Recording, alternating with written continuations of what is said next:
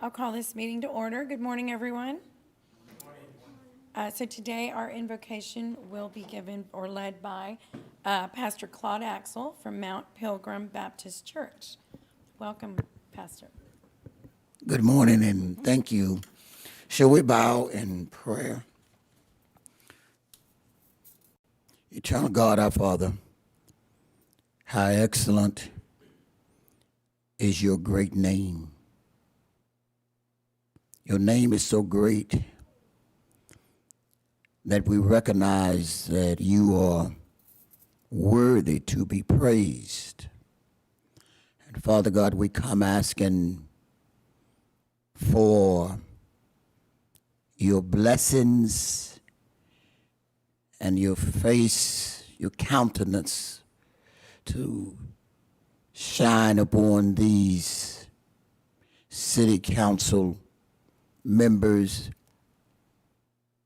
our mayor, city manager, and all of the other persons and personnel who make up this staff. We pray, Heavenly Father, that you would bless our first responders. Continue with your blessings. We thank you, Heavenly Father, that as we come on this day, we're also able to celebrate the second anniversary of our city manager, who, along with his staff, city council, mayor, he has done an awesome job, and we say thank you. Father God, would ask that you will continue to have all of us to be mindful that we are the body of Christ, and it would be expedient for us to perform all of our duties with that in mind, that as the body of Christ, we want to exemplify friendship, love, dedication, and devotion. This is our prayer in the strong and perfect name of our Lord and Savior, Jesus the Christ. It is in your name now we ask this prayer. Amen. Amen. Thank you so much. And today the Pledge of Allegiance to our U.S. and state flags will be led by Miller Buck, Paris Watson. Paris.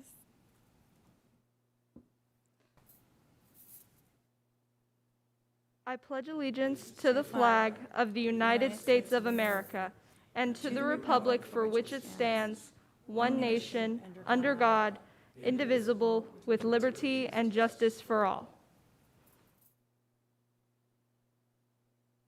Honor the Texas flag. I pledge allegiance to thee, Texas, one state, under God, one and indivisible. Thank you, Paris. Go back, that's right. Great. Ms. Huerta, would you call roll, please?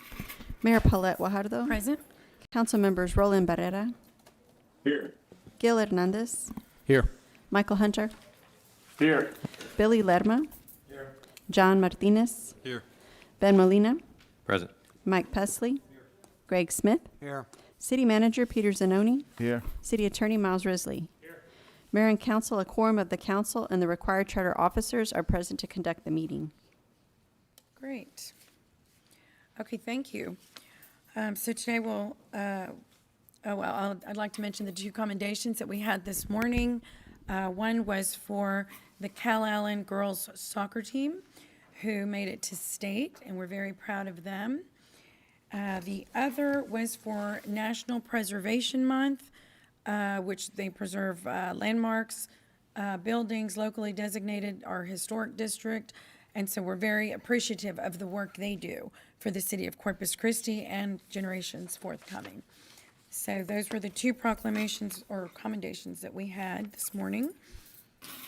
Ms. Huerta, do we have public comment in written or?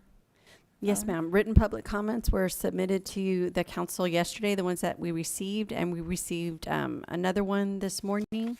Additionally, we do have one call-in today, so if you bear with me just a moment.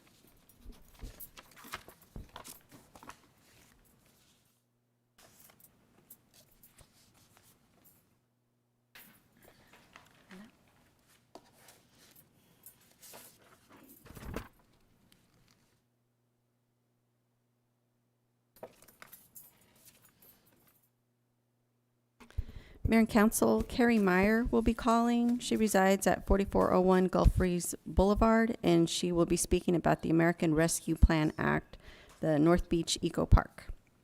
Ms. Meyer, please go ahead.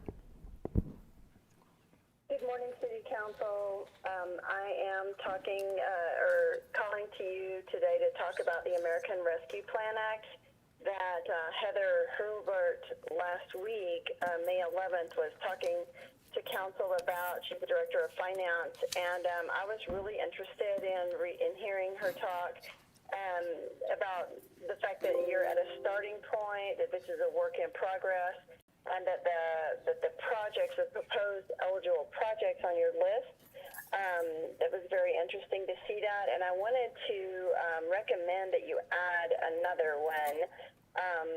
I know that the timeline is pretty short for the projects to be completed. It seems like the shovel-ready projects was ones that would need to be prioritized because the funds expire in 2024. I see a lot of park projects on that preliminary list, including $2 million for the Oso Wetland Center. But I would like to recommend the North Beach Eco Park. It's a similar project to the Oso. Right when Peter Zanoni came to Corpus Christi, he held a public meeting at the aquarium to announce the completion of National Park Service professional design for these 25 acres of public parkland and wetlands on the north end of North Beach to create a free public educational area and birdwatching park. A really good way to get kids outdoors and teach them about nature that they live around. The natural resources are already there. In fact, TxDOT mitigation that was done in partnership with the city in 2019 increased the habitat for birds there, but no funding has been identified for this shovel-ready project. Local families are already coming here to use the beach and the playground at Dolphin Park, so creating an area for birding and learning about the environment right next to the beach would provide another experience for these families, as well as draw in tourists, birders, and other ecotourists, and it would allow the city to take advantage of work already done by National Park Service professional park designers in this area. So I hope you will add North Beach Eco Park to the American Rescue Plan Act project list. Thank you. Thank you, Ms. Meyer.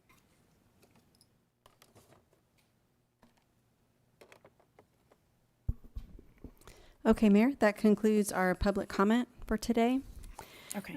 I'd also like to take an opportunity to make a quick update on our public comment procedures.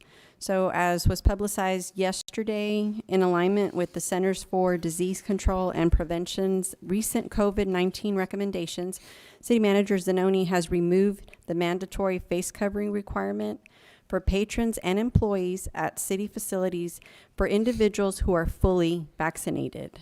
All others entering city facilities must wear a mask unless 2 years of age or younger. And of course, temperature checks will no longer be taken and social distancing will be relaxed as well for the fully vaccinated. An important thing to talk about is beginning next Tuesday, May 25th, we initially had talked about June the 8th, but now beginning next Tuesday, May 25th, citizens will be able to attend and make public comments in person at city council meetings and at city board and commission meetings without a mask if fully vaccinated. Those not vaccinated will need to wear a mask, and public comment will continue to be allowed during city council meetings and board and commission meetings by telephone or written testimony as it has been since the inception of the COVID-19 pandemic. So just a quick update for the council and the public. Great.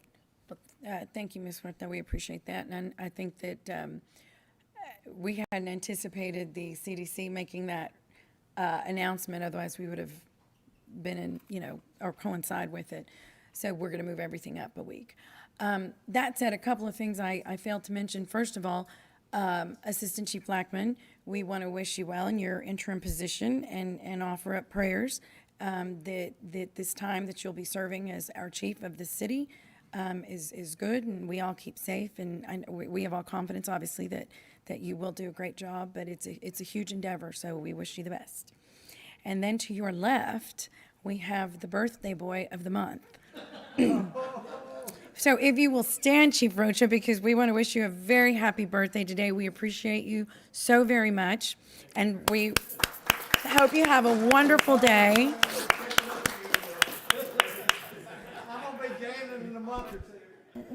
Happy birthday, Chief Rocha. Happy birthday. We're blessed to have you here in the city. Thank you. Absolutely. Okay, well now we should have a section that says birthdays. Just birthdays. Yeah.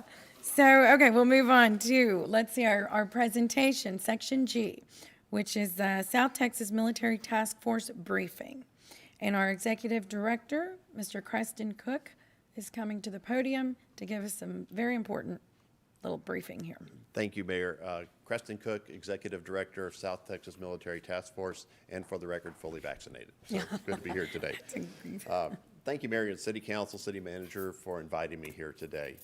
I'm going to provide you a very short overview of the South Texas Military Task Force, which you support. Thank you very much.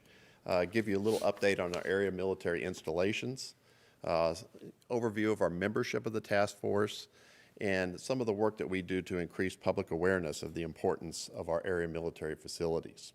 And I have one small request at the end of my presentation. The purpose of the South Texas Military Task Force is to increase awareness of the military and the economic value these facilities have in our community. 15 major military installations exist in Texas, and we are fortunate to have 3 of the 15 in our area. Naval Air Station Corpus Christi is one of those. They provide initial training to new pilots in the Navy, U.S. Marine Corps, U.S. Coast Guard, and allied nations. Corpus Christi Army Depot. It's the world's largest helicopter repair facility, public or private. It's also one of the largest employers in our community, and I'm sure everybody knows somebody that works at CCAD. Naval Air Station Kingsville. They train over half of the Navy's airstrike pilots. I also have to mention the importance of our U.S. Coast Guard Sector Corpus Christi facility. They provide many missions, including protecting our port and half of our Texas seacoast. In addition, the Port of Corpus Christi also is a designated strategic port of embarkation. They provide critical services to transportation of military equipment in and out of the port and to around the world. As important as these facilities are to our national defense, the economic value of our area military facilities is often overlooked. For example, last week, Governor Abbott released the Military Values Report. Bottom line, our area military facilities create over 10,000 well-paying long-term jobs in our community. And if you take those jobs and look at the indirect jobs that they create, that's 30,000 jobs in our community. Most of these employers are non-active military civilians, some retired military, who live here, pay taxes here, and vote here. Across Texas, military and military-related industry contributes over $123 billion to our Texas economy. Second only to energy, and a lot of people don't know that, an overall impact to our state. In our community, military-related economic impact is over $5 billion a year, roughly 20% of our local economy. The task force works to ensure our military installations stay and thrive in our area. Some of us remember local base closures and the devastating impact they have on our community. We don't want that to happen again. Our mission at the Military Task Force is to promote, preserve, and protect the area military installations. We do this by getting the word out on the importance of our area military installations. We provide presentations such as this to various community groups, businesses, and elected officials. We also help coordinate tours of our area military facilities. A few weeks ago, I participated in a tour of CCAD with Mayor Guajardo, and her father, Mr. Juan Rodriguez, who was an Air Force vet and a retired Sea-Cadder, and it was an honor to do that. If any of you are interested in a tour of our military facilities, if you haven't seen them, the commanders are available and willing and would like to show off their facilities. And I'm happy to help work with city staff to coordinate those. I also gave a tour of Sea-Cad to the city manager when he first came into the city. The task force also provides legislative advocacy for these facilities at local, state, and federal levels. We support the Texas Defense Assistance Grants and intergovernmental support agreements, which help both local communities and military installations. And thank you for your support in these efforts. We've been very fortunate to be awarded several of the grants by the state. And I know that's an investment on the city's part as well. But the governor's office reports these DAG projects are already paying back 100 to 150% return on investment. So it's a good deal. And finally, we work directly with the Department of Defense, congressional and private sector decision makers to ensure our area bases are appropriately funded and workloaded. That's a quick overview of what we do at the task force. Membership of the task force includes area leaders in business, education, industry, military, and elected officials. We pride ourselves in being a nonpartisan, diverse group focused solely on supporting and promoting area military installations. Okay, here's the request. One way to learn more about our area military installations is to invite commanding officers to a city council meeting. They can provide an update on their respective operations. I believe Colonel Atkins was the last commander to do that maybe a year and a half ago, the commander of Sea-Cad, and she did a great job here. And I think the intent was to rotate this through different installations. I'm happy to work with the city staff to help coordinate these presentations, perhaps one a month, and rotate them through the various commands in our area. I promise you'll learn something. You'll learn a lot more than you did from me today. And finally, thank you, Mayor and City Council and City Manager, and happy anniversary, City Manager, second anniversary, for giving me the opportunity to brief you today. And thank you for your continued support to the South Texas Military Task Force. If you have any questions, I'm always available, and if you would like a tour of a facility, I'm willing to help set that up. Kristen, thank you so much. And yes, that we absolutely do or would like the area commanders to come in and do a briefing. We can do one each month, and we can work that out easily. But I think it's going to be very it's very good for us to know and understand what the impact and the importance of what's being done out here. Each of them expressed how military friendly they see Corpus Christi as, and they're happy to share their stories. So thank you. We appreciate that in advance. Thank you.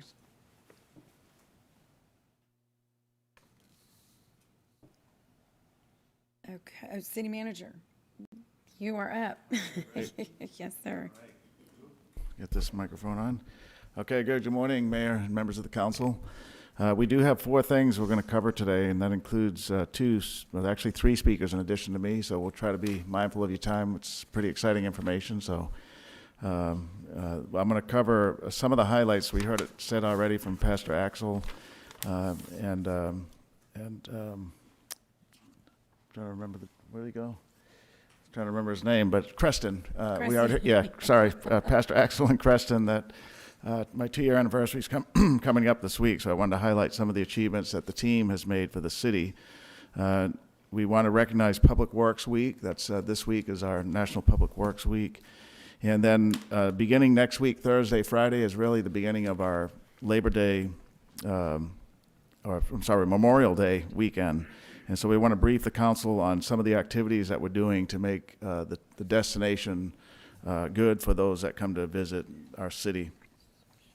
So let's begin talking about 2 years of accomplishment. So this Thursday we'll commemorate my 2 years of being city manager for the city of Corpus Christi. And it's really been a team effort, though, in bringing many service improvements that the city council, the mayor and city council have asked us to work on, numerous policy issues. And this Saturday, I want to bring to the community's attention that the private sector is going to hold a celebration more so for the community about the 2 years of achievement. It will be at the Corpus Christi Arts Center from 5 to 7. This is put on by the private sector, so it's an invitation to the community to drop in that evening anytime between 5 and 7, and just let's celebrate some of these achievements, and let's continue to move forward and lead our city into the future as a community. And I think that's been one of the better achievements of mine, which is at bringing the community together and having them embrace what we're doing as a city. And so we look forward to seeing a lot of people this Saturday at the Arts Center to help celebrate those achievements. So let me just run through some of them quickly. I'm going to provide the City Council a memo later this week that'll have them, but just some here, so you'll hear, and so the community will hear. We developed the city's first $1 billion budget a year ago, and then this year we also had a $1 billion budget, so 2 significant budgets putting dollars into production for the community with services and capital investment. We are strong as a financial institution. All 3 major credit rating agencies have upgraded our credit rating in the past 2 years, and 2 of those ratings were done in the midst of the COVID pandemic when there was a national or global downturn in the economy. Our credit rating now, all 3 are in a high grade category, and that's a big deal for us because when we borrow money, we can get lower interest rates, and then we're putting more money then into production instead of into interest costs. We're building a qualified and diverse leadership team. I've replaced or have appointed about 50% of all the executives. We have about 60 top executives, and I've made 30 appointments. In that 30, more than 50% are in a minority classification. So we're focused on 1, qualified, but 2, diverse as well. So more than half of the appointments have been in a minority classification. We know the community embraced and passed with record percentage points the 2020 bond program, $75 million for 42 projects in the community. In public safety, we added 10 police officer positions in the last 2 budgets, and we're going to do more coming up. We have a total of 456 sworn police officers. We're focused on our training academy. That's a significant item that was in the bond program. This will be the first time in 40 years or so that we'll have an academy that's the right size and the right setup for training our police officers going forward. We've made significant investments that the council has improved in equipment for our police officers. That includes dash cams in all police cruisers, police radios, brand new police radios, body cams for every police officer, and brand new guns as well.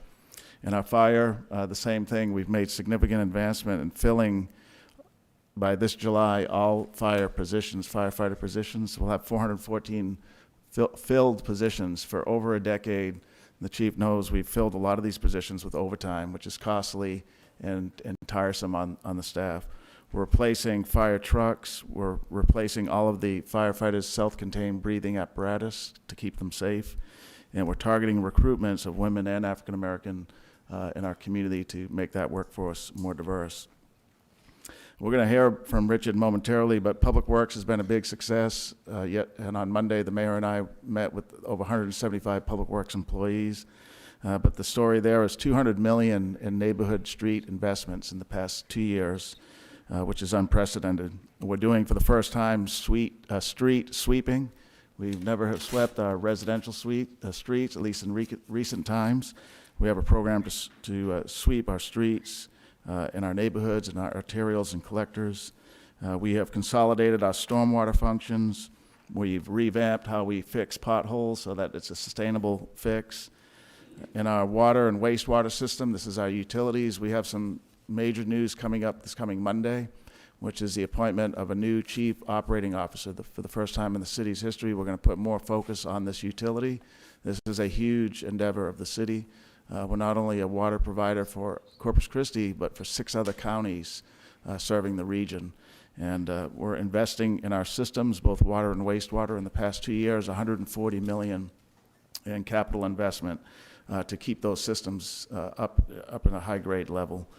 We're moving forward with City Council policy direction, the seawater desalination effort for the region as well. And we're focused on customer care, and with that chief operating officer, that'll be a big push of his as well. We know parks are important, and what we've done in the past 2 years is we have better and more frequent maintenance in our parks. We've planted over 200 trees, with 100 almost being at Labonte Park. It's a beautiful site when you take that curve around the Nueces River. 200 trees that are nice and healthy. They made it through that freeze with no problem. We're focused on our beaches, providing better beach nourishment and raking and cleaning, both at the Gulf beaches and the Bay. One thing we did in the first budget is made access to swimming pools free. We used to charge little kids up to $5 to get in. We eliminated that so anybody can get into our swimming pools free. We've added splash pads and play structures and shade coverings. We can't forget the brand-new Cole Park Pier that's under construction and we'll be walking on sometime in September. We're making improvements to the municipal marina for the first time in many, many years. It's a big initiative of the mayor's. $20 million is invested to replace 33% of all our slips and piers. The marina, through years of neglect, is literally falling into the bay, but this will help to reverse that. Seawall improvements are being done from one end to the other of over $1 million in making sure the concrete's stabilized well. There'll be a brand new paint job. The water feature at the end of Shoreline by the American Bank Center for the first time in probably about a half a decade is actually working now. Little kids are enjoying it. The final feature of a new pump was put in over the weekend, and so the jets that spray water in the air are being fixed, and those will be 100% operational soon. We're focused on health and fitness as well. I know the mayor is. Even during the pandemic, we focused on that. We created the Safe, Fun, Fit initiative, which is a free initiative every Saturday on the Bayfront for the community to help keep them safe. Development services is something Councilman Hernandez talked to me about even before my first day at work, right, Councilman? And we visited with the development community. We made changes right away 2 years ago, and Al's here and his team as well. So big improvements there to include the moving forward of the council policy of looking at impact fees as a more modern way to have our water, wastewater, roads, and stormwater infrastructure for a growing community. We're engaging the developers. We meet with them every month. Before they were not met with much often, right? But Al holds a monthly workshop with them to talk about new ideas and get perspective from them. Sometimes we don't focus on this in terms of seeing it, but our IT is critical. We've made massive investments with Peter Collins' leadership. Our mainframe system was, I'm surprised it even worked. It was antiquated. It was prone to hacking and other things. So we've completely upgraded it and put the backup site not at City Hall where the primary site is, but rather off-site somewhere to make sure our system's secure. We created for the first time a neighborhood services department. So just recently we aligned 5 business units that were in 3 different departments and put them in one unit with one director to have better neighborhood focus. We're going to see the benefits of that soon. Libraries are important to us in the community. We've increased staffing at libraries for better customer service, more hours, and cleaner libraries. We're also focused on digital resources. We increased the amount of money to acquire those in this last budget. We're going to do more work in airport, but one of the big things we did is brought in new leadership, new director, new assistant director that have some great experience and energy. We're one of the fastest rebounding airports in the country. We have heard that said through that COVID pandemic, in part because of their leadership. In our solid waste, we've begun the efforts to do organics recycling, and we're going to begin to do better blue cart or plastics and paper recycling as well. That's something that'll be coming up this year. Now, all of that was through a worldwide pandemic, right? The COVID-19 pandemic. So we accomplished a lot of that despite the fact that we were crippled with the pandemic. And that includes taking care of the community at large, but also taking care of our own family. We have over 3,000 employees. And so we managed through the pandemic with the council. We were leaders in things like mass vaccinations and communication with the community. We held weekly briefings with the media, daily actually to begin with, that help inform the community. And we can't forget, we managed a lot of this through extreme weather events, not only this last February's, but last summer we managed a hurricane and several tropical storms as well. So that's a quick rundown, and certainly the team that is here, we have over close to 30 operating departments, or 30 different lines of business. The team we have is strong, and they're the ones that have helped to execute a lot of what I just talked about today. So our second item, Mayor and Council, is National Public Works Week, and Richard, one of our appointed executives. That brings 30 years of experience in streets. I know the community knows and loves Richard. We, on Monday, as I mentioned, the mayor and I got a chance to go to Whataburger Field. That's where we had a nice celebration for the employees. And we commemorated a lot of their achievements in the last year and a half, 2 years. And this is National Public Works Week. We're glad we have a Public Works Department. And we're glad they're doing the work they're doing. I asked Richard just to say a few comments about Public Works Week. Thank you, sir. Good morning, Mayor, Council, City Manager. This week marks the 61st Annual National Public Works Week. And it's very important because the work that we do in Public Works has and affects our citizens on a daily basis. From the time they get up in the morning to the time they get home, transportation, traffic, streets, stormwater, drainage, especially over the last few days, we've had a lot of storms, and our crews were out in those storms assisting and trying to ensure that the quality of our life for our citizens are improved. As our city manager said, yesterday we were able to celebrate some accomplishments that Public Works had this past year. And then we also awarded Employees of the Year in 5 different disciplines that we had. There's one that I really want to bring forward. And we developed a Crew of the Year. And I want to talk about them. So the Crew of the Year this year for Public Works is the Streets Paving Crew. A year ago, we started with one piece of equipment that was mothballed in a barn that we were able to get back up and operational. And with your assistance and guidance, we were able to buy additional equipment, milling machines, trucking, rollers, all the machines we needed to do the work. And that group has accomplished more than 108 projects. Those are multiple blocks. They represent over 400 blocks of city streets in our city that would not have been done if we hadn't put that initiative in place with direction with our city manager and your direction as council as well. So that crew was retrained, and I will tell you that they've accomplished a lot, and we've got a lot more to go. I tell them every day, it's one street at a time. It's one street at a time. But we have been able to see some positive effects. But I wanted to bring that to you. During COVID, we hadn't been able to celebrate those accomplishments, but we celebrated them yesterday.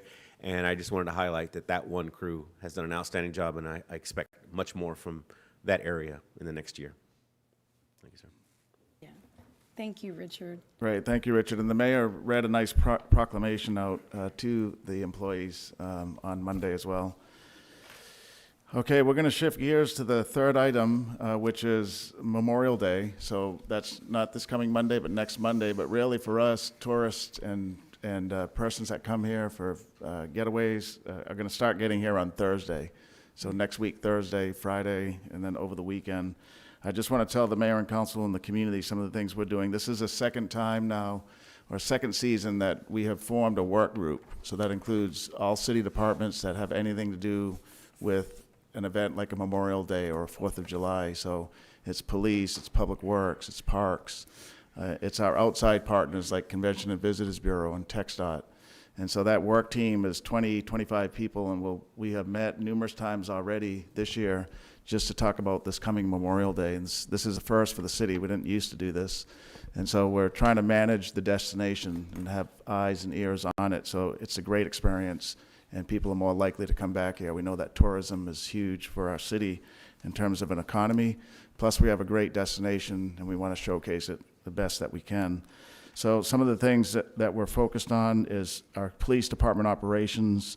There'll be additional police patrol on the beach. The police will also help us manage traffic, especially when you come off the Causeway Bridge. I'm just going to go through some of these quickly to save time. There's a lot more. We have emergency management, EMS vehicles that'll be on site as well on the beach in case we need them.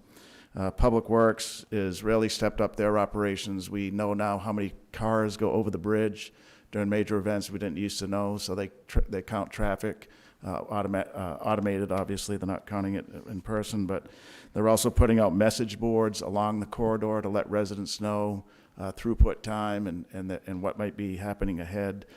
They're managing intersections at Aquarius and closing certain roads with community input. They know to make sure that left turns are prohibited if it's not safe and if it slows traffic down. There's detour routes that have been set up by Public Works. Parks and Recreation has done a lot to get ready. They have lifeguard positions filled, brand new lifeguard stands for this season around the beach now. They've increased efforts to have more trash receptacles and removal of trash. That's really a big deal when you have a lot of people on the beach. And they're focused on their utilities, so the restrooms that are down there on the island, we've made sure there was a refresh, brand new fixtures, new paint. They filled potholes at the Wynwood parking lot, as some of the examples. We want the community to know that, look, if you don't go to the beach, there's beautiful parks that you can go to as well, and this year they'll all be open. They had been closed with the pandemic. So West Guth Park is going to be fully operational. Labonte Park, Cole Park, Bill Witt Park will be fully operational.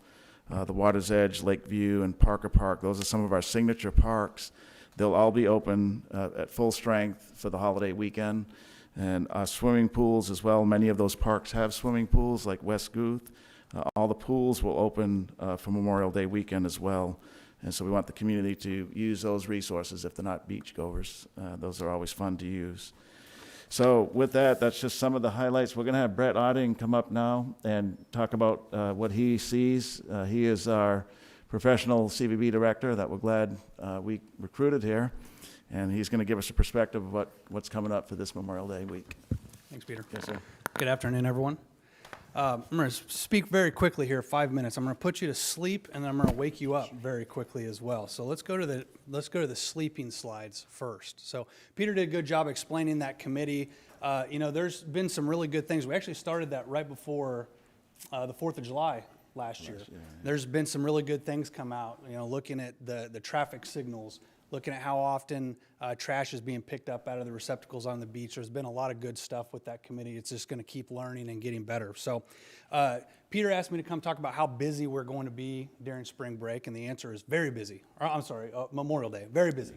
So I'm not going to just say that without giving you some background, though. So what you see here is a couple numbers. These are the occupancy percentages of the 4 days of spring break for going back the last 3 years. So if you look as it goes Thursday, Friday, Saturday, Sunday, it gets busier.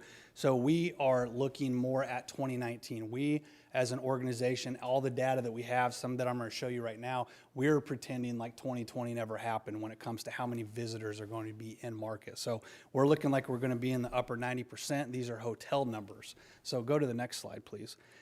This right here is a forecasting model that I have built that will help us track how many people we feel are actually coming in. If you look on the left side, the lavender, that is the percentages of occupancy in hotels by the day, and that is broken down actually by some of our competitor cities, and it's also broken down by regions in the community. These numbers are shared with the hoteliers on a monthly basis. There is one error. You see it says May 19 on all three of those boxes. If you look from the top down, it's actually May, June, July. So we actually are able to forecast for the hotels what the occupancy is going to look like for them for the next 3 months to help them with scheduling and staffing and so forth. On the right side, this is short-term rental data that we have received. And what I wanted to point out here is the current year you see the supply, that's how many people are actually trying to sell short-term rental rooms, whether it's an entire house or just one room in their existing house. So over Memorial Day weekend, it's roughly 11,000 that are being rented out, which is considerably more than last year and even 2 years ago, 2019. So we're renting out more. But if you look at the bottom, the demand, that's how many rooms have already been booked for those times. So you see that over half, 5,700 of those rooms have already been booked going into 2 more weeks. And we're a very short-term window. So we feel that even though we have increased roughly 2,000 rooms that are being sold in short-term rentals over the last 2 years, we're booking a lot more as well. So when you add in the number of people that we're expecting to be in hotels plus the number of people we're expecting to be in short-term rentals over Memorial Day weekend, we are talking a conservative estimate over 40,000 additional people in Corpus Christi during that weekend, and they will spend money. So next slide, please. Our agency partner, MMGY, is widely known as one of the top analytical agencies in the world, and that's one of the reasons why we partner with them. They do a study every year called the Portrait of the American Traveler. And they actually broke one down because of COVID. They broke one down for the summer, for the spring edition. And since we're a partner with them, they asked some specific questions to these individuals all around the country about Corpus Christi as well. I got just 2 slides that I want to show you. The first slide, next slide, please. The first slide, this is going all the way back 10 years. It's kind of hard to read the bottom, but what you see, that big dip going back up to the top, that is the Travel Consumer Index. It is 119 points. That really doesn't mean much to all of you, except for that is the highest that it has been since 2016, that very high dip in 2016, or high peak in 2016, I'm sorry. That is actually higher than 2019 as well. What this is showing is the propensity for Americans to want to travel, not necessarily to Corpus Christi, but to travel anywhere. So you see that this is the highest rated quarter in the last 5 years that Americans have wanted to get out of the house and go travel. It's another reason why we think it's going to be very busy. Next slide. This right here is a question on how soon do you book? And you see the red is Corpus Christi, individuals that are interested in Corpus Christi. Black is in people that weren't necessarily interested in Corpus. You see that Corpus Christi is very higher on the short-term booking window, which is what I was talking about, that we still have some rooms to sell, and we will sell them very quickly because people that are traveling here right now, a lot of people from San Antonio, a lot of people from the Valley, they are more fluid when they book. They don't book 12 months out because we're not going to Mexico and so forth. Next slide, please. This is a very interesting one. This is a question, why are you interested in visiting a region? And the red is, why are you interested in visiting Corpus Christi? You see how high Corpus Christi is compared to a lot of these other cities. People are actually wanting to come to Corpus Christi to explore, to see different cultures, to develop new relationships, eat great food, self-discovery, all kinds of very interesting things. It's not just about the beach. It's not just about going to attractions. People want to find themselves here. And so when they're going out to the beach, which we all know that's where they're going to be going, most of the time they're sitting out there, they may not fully understand what it is that we have to offer. So this next slide here is going to show what that is. Go ahead.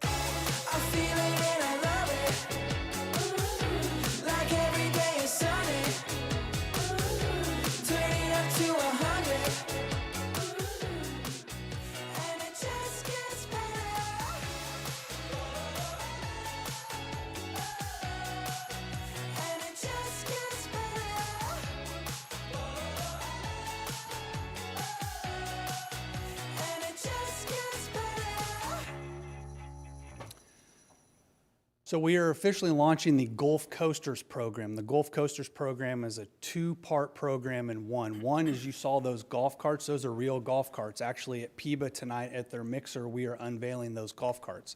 Those golf carts will be driving around with our paid staff on the Wednesdays through Sundays, every weekend or every week during the summertime.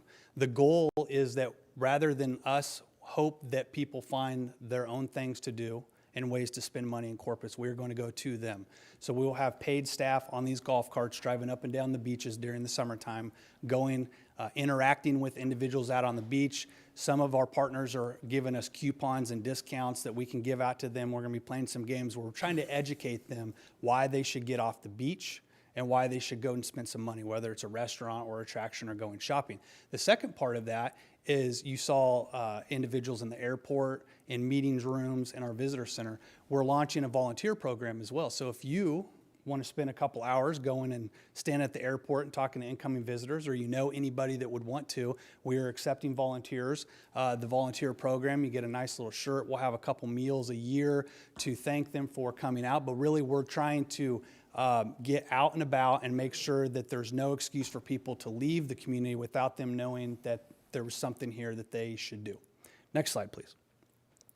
The power of marketing. Here's some things we're doing for the summertime to get really busy, to try to get more people here. The left is, these are just 4 pictures from our website. You see some blogs that are up there. We have a Memorial Day weekend blog talking about the beaches. We're still talking about safety, so we have this. This is updated with all the attractions, how they're handling the COVID situation, mask, no mask, social distancing, so forth. And then an attractions pass. And on the right side, the picture with the 2 dolphins there, that is on our website. We're selling a lot of these right now. We've partnered with a lot of the attractions. We're still trying to get even more on. Individuals can come and they can buy discount packages from our website to these attractions, and it goes right to their phone. So rather than having to wait in line to buy the ticket, they can buy them all at once ahead of time before they even get into Corpus Christi, and then they just show up and they show the individual at the gate their pass. Next slide. On the left, these are just some examples of our digital ads. If you are not in Nueces County and you type in any iteration of Corpus Christi, you're going to see these ads all over your computer. We're doing a very good job of this right now, and people that are interested are seeing Corpus Christi over and over and over. On the right side, you see is an example of our social media. This post was made about a week ago. It's had over 100,000 impressions already. This is just the blog that I talked about earlier for Memorial Day weekend. This is just talking about all the things people should do over Memorial Day weekend. Before we go to the next slide, Peter at one point, I remember, talked about how before he got here, he did not see much advertising for Corpus Christi in San Antonio. We are getting ready this week to roll out some new billboards all over the state. This is a good example of one. I actually showed the San Antonio one for you, Peter, since it's your 2-year anniversary. But depending on what city you're in Texas, what major city, there's a different billboard that talks and resonates to different people. So this is just what a digital billboard in San Antonio, and an example of one in San Antonio would look like. Hit the next one, please.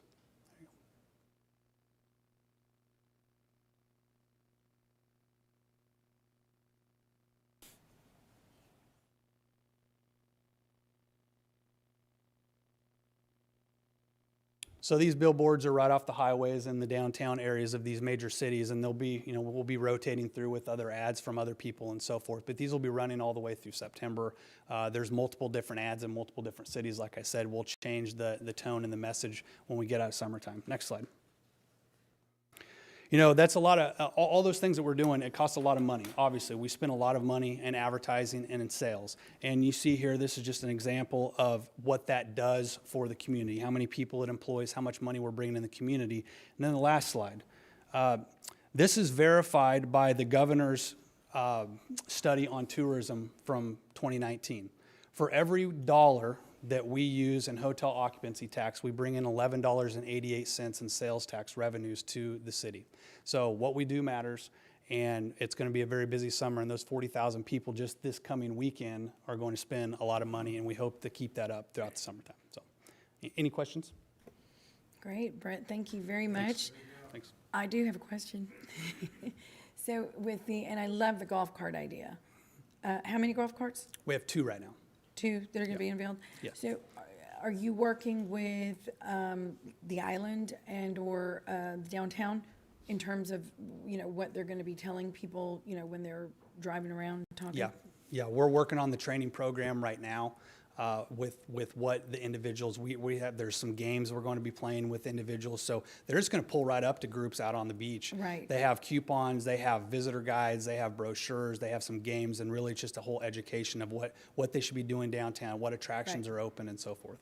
Okay, good. Yeah. Good to It's going to hear be that. really fun. It's going to be really exciting. It sounds like it. Thank you, Brett. You're Thanks welcome. for all you're doing. You're welcome.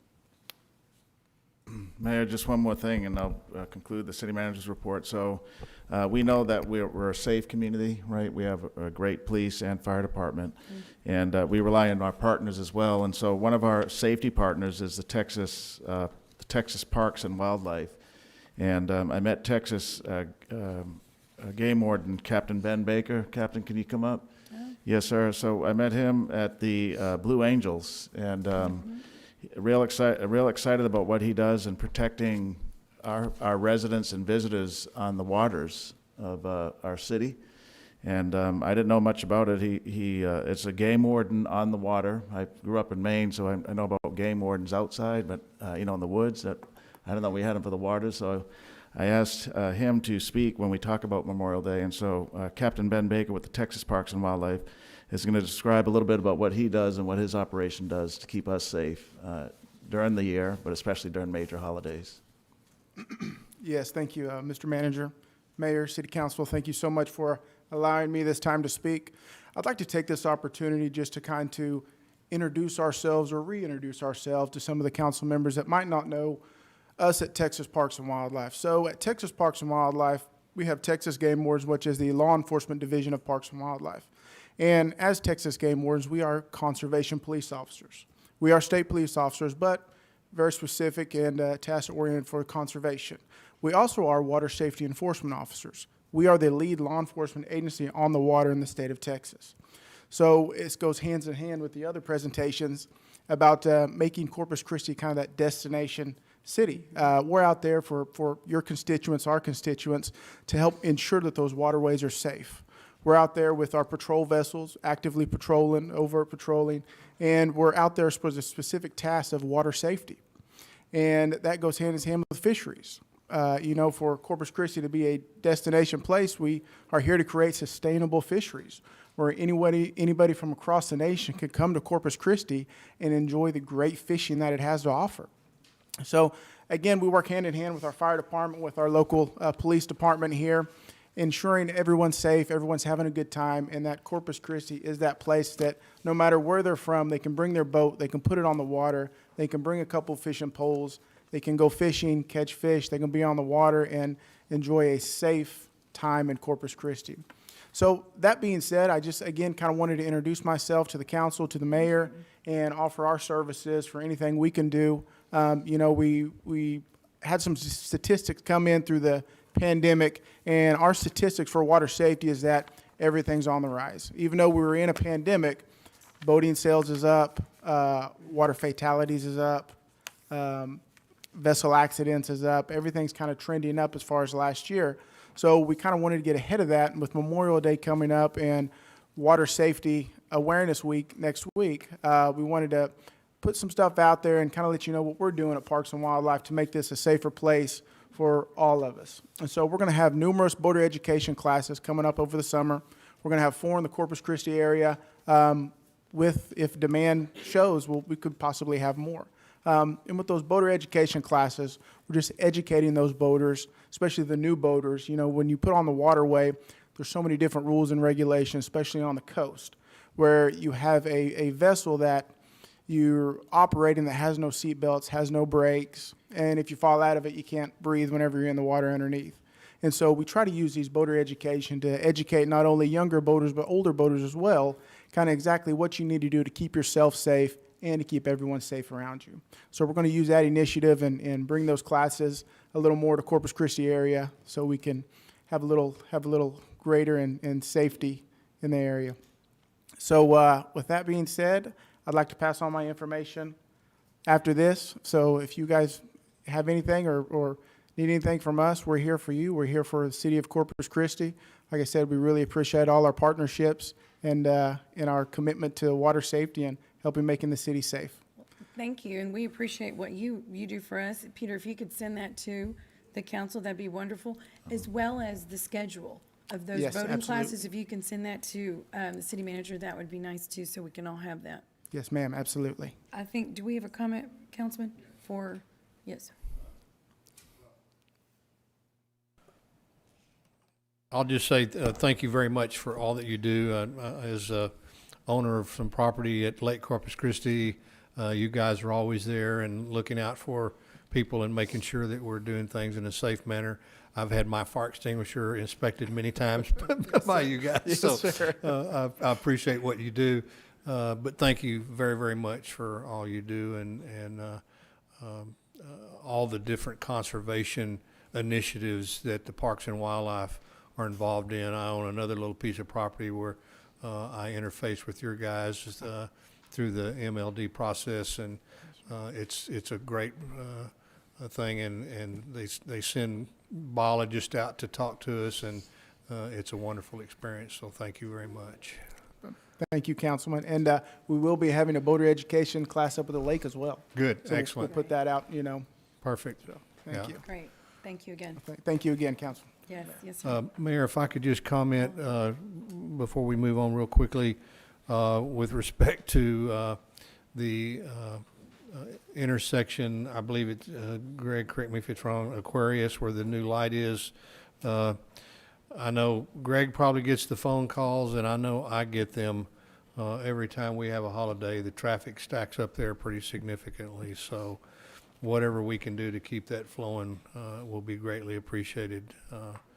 It's extremely important, and especially when you're talking about 40,000 new visitors to our area, that's going to be congested very quickly. Yeah, and I think, I think we have something, don't we already have a protocol, if you will? We have an for operations plan, right? spring Richard will break go over and it. We all used that? it all last summer, and go Right. ahead, Richard, tell us. Yes, Yeah. sir. We do have an operations plan for Aquarius, and as our city manager was talking about earlier, we have a detour route in that area that takes them around Ambrosia and takes them down Park Road 22 access, and we actually paved the access road there because it was in really bad shape in preparation for any detours that had to come around.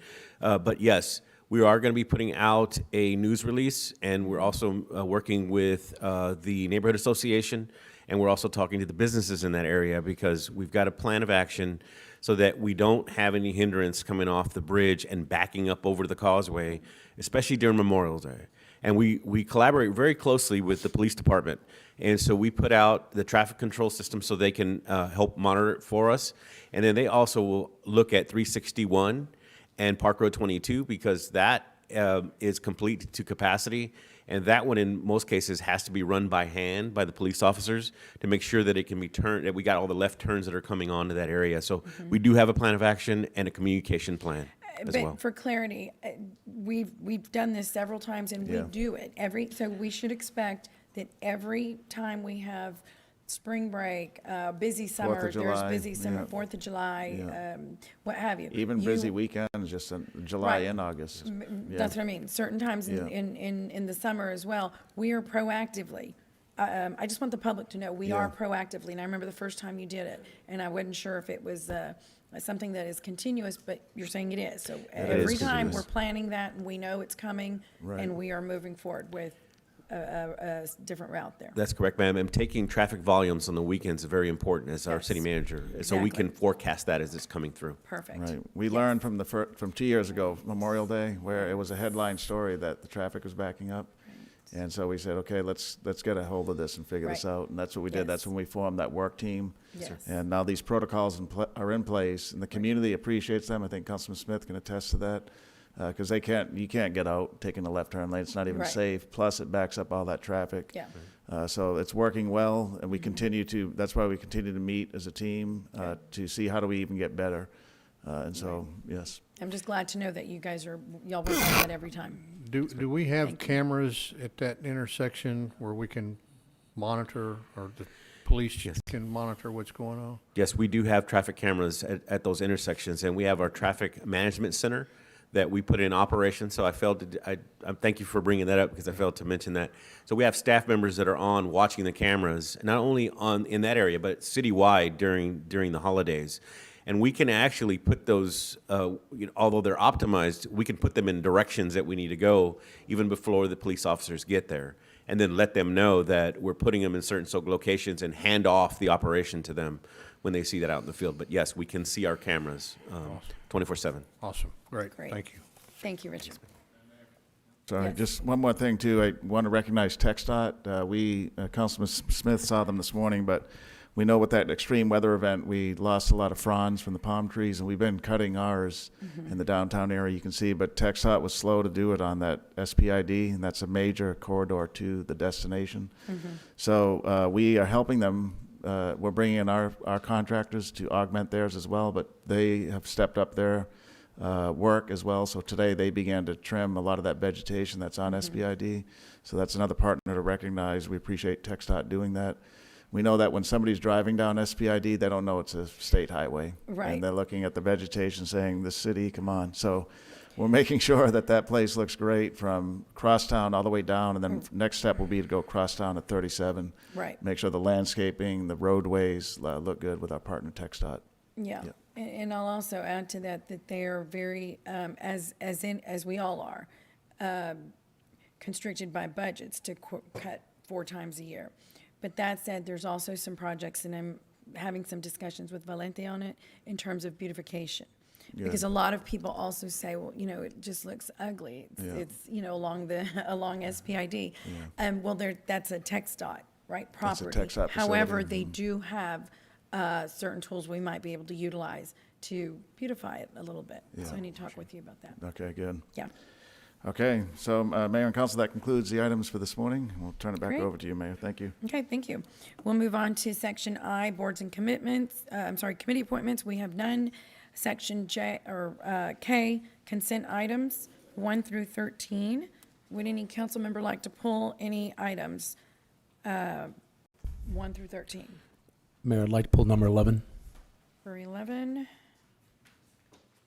and I'm assuming we're pulling 13? Because that's also an executive session item? We're not, it wasn't planned to be pulled, but in the 13. executive session is just in case if the yeah, it's council wanted it. just in case. We're not Yeah. pulling it, but if you have questions on it, you may. Yeah, then go ahead and pull it then. Okay. Number 13, any other items, Councilman? Okay, then I'll entertain a motion to approve the consent consent agenda with the exceptions of items number 11 and 13. So moved. Is there any discussion? All in favor say aye. Aye. Aye. Any opposed say no. The motion carries. So item number 11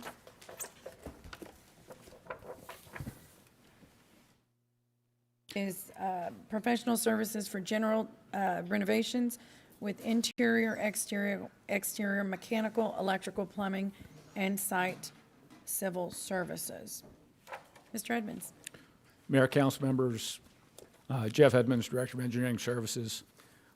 This item is to award 3 on-call contracts for just general architectural services, architectural and engineering services that are on call. Basically, this is just so we've got a contract on the shelf when we've got a need, we can respond in a more timely fashion, not have to go out for an RFQ. They're typically smaller assignments.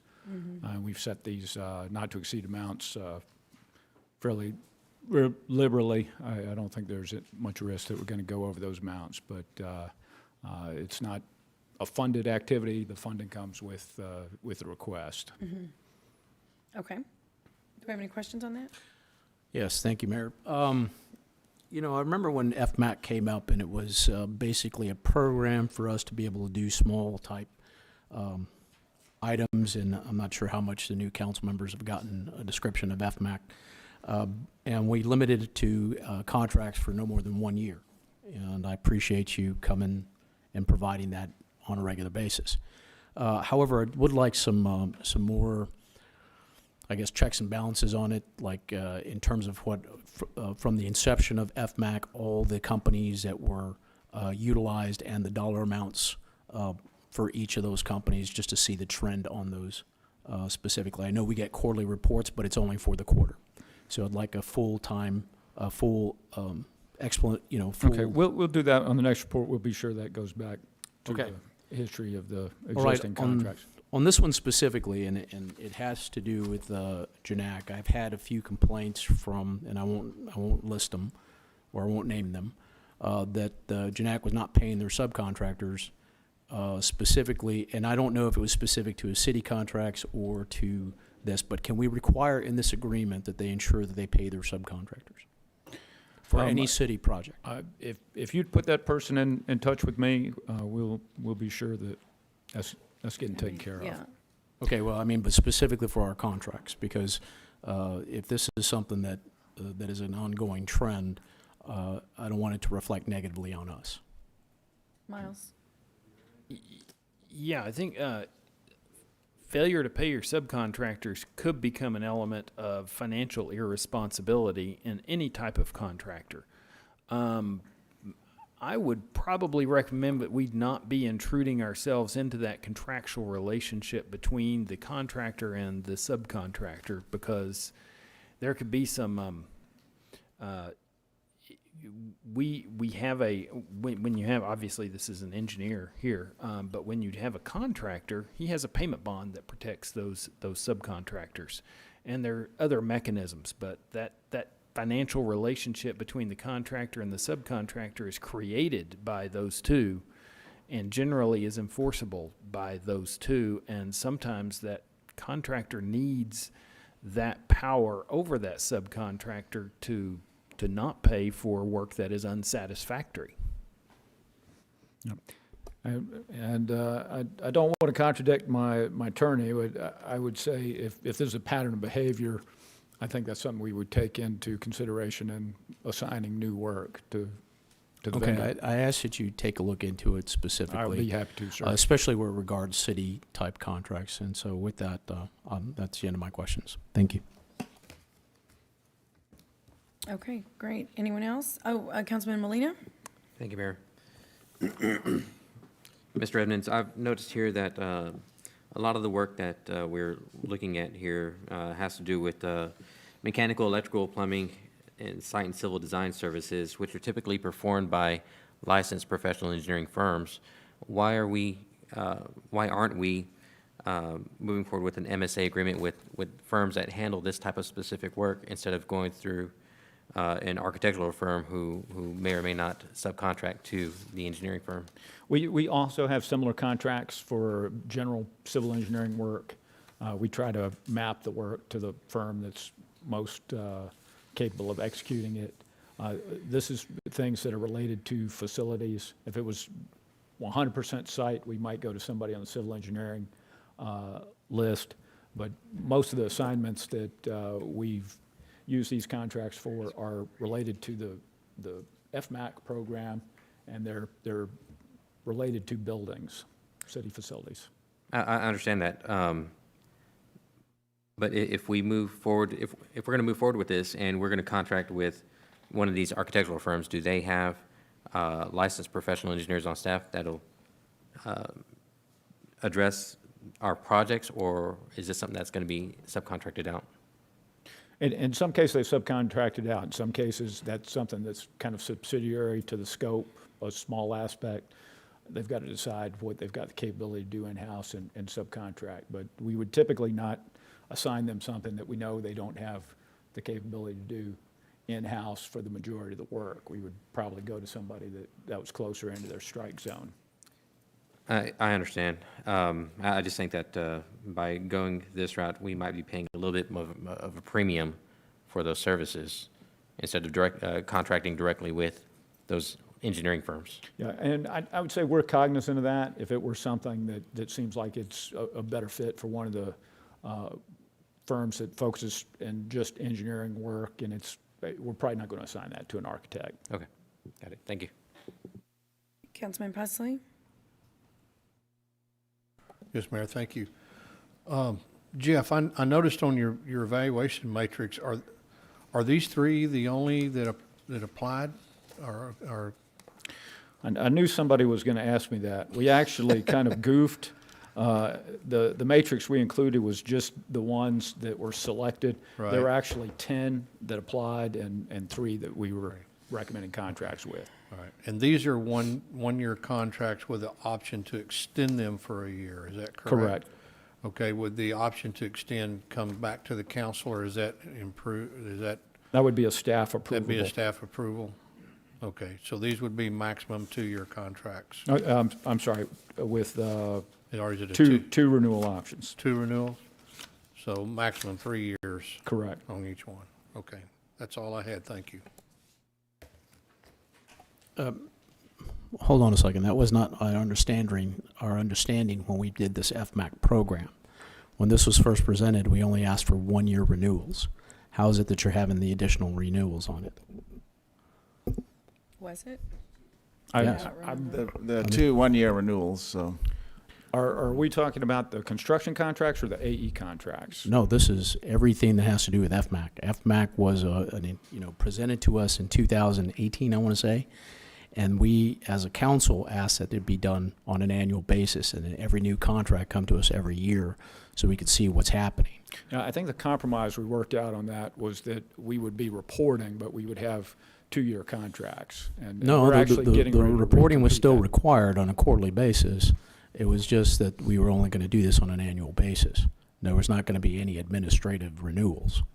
And Yeah, I would I don't know, say- maybe we could look at the tape on that. I think we need to look, I think we're confusing the AE contracts that support that with the construction contracts. I think the item that you're talking about was the construction contracts.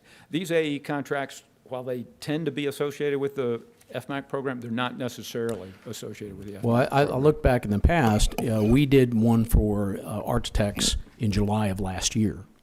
So it's actually been less than a year that we do it. Now, it's based on an up-to amount, so I'm assuming you ran out of the Yeah, funding. that's exactly correct. Okay, so I'm guessing that, that kind of constrains you anyway, in terms of how much money you can actually use without That's having correct. renewals. But, I mean, practically speaking, it really should be only a 1-year contract, and then these things get renewed on a regular basis, on an annual basis.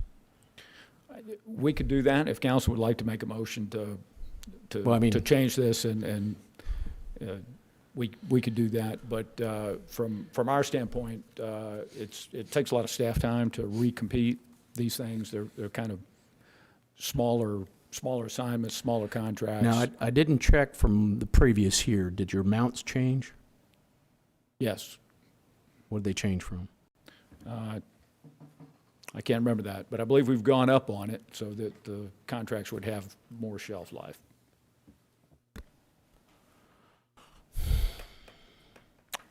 Well, it was my understanding that every FMAC contract was going to be for 1 year with no extensions. And that way that we have visibility to what's happening, who gets those contracts. Yeah, Councilman, this is not, so as Edmund said, this is not an FMAC necessarily. This is architectural services. Things like that we're doing around City Hall, take the city council chambers. Yeah, We're some gonna of them be- done with operating dollars. Yeah, we'll be remodeling the chamber, so we'll use one of these. It's basically an on-call contract. Right. 2018 is different than today, right? We have new leadership, a better run organization. This is pretty standard in the governmental business where you approve a contract for 1 year and then there's 2 or even more staff-initiated renewals. The controls from the council standpoint is the limit, so 300,000 up to. We're not saying we're going to spend that. Most likely we won't per firm. But these are tools that the engineering department uses to advance council policy initiatives. And the professionally run organization uses these tools to bring things forward. So, Well, that all being said, I'm still not comfortable with it. Thank you. Councilman Presley? Yeah, Jeff, could you real quickly for us novices, what is FMAC? Okay. And I apologize for that. You know, we engineers, we speak in acronyms. And that's actually an invented acronym. So what this is a construction program, small construction program for facilities work. It's under the job order contracting enabling legislation. That's in Texas Administrative Code 2269, which governs all of your construction contracting. And this is a form of contracting. It was something that was pioneered in the military where they would contract using unit price books. Now, a change that we made back about 2016 timeframe, there was some discomfort over doing this based on a unit price book, where you would have a stable of contractors and you would just go to a contractor and come up with a cost proposal using RS means, for example. And then City Manager Ron Olson wanted to abandon that approach and introduce competition into it. So we sort of rechristened this as FMAC, Facilities Multiple Award Contract is what that stands for. And we have a stable of contractors that have been pre-qualified. There's 4 contractors, and every assignment is competed among those 4 contractors. And the guy with the sharpest pencil gets the assignment. So we've got some pre-qualification. We've got people that are doing repeat business with us, but there's some competition amongst the 4 contractors.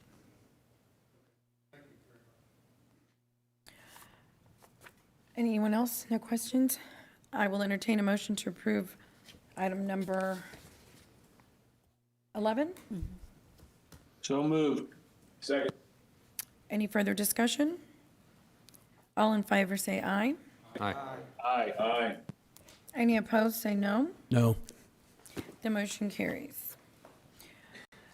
Do we have a legislative update, Peter? There's another item. We got, pulled, Mayor. item Oh, number I'm so 13 yeah, no sorry. problem. Item number 13. Yes. Pardon me. But we do, And Tammy's on, we're gonna get Tammy queued up, because she will be on the phone. Okay, I'm Yeah, sorry, Yeah, yes. no problem. Number 13. Number 13. Item number 13 is a resolution to authorize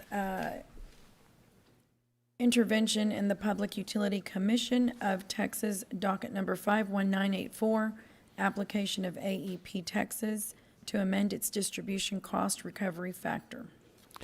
And item number 13 has an executive session, so that if you want to go ahead and consider a motion to approve item 13, or have me answer a question in the public, if it's publicly answerable with publicly available information, I can.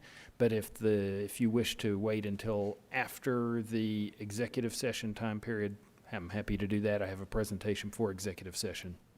Okay, Councilman, you pulled it. So Yeah, I'd like to have the executive presentation. There are some things, this is something we do on, I guess, on an annual basis to deny that Right. request. But for the sake of the new council members that have not gone through the process, I think that we should go have Okay. the discussion. we can do that. We'll do that at lunch. All right, so you're going to table it for right now? Yeah, we'll table it for now. Let's move on, and then we'll come back to it at lunch. Okay. Okay, so now we'll wait on Tammy. Yeah, let's see, Tammy, you there? Okay, Tammy, we'll go with your legislative update. Okay, do you have the presentation in front of you? Yes, we do. Okay. So just to continue on where we were last week, where are we as we continue down the path of the end of session deadlines?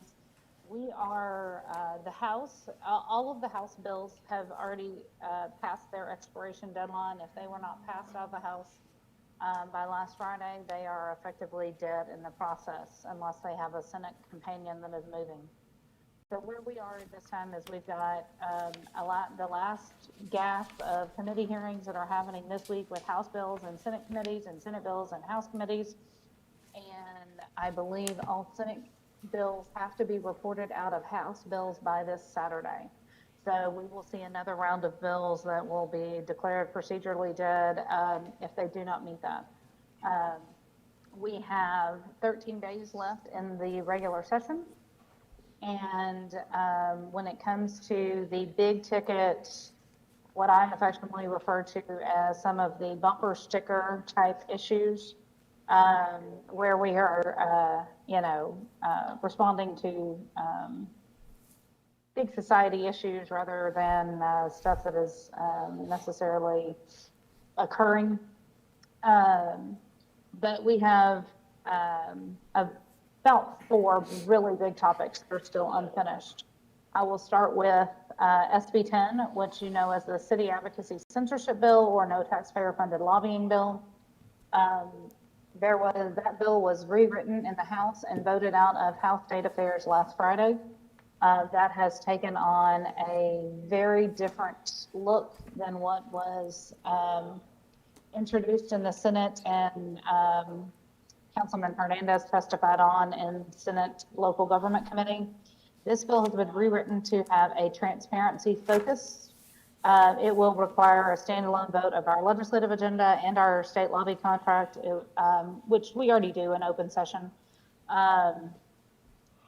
We have at times combined that with our federal lobby contract and our federal agenda in one legislative item or agenda item, but it's easy to separate those out. We will also have to publish several items on our website with regard to our lobby contract, how much we spend, and it will also require us to go through and determine of the different trade associations that our various departments participate in, i.e. Texwana with solid waste, or the Public Works Association, or the Texas Water Association. et cetera. We will have to determine who among those associations also hire lobbyists, because if they do, we would have to count the dues of that organization toward our reportable budget of what we spend to influence legislation. This is a much improved version. This is definitely the direction we wanted to see this bill goes. We have visited with several of our delegation over the course of session, and they have all been under the opinion that we need to be working toward a transparency solution to city advocacy rather than an outright ban on our ability to advocate in this process. The only ban that is included in this bill is, whereas in SB 10, Section 305 lobbyist, which is the ethics code that lobby registration occurs under, in the original version of SB 10, they would have banned any lobbying on property taxes. So the way the current version of SB 10 is written, cities will still be able to advocate on the issue. We will not be able to use our outside lobby consultants on the issue, but it is narrowed to 2 provisions in code of the property tax code, and it would be the no new revenue rate and the voter approval rate. So we could not use an outside lobby consultant to lobby on those issues, but other than that, we will still be able to advocate and use our consultants as normal. Moving on to the next one is the defund the police bills. As I told you last week, there have been several developments over the last couple of weeks with regard to those bills. House Bill 1900 passed out of the House week before last. And also that same week, SB 23 was considered in the Senate version in House State Affairs, and it was substituted in House State Affairs to become a bill that only applies to counties, and HB 1900 only applies to cities. HB 1900 will be heard in Senate jurisprudence on Thursday, and I am currently working with a variety of our staff who have expertise in the issues that this bill deals with. As I have discussed with you, these bills still have many unintended consequences. One of the biggest issues that we are focusing on for Thursday is the fact that the bills as currently drafted do not recognize the differences and impacts that can happen on our crime control district funding. That is funded by sales tax. So we have no control over the level of revenue that comes out of that crime control district each year. And if we see any significant fluctuations in sales tax, that funding could shift. And if it is considered and calculated toward the calculation, it is something that is out of our control. And just to give you a context of why that is significant, our crime control district represents 9.6% of our total police budget. It funds approximately 63 officers of our police force, which is 14% of our current police force.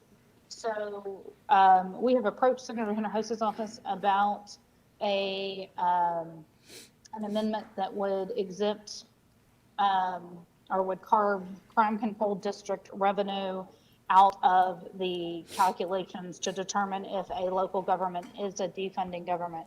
One of the other significant things about HB 1900 is that the penalties that are included in this bill, if you are determined to be a defunding local government, are quite steep. They are wide-ranging because they involve disannexation, they involve withholding sales tax revenue, limitations on your tax rate, and even limitations on whether or not you can raise your utility rates. And these are subjective, like the ruling in this bill would be a subjective determination by governor staff in the criminal justice division. And it leaves much in the hands of the staff reviewing budgets from year to year to determine that. So it really does give us pause, even though we have no plans of decreasing our police budget. As the city manager discussed in his report about building the new academy so that we can train larger classes and all of the stuff that goes along with that. It is just important to make sure we get these bills right so that some of these unintended consequences don't apply to us. So we'll continue to work on that this week and continue to see where this lands. And one of the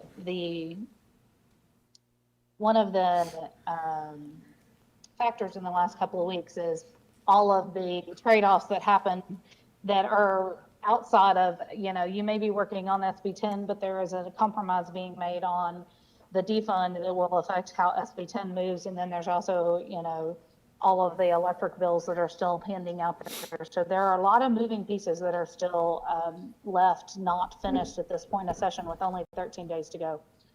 Two other big bills that we are working on. HB 1869 is a bill that would change how debt is calculated with regard to the tax rate. I sent y'all information 2 weeks ago when we had a big victory on the House floor where we got a complete carve out from that bill in the House version. It has now moved to the Senate and it was in Senate committee yesterday. We were very concerned that it was going to be stripped back to the originally filed version of that bill. And we filed written comment yesterday discussing why the concerns that we would have with that strategy. But as the hearing unfolded, it looks like Senator Betancourt, who chairs the Senate Local Government Committee, has issues with the carve-out amendments where several counties and communities in the state were carved out of application to this bill. But he does believe there is merit in the substantive amendments that were made on the House floor and in the House Ways and Means Committee that improved this bill greatly. And so those amendments dealt with things like being able to rehab existing facilities, being able to use COs for public safety infrastructure and revenue supported debt, refunding debt, all of the big categories that we really use COs for as a financial tool. So we are waiting to see what the actual substitute language is coming out of HB 1869 consideration yesterday, but we are encouraged by the discussion that was had in committee and that this will, even though we probably will not have a full carve out the way we did in the House, we do believe that this is probably a bill, this is going to be a much improved version and a bill that we can live with. The last bill that we have been working on a lot over the last couple of weeks is SB 3, which is a bill that was drafted in response to Winter Storm Uri. And it has quite a bit of proposals with regard to hardening the electric system and being more resilient in the winter storm response. Along the way, there were some problematic provisions that were added to this bill regarding water utilities, and it would have created a conflicting water pressure standard for water systems to comply with. And it would have been where we are currently required to have a 20 PSI pressure system in our pressure standard in our system. It would have moved that to 35 PSI, would have also had some mandates in regard to generation requirements, most of which we already, we could have met easily as a coastal community that is prepared for hurricanes and such. But the conflicting pressure standard that was different from what TCEQ already requires was concerning, and we have been working with a coalition of cities and water systems, and our water utility staff have been done yeoman's work working with the Texas Water Works Association and their colleagues across the state to come up with a substitute. We just received, right before I came on to give you an update, we just received substitute language on that we believe will address that standard and leave the 20 PSI pressure standard in place, and will address the other concerns that water utilities had on that bill. So there are still probably another 8 or 10 bills that are kind of cats and dogs bills that deal with a variety of different city operations, but these are the really big topic issues that we're still working on that have a ton of impact. So with that, I will take any questions that you have. Any questions, Councilman? Councilman Pusley. Tammy, what happened with any legislation dealing with the, what's the group that manages the power grid, ERCOT, or whatever it was? ERCOT. SB3 is one of the pieces of legislation on that. There are 3 or 4 other big pieces of legislation that are still out there that are making their way through the process. None of them have been sent to the governor yet, so they are still in process being worked on. And truthfully, I believe SB3, I think will get done, maybe 1 or 2 others, but that still could be a topic that would be live in special sessions in the fall. Okay. That's my prediction anyway at this point. But as Texas Tribune pointed out in an article yesterday, the Texas legislature is known for getting monumental amounts of things done on a tight deadline, and that's when they work best at the end of session. So that's why it's so important that we're watching every amendment that's being added to bills as they cross houses and chambers and get considered in different committees, because that's when we have problems. There was a bill that I was sending out an alert to Public Works on this morning that we had not weighed in on through the process, but some changes were made in consideration on the House floor, and would create some problematic issues for our procurement system. So that was something that we needed a quick review on of those amendments so we could register a bill as it was in a position on that bill as it was in Senate committee. And there's little things that are popping up like that all over. There was one that a floor amendment was added in the Senate Friday that on a building permit bill that we're now going to have to go weigh in on the House committee because that created some problems on that. So there's, like I said, there's quite a few little cats and dogs types of bills that affect our daily operations, but those were kind of the big ones. And I think we're going to see ERCOT be one of those leftover issues. And when I say ERCOT, it's not necessarily ERCOT, it's just the volume of issues that were that are being, I think you'll get securitization done in the session, which is going to help folks stabilize and not have price spikes and have a way to finance that big spike, just as we did with our gas system. So there's going to be some of that gets done. This SB38 that is regarding to hardening and resiliency, and creating some different standards and even a new commission, a preparedness commission that would include representations for cities in that process. And folks like TCAP and others have been weighing in on behalf of cities that may not have an electric utility, but still participate in that process. And that TCAP is one of the groups that we participate in, and we buy our power through a coalition. And so I was actually talking with Ty Embry this morning, who no relation, that he lobbies for the Texwana and also helps with some of the TCAP issues through Lloyd Goslink. And so he was updating me on some of the issues that TCAP had weighed in on in that bill. And they actually feel really good with the new substitute on SB3 as well, from that perspective, and the ability for cities to have representation into a couple of the commissions that are being formed in that legislation. Councilman Hernandez. Thank you. Tammy, you had mentioned that there was some efforts to do some trades with SB 10 and SB 23. Has there been any, what do you see that going? As you see I see SB 10 coming out of the Senate, but give us your best prediction on it. Oh, well, I use that as an example of where you could see some horse trading on different things. I threw out a couple of bill numbers. It wasn't because there's deals being made between SB 23 or SB 10. What comes down to this part of the session is on those big priority bills, you come to a decision on who's going to get the win. Is it going to be a House bill number that comes out on that priority issue, or is it going to be a Senate priority bill number?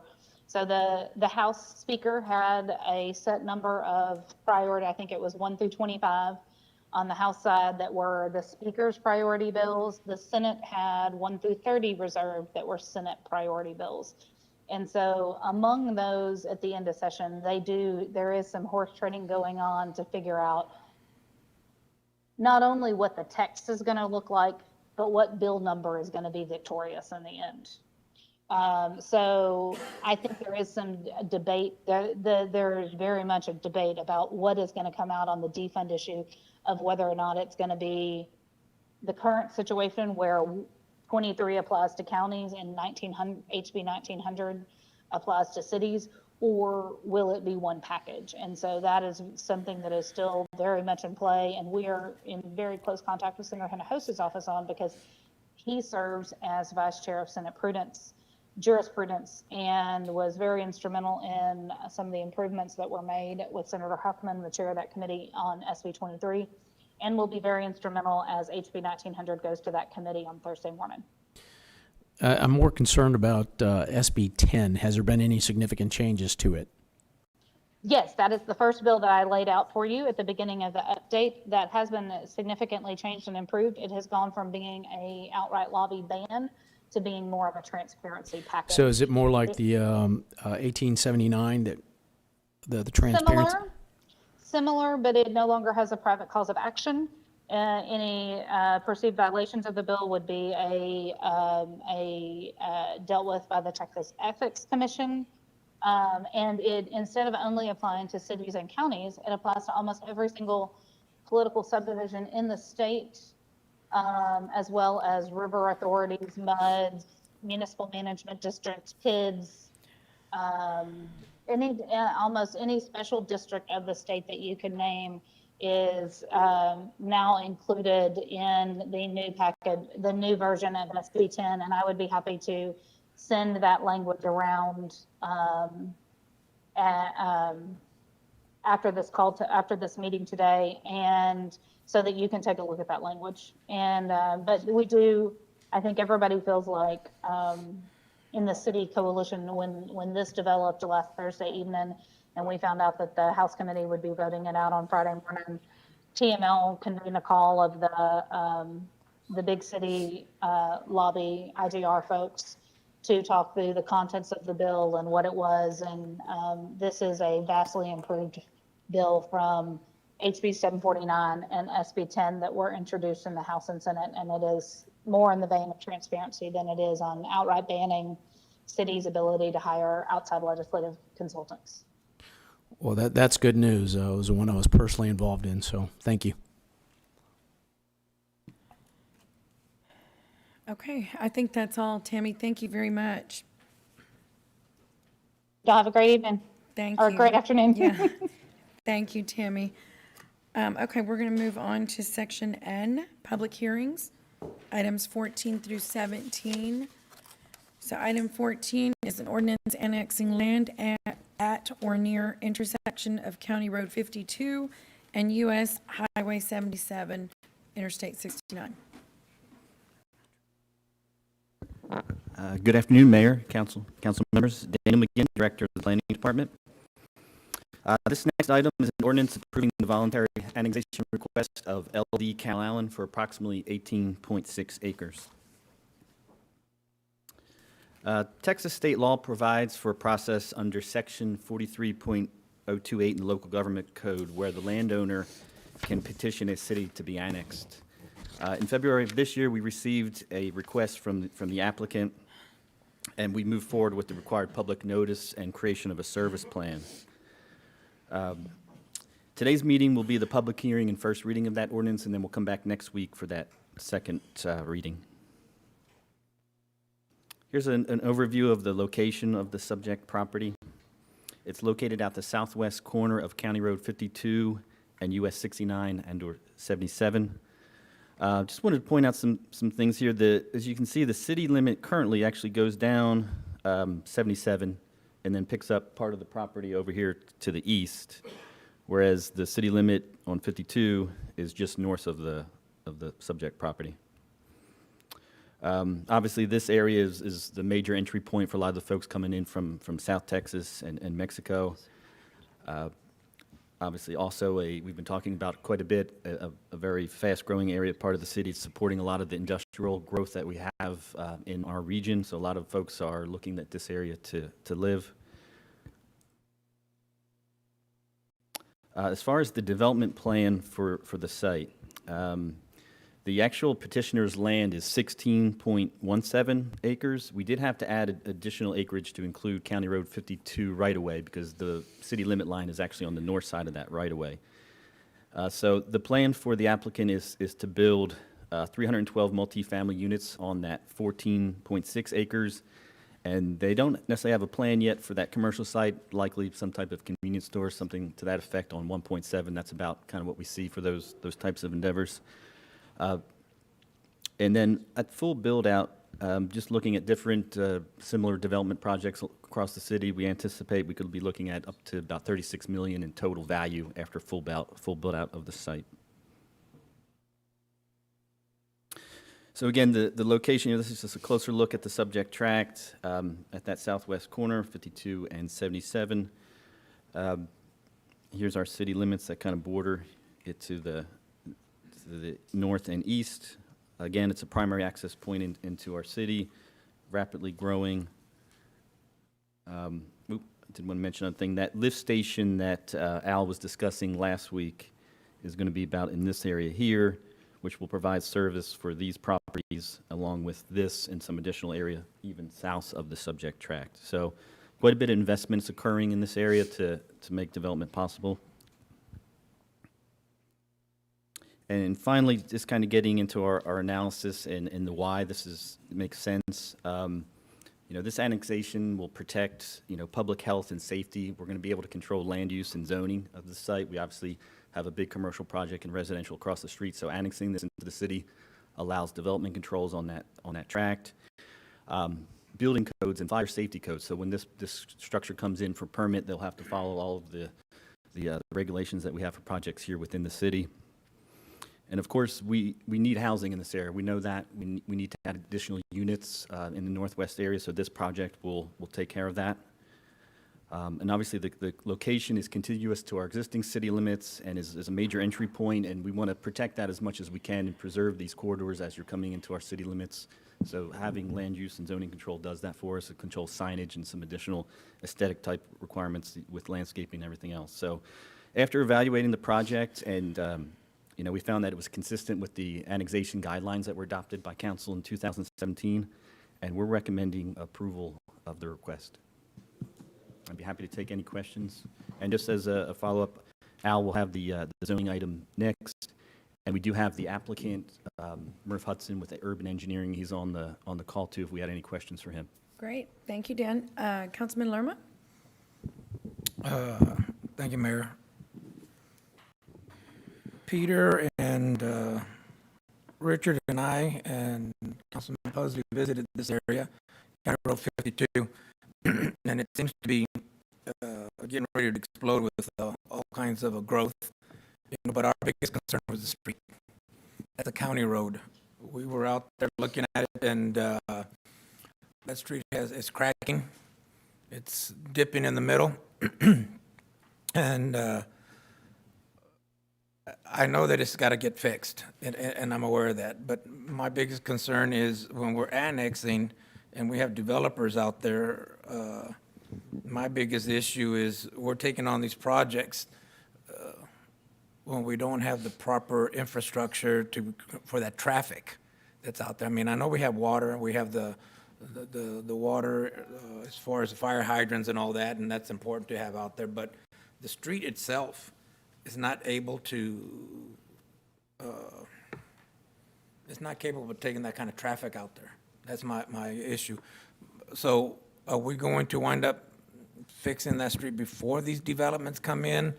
We're going to go into partnership with some of these developers, or what? How's the city going to handle this? Right. Peter? Yeah. Thank you, Councilman. And you're right. And we appreciate you meeting us out there a couple of Mondays ago, you, Councilman Pusley.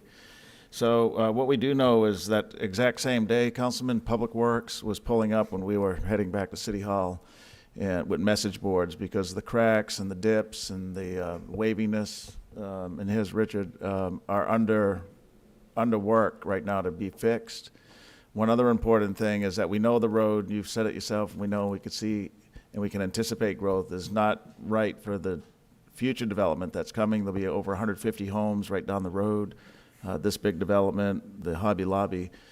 But in the interim, with the new striping that'll return back to that County Road 52, a center turn lane, that's going to add a big element of safety. I guess some years ago, they took out the center turn lane with a restriping project, which is not going to work for this new development that's happening. So it'll be one lane in each direction with a center turn lane. And we'll have Richard give us an update. But we, I think, have to admit that as a council or as a community, we're going to have to invest more in that County Road 52. It's a good candidate for a future bond program project. The build out and the development will take some years to come, but we know that having gone out there with you on the onset, it's on our radar. Our next bond program is in 2024, and in fact, staff told me yesterday we have to start gearing up for it. So design or even some type of construction is something we might want to look at for a future bond program project for that stretch of roadway.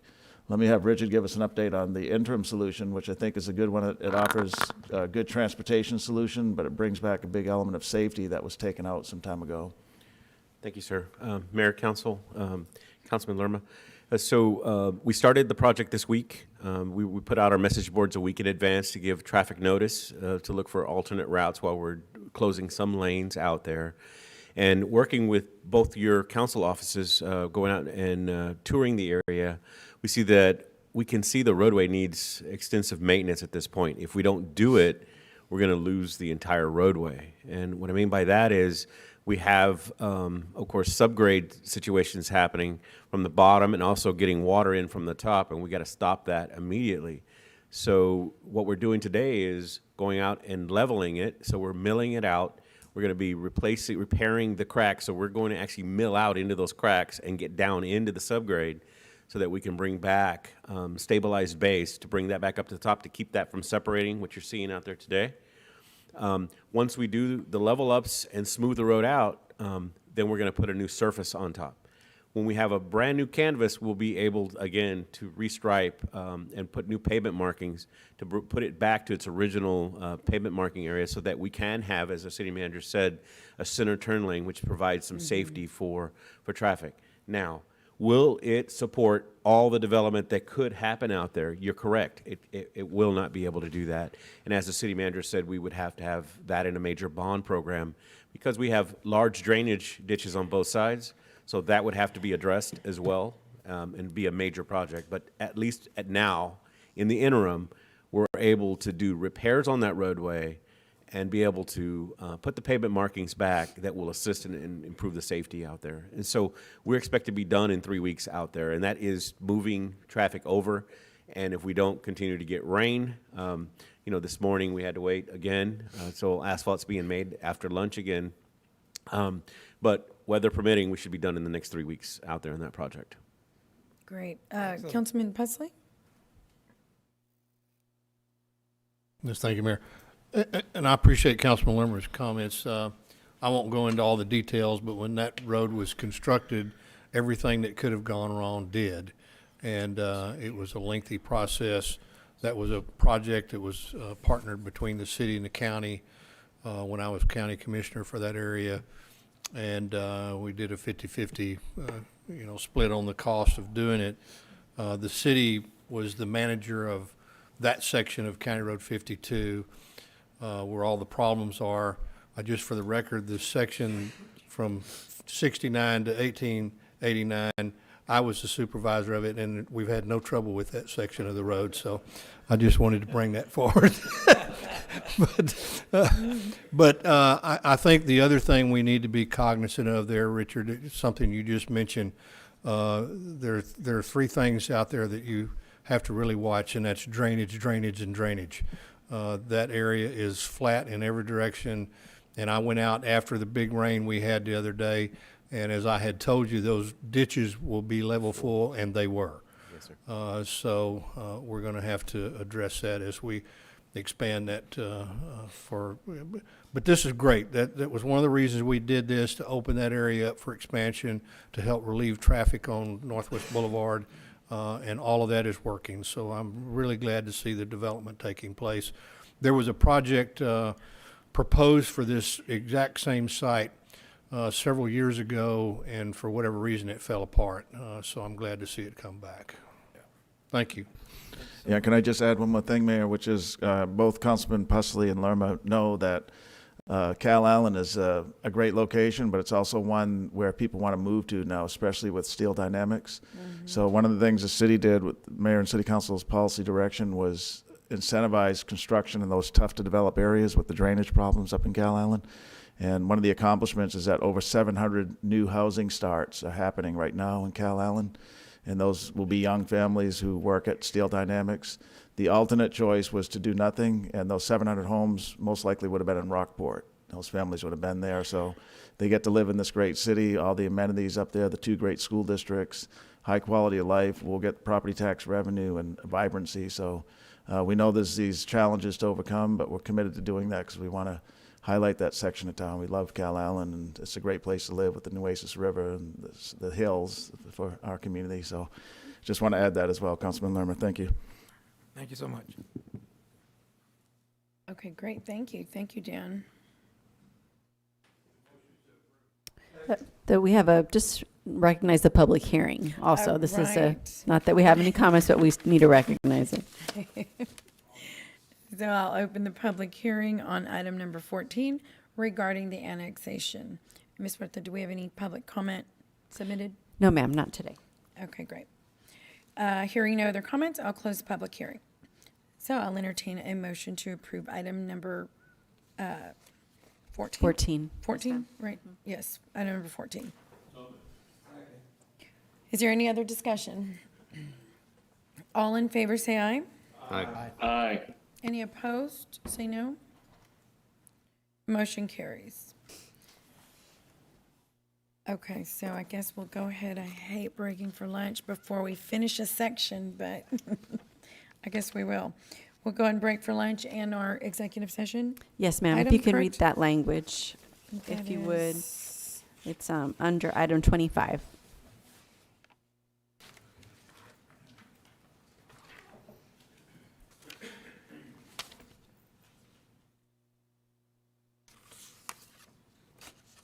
Okay, so the council will go into executive session on item 25 per Texas Government Code Section 551.071.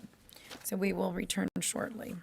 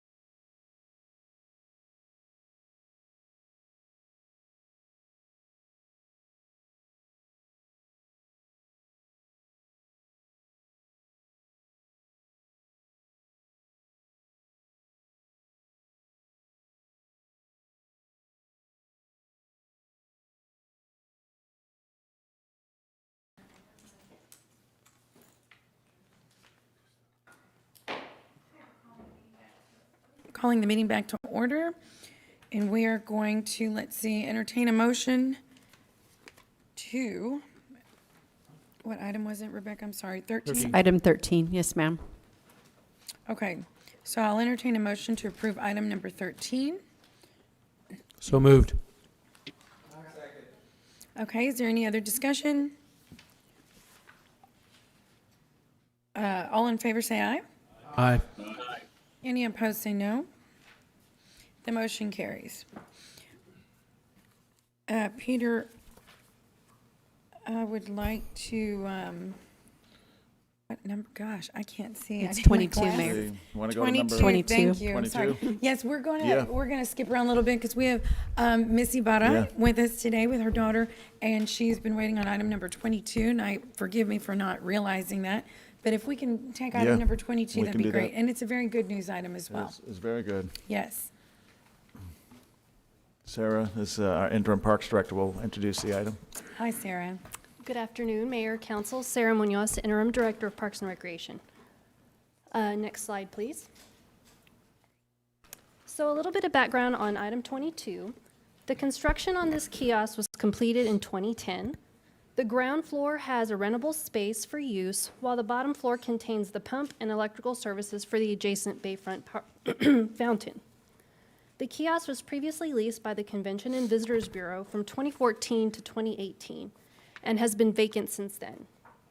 In working with the city's property manager, we have analyzed comparable properties to determine a monthly rental for approximately 400 square feet to be $913.50 per month. This will generate approximately $10,962 in revenue for a one-year term.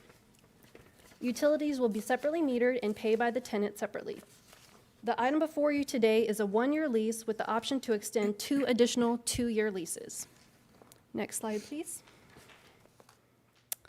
The proposed tenant is a local small business owner, Miss Yolanda Ibarra, who's here today, and she's doing business as Mangonadas by MLB. Miss Ibarra has owned and operated her business since July of 2016. You may have seen her throughout the community operating her business out of her food truck at many different festivals. This location allows this small business to operate at a storefront and provide refreshments to tourists visiting our area. Next slide, please. The next couple of slides will show you menu items Miss Ibarra is preparing to offer at this location. As you can see, there are sorbets, drinks, light snacks, and other refreshing items that will be enjoyed, especially on a hot day. Next slide, please. Here are a few more items Miss Ibarra will offer as well, including these specialty pineapples. Next slide, please. The next few slides will show the kiosk area. This picture shows the front of the kiosk. As you can see, there are a few tables available to patrons of the shop, as well as those enjoying the view. Next slide, please. This view shows the inside of the kiosk. You can see the service window up front and a hand washing station behind this wall right here. Next slide, please. This view is a little to the left of the previous view, and it shows the stair rail leading down to the pump room. Next slide, please. And as I mentioned before, the kiosk sits above a pump room for the adjacent fountain, and this is that pump room. Next slide, please. In conclusion, staff recommends approval of this lease. I stand by for any questions. And Mayor, can I just add a few things? Sarah did a great job, but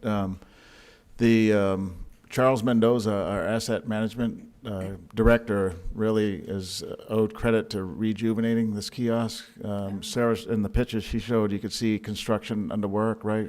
He put in a brand new water heater, brand new 3-bay sink, the painting, new ceiling tile.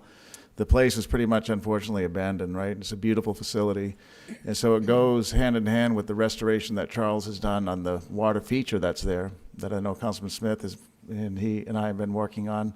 That was restored. It's almost at 100% now. So it's a beautiful destination. The city did great. Whoever designed that, I think it was Janak, but very nicely designed, very, very high tech. There's beautiful LED lights all in the rock. And the last thing, Sarah showed the pump house, so we brought down the last pump this past week, and that's what's shooting the water jets now. So the pool was full, but now the water jets are working almost at 100%. They'll finalize testing and replace nozzles this week. So the programming from Miss Ibarra and this new food court, if you will finish off and really bring that plaza back to life. We've talked about that July 1st timeline, and we want to do with the mayor and council members a rededication of that beautiful feature for the community. So the water fountain, the park area, and then the food kiosk as well. So that's coming in the near future, that kind of rededication for the community, right? So I just want to add those comments as well. Thank you, thank you. So is it complete? The inside, I mean, I saw the picture. The inside is, it's not 100% complete, but things like the water heater are in, the sink is in. So there's a Go ahead, few sir. HVAC, the air conditioned system is being worked on right now, and that's anticipated to be complete at the end of June. The end of June. That's why we have the July 1st rental date. Okay, well, it's wonderful, and I think that, I know, Ms. Beto, you're welcome to come up too, because we're very proud of you as a small business owner, and I know I spoke with you many times during these last few years, but I also want to know exactly what is a mangonada, exactly. I saw those pretty pictures, but. Hi, everybody. A mangonada is made with fresh fruit and flavored water. It's put into an ice cream machine. It comes out like a slushie. We freeze it, and then we scoop. So our cups have 2-3 scoops, and then we put chamoy. There's all different flavors of chamoy. The ones that we use are the best. What can I say? Of course they are. And they're very pretty presentation. When we hand it out to the customer, it always puts a smile on their face. And I have been I'm going to cry. I'm so excited. I've been looking forward to this building for over a year now. And it's like, I want people that come visit Corpus Christi to see how beautiful we are, especially, the view, and then handing out that cup. Yes. And then we have this pineapple that we take the whole inside out and put all the different flavors, and then we put candy sticks and fruit sticks on it. And again, the presentation is awesome. So I'm really excited to be here today. Well, we're super excited to have this before us. Thank you. And we support you.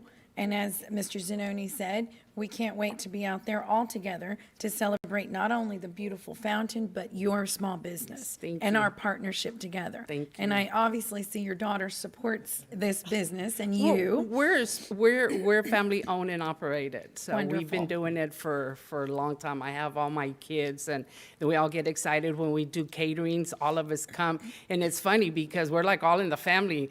They'll make fun. Even the little one will sit on hey, I'll pass out the cookies. They all want to do something. Well, that's so. wonderful. So, and we're really excited about this little place. So, thank As you we so are. much. Yes, ma'am. Thank you so much. Councilman Molina. Thank you, Mayor. No.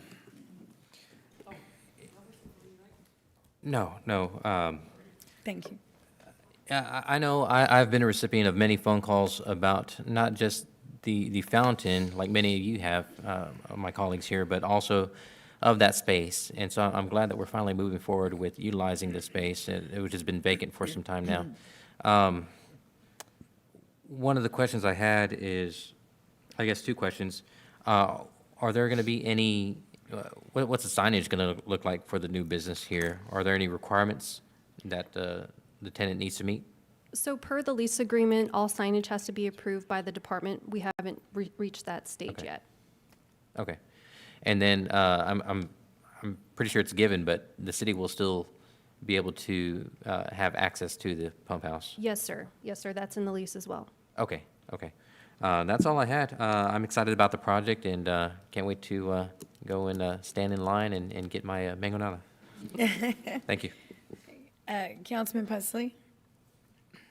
Yeah, sir, could you tell us, how did y'all go about the selection process to select this particular vendor?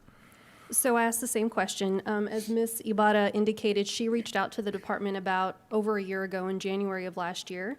To our records, we hadn't been contacted by any other vendors. So that's how we went about the selection process. Okay, so y'all didn't actually do a request for proposals for anyone No, sir. else? As you can tell through the presentation, it's been vacant since 2018, and we hadn't had any prospects reach out to our department since then. Yeah, okay. Well, that may have been as a result of people not actually knowing what it was for. I was at the ribbon cutting in 2010 when the Visitors Bureau moved into it. It is a beautiful facility, but too bad it's been sitting vacant for so long. Okay, thank you. Okay, great. Oh, I'm sorry, Mr. Molina. Yeah, just to follow up. Councilman Pusley, I did have a member of the community reach out one time, just in the past several months, who was interested in turning the facility into a pinball arcade, which I had approached the city manager, but just, I think with the constraint of the footprint, it didn't seem like it was going to be a good fit. And I'll add, this is a 400 square foot usable space, so it's not really that big. It's a small space on the Yes. inside, so. Sarah may have covered it, but the hours of operation are 7 days a week. Yes, Right. tentatively, right now, I know Ms. Ibarra's going to monitor traffic in the area, so right now she's proposing 11 to 9. 11 to 9 9. p.m. It may open Mhm. earlier as she'll get patterns of Right. who. But the good thing is 7 days a week. And part of securing that asset is presence, right? And so having somebody there every day at the kiosk in a small business forum is perfect for that setting. Mayor, this is Michael. Yes, sir. I would like to have the honor of moving to approve. Okay, I'll give you that honor in 2 seconds. Councilman Okay, thank you. Hernandez. Okay, thank you, Mayor. Appreciate that. You know, in the past, what had happened with this particular fountain was that it was built, I believe it was designed by Janak, now that I think about it. And it was handed over to Parks and Recreation, but they were given no funding to maintain it or to do any preventive maintenance. So now that we got it up and running and, you know, associated with this facility, I'm assuming the building and this feature are kind of together, right? It's one thing because the pump room's underneath the building, right? So how are we maintaining this? You know, all the facilities. Is it going to be under facilities? Is it going to be under Parks and Recreation? Are we budgeting for this in future years? How's this working? So actually, at the city manager's direction, he's asked us to look into a contract to provide maintenance to this electrical system for the fountain. So we're in the process of doing that as we speak. Yeah, the maintenance, so the Parks Department, we have a few fountains in the city, but not many. So and this one's a really big fountain. It's by design, it's meant to be interactive, meaning kids are supposed to go into the water. So there's a chlorinator. Kind of like a splash pad. Yeah, exactly. It's a high-tech, high-built, high-end splash pad. But so we don't have a lot of experience in-house on how to maintain those on a daily basis. So we're going out for contract. I told them if we have to go to San Antonio to get somebody, because you have SeaWorld up there and these So types of pools. How are we doing it features. with the splash pads that we currently have in the parks? Those are probably a little They're easier. maintained- Yes, sir. Yeah. They're a little easier. They're maintained Yeah. in-house. Now, Those are that's being done in-house, right? Yes, sir. So are we looking to contract this completely, or is it just going to be at some point bringing it in-house? I mean, plus we also want to be able to track this internally through Maximo. Right, I'm so assuming. we'll take you downstairs, Councilman, to the pump room. But there's some, they replaced a lot of the electrical components and put in some really nice features to include cabinets that have air conditioning inside so they're not corroding. That's what happened to the last one. It was an open box system and all the components corroded.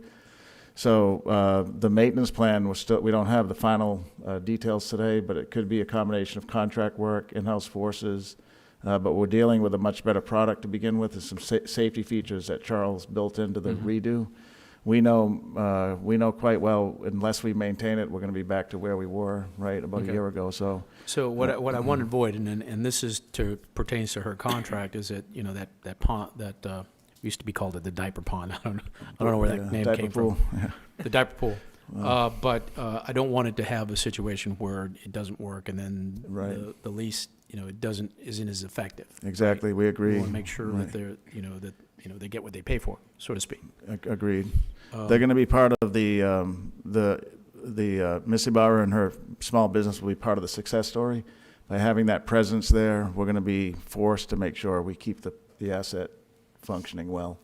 It's a great venue for a lot of, there's people that'll just sit there and read, there's people that interact in the pool. You can go down now and get food from the kiosk soon. So, Well, yeah. the most important part for me is the preventive maintenance, right? Right, we agree. Obviously. Yes, sir. As far as the menu, I appreciate the sugar-free options as a guy that doesn't consume a lot of sugar, so I appreciate that. Thank you. Councilman Lerma. Thank you, Mayor. I want to welcome Yolanda Barra and her daughter and family to the District 1 area. I really greatly appreciate that you reached out to us to be able to open up her business there. I do have a concern. How are we going to handle the trash that this food... I have an issue as far as the possibility of trash getting into the fountain and all that. Yeah. How are we going to maintain that from that happening? You know, Right, since so- we're going to be having food out there and all kinds of Yeah. things, and kids interact with the water and have an ice cream in their hand or whatever. I have some issues with that. How we're going to handle that? So Go it's ahead, the Sarah. responsibility of the tenant to pick up the trash in the area, and I can ask Ms. Ibarra to come up, but she has a lot of pride in this area, so we're pretty confident that she's going to take pride in and around the area to keep it clean. But Yeah. again, we'll also have park staff monitoring the area. Yeah, Councilman Councilman Lerma, Neiman and Sarah and a few other of us went down there as the water feature was being rehabbed, you know, in its early days, about maybe 6 weeks ago. Yes, sir. And one reason why I think it has the diaper pool nickname is because we noticed in our inspection, there's very few trash receptacles. In fact, where we were standing, where kids would be in the pool, the nearest receptacle was like way over there. We're like, well, no wonder. No, you can't see the trash receptacle, or it's too far. You're not going to leave a little 2-year-old to take care of some trash, right? So what we're doing is we assess the whole site with Neiman's leadership, and there's a lot of additional infrastructure that needs to be brought in, more trash receptacles, more signage. Councilman Molina sent me some pictures of some of the signage that we need to improve, to include saying no barbecue or no grills, that type of thing. Yeah. Even awareness that, hey, you can go into this pool. We have to make that clear. So it's not just a matter of turning on the feature and opening the restaurant. It's a matter of making sure all the amenities are there to make it clean and functioning well. And so we're aware of that, and there's a whole, Neiman has a whole program of new infrastructure that needs to be brought in. There'll be nice trash receptacles. They did a real good job, Janak did, and even designing those real nice. Mm-hmm. And so we want to get similar style trash receptacles. We don't want something that offsets the look.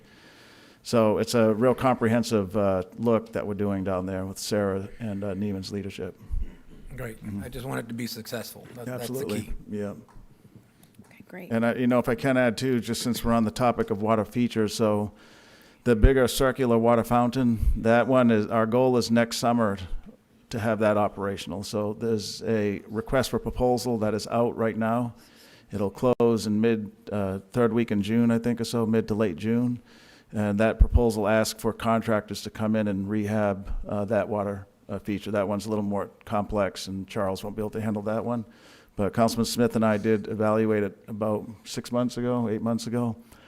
And we've gone back to a simpler design using the underground vault system that's there and bringing up some of the electrical components. By doing so, that reduced the budget by 50%. So what was a $7-8 million rehab is now in the $3 million number, and we think that's much more feasible. So it sounds like a lot, but that's a massive water feature. So the RFPs close in June. Will be to council in August with the proposed vendor or contractor to fix it, and we hope to get the work right away so that by next summer that one's working as well. Yes, sir. And Peter, if I may add, if there's any way to expedite that, we need to. Anyway, I'm sure you guys are gonna, are we gonna be briefed on this? Yeah, absolutely. Okay. You will be, yes. We're Okay. hoping for some good contractors to bid. Right. Under that higher price tag, we didn't get any, so, but we think that this one we will.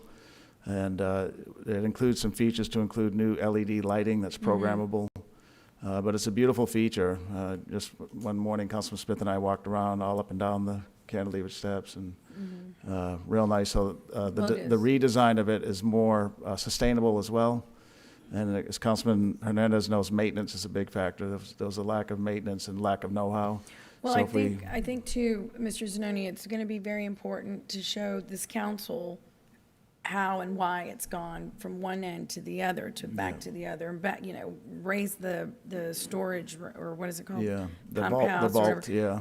and then don't, and so, Yeah. and I'm, anyway, I We'll think show we you need that, to talk, yeah. because there's concerns about, Yeah. if we're going to do it, we need to do it right. Yeah. And we need to do, I don't know what the differences are. I did meet We'll with Jeff. we'll point those out to you. It's a sustainable one. It's not a compromise, but it's an alternate design solution that is as effective, but Right. half the price, Right. so. Okay, thank you. I think we have one more quick comment. Councilman Molina? One more question, Mayor. Thank you. Peter, later on in this meeting, we're going to be discussing the approval of 6 full-time positions for the additional Bayshore Parks enforcement officers. Will their service area include this section? Yes, it will. Okay. Yeah.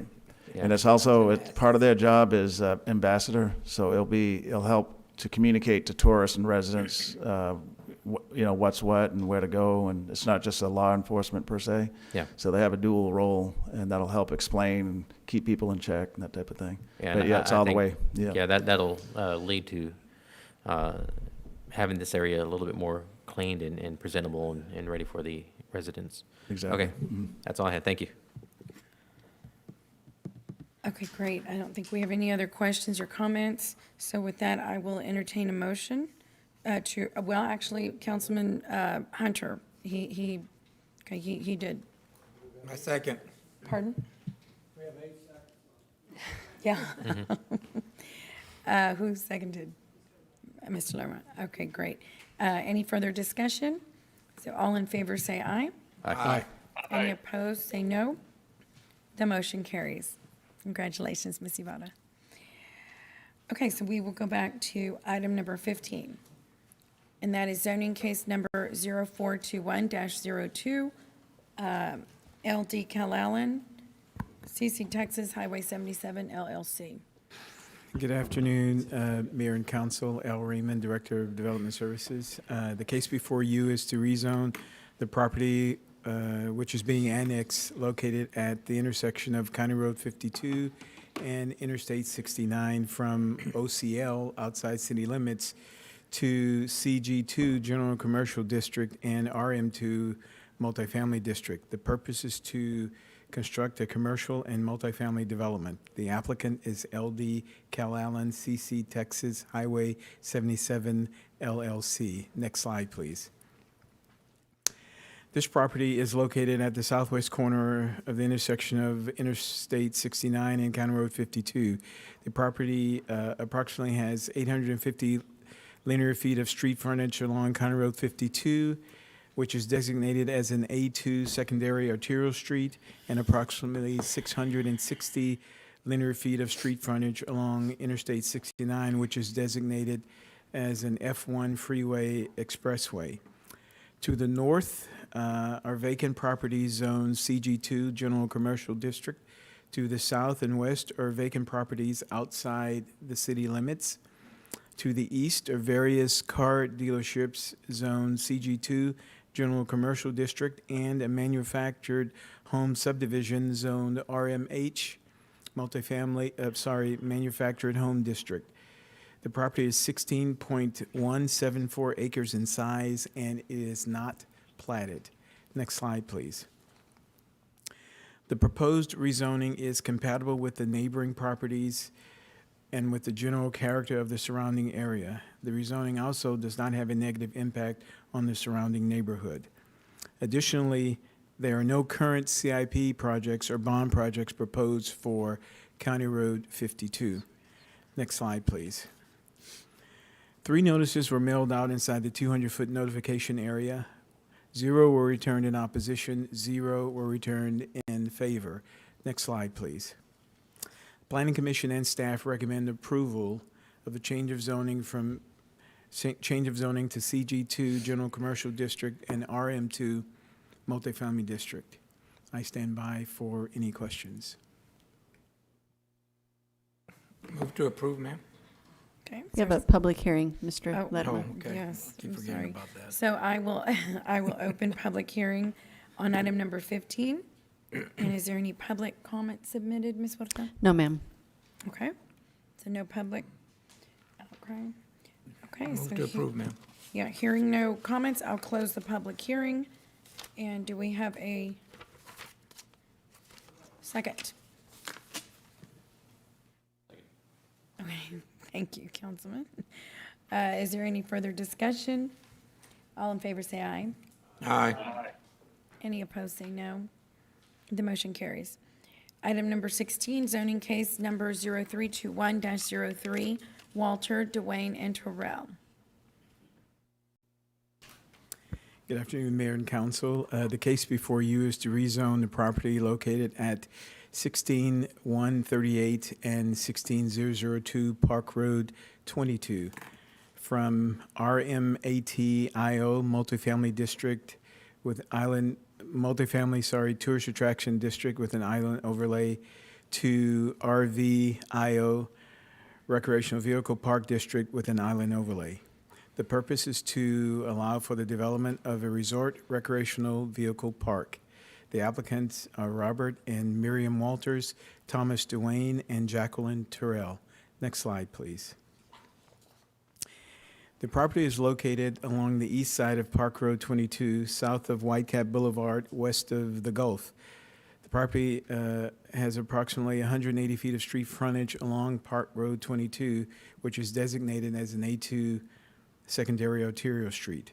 To the north is Padre Bali Park, a 374-acre park run by Nueces County with approximately 50 RV sites, and that is zoned FRIO, Farm Rule District with an island overlay. To the south is vacant property zoned RMAT, Multifamily Tourist Attraction District. To the west, across Park Road 22, is vacant property zone CR2IO, which is commercial resort with an island overlay, and to the east, of course, is the Gulf. The property totals 47 acres in size, and it is not platted. Next slide, please. The proposed rezoning is consistent with the adopted comprehensive plan, compatible with the adjoining properties, and does not have a negative impact upon the surrounding area. It is also compatible with the future land use map. Sanitary sewer will be addressed at the time of platting. However, bringing sewer to this site will require boring under the TxDOT right-of-way. There's an 8-inch gravity line up at Sea Pines Drive, which is approximately 1,500 feet to the north. And there's a 10-inch gravity line at Incata Avenue, which is approximately 3,200 feet to the north. Next slide, please. 11 notices were mailed out within the 200-foot notification area.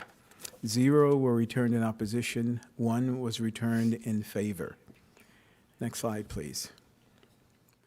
Planning Commission and staff recommend approval of the RVIO Recreational Vehicle Park District with the island overlay. And I stand by for any questions. Councilman Smith. Thank you, Mr. Raymond. On this piece of property, is there any restrictions with it insurance-wise on it? I think I've heard in the past that they might not be able to get the federal flood insurance, so. That is a question I would have to look into. I can't answer that now. Okay. But I'll look into it and get back to you. The owner's rep or the owner is here, could he? I'm sorry, I couldn't hear what you were saying. Is that piece of property, is there any restrictions? It is in Cobra or not insurance? Sir, can you please go to the microphone? This is the only privately owned property in Nueces County that fronts the Gulf of Mexico and SPID, but it, by some unfortunate circumstances, got into the Cobra zone and is not eligible for federal flood insurance. So if you wanted to build houses there, it'd be very difficult. You could not insure them. If not impossible. Okay. And is it currently, what's the status property tax wise? It's presently under an ag use exemption. You may be familiar with the stable that's out on Padre Island. That's where the stable is located. Yeah. Okay. And so you'd be taking it then out of that property, the ag exemption. It'd correct. Be fully on the tax yes, rolls. and I assume there's a hotel motel tax on RV property. I'm not sure. No. No. Okay. Mm-hmm. Okay. Thank you, Dr. Walter. Mm-hmm. Thank you. Just a quick comment on this. This is the third go-round we've had on an RV park, and as I look at the design, this is more reflective of what you should see with all the wetlands, so it looks like they have taken much more care than those other two proposals that we had come before us on there. So as I was looking at the detail, I want to compliment them on bringing something to us that you know, they've worked out a lot of those issues, and so to me it shows more care and due diligence in what they're doing with it. I haven't heard any negatives from the island community, famous last words with it, but the fact that it is next to the current RV park, which from the county side, that park does not allow longer-term stays. They're limited to 2 weeks. And for Corpus Christi, we've really got a gap on these RVers. So having a place for, this would be a recreational or destination RV park. I doubt it would be where people want to go and find a cheap spot to live. It's the folks coming in there that are going to our attractions, enjoying our beach on there, and eventually sometimes they buy a house. So I think it's a good-looking project, and to Dr. Walter's point on there, the fact that you cannot get federal flood insurance really limits what that can do. So it's a good use for that piece of property. Mr. Raymond, can you share a little bit of light on the observations concerning possible impediments to development that are listed here? Engineering observation, I'm sorry. Give me 1 second. Sure. All of that's related to getting sewer to the property, right? All of that will be kind of worked out when this development comes for the platting stage that will set the course for what needs to be brought to the site. But in essence, it has to be, the developer would have to bore under the TxDOT right-of-way, which is County Road Park Road 22, and whether it's the 8-inch line that's closest, about 1,500 linear feet, or the 10-inch line that's a little further up, about 3,200 linear feet. It's effort, that's all. It's not as easy as it looks, so to speak. But that, you don't see that as being an issue? No. I mean, he could even go for trust funds if it has money. Which is, right. Okay. Okay, that was my concern there, what was listed. Thank you very much. Councilman Hernandez. Thank you, Mayor. Just for consistency, what is your, the density per acre? I didn't figure that out, sir, and I should have, because I should have known you would have asked. Well, I want to be consistent and fair across all these RV parks, and if we're... Go to the next slide, please. Let me see if it's here. Two more slides, please. Okay, on this layout, the pads are 193. Go back one slide, please. On this layout, the pads are 147. Sorry, I didn't figure that out, sir, but I will get that to you. Well, considering the wetlands, it doesn't seem like it's very dense, but No, it's not very dense. I would like to look at the numbers so somebody doesn't come back on us and say we, Hey, thank you, Andrew. It's about 8 units per acre. So okay, so that's kind of consistent with Where what we we did, were, what we did yes. approve. Very good. So that's perfect. The other side of this is I see they're going to be making some wetlands that don't currently exist, right? Yes, well, yes, I think I'm looking at the satellite photo, and there's not currently wetlands there. correct. Can the city get credit for these wetlands being created in that area? Do you understand what I'm asking? I do understand what you're asking. However, I don't think we can, because we don't really have a program established for mitigation or otherwise. This is all under the Army Corps of Engineers, obviously, and so the developer will have to satisfy that, as well as dune protection and the beachfront construction permits. But if we were to do that, we could establish such a program that we could get credit, but it's not enforced now. Okay, I understand, like, when we have, like, for example, on North Beach, we had some issues where some wetlands were taken away and they had to create them somewhere else, and we had to authorize the land use for that. So anytime you take away wetlands, you have to replace them. Correct. So if you're creating wetlands, we get credit somewhere else, is what I think we could possibly get if we had to program something similar to that, right? Understood, right. With the Corps of Engineers or whoever it may be, the GLO or whatever. Is there any way we can set that up?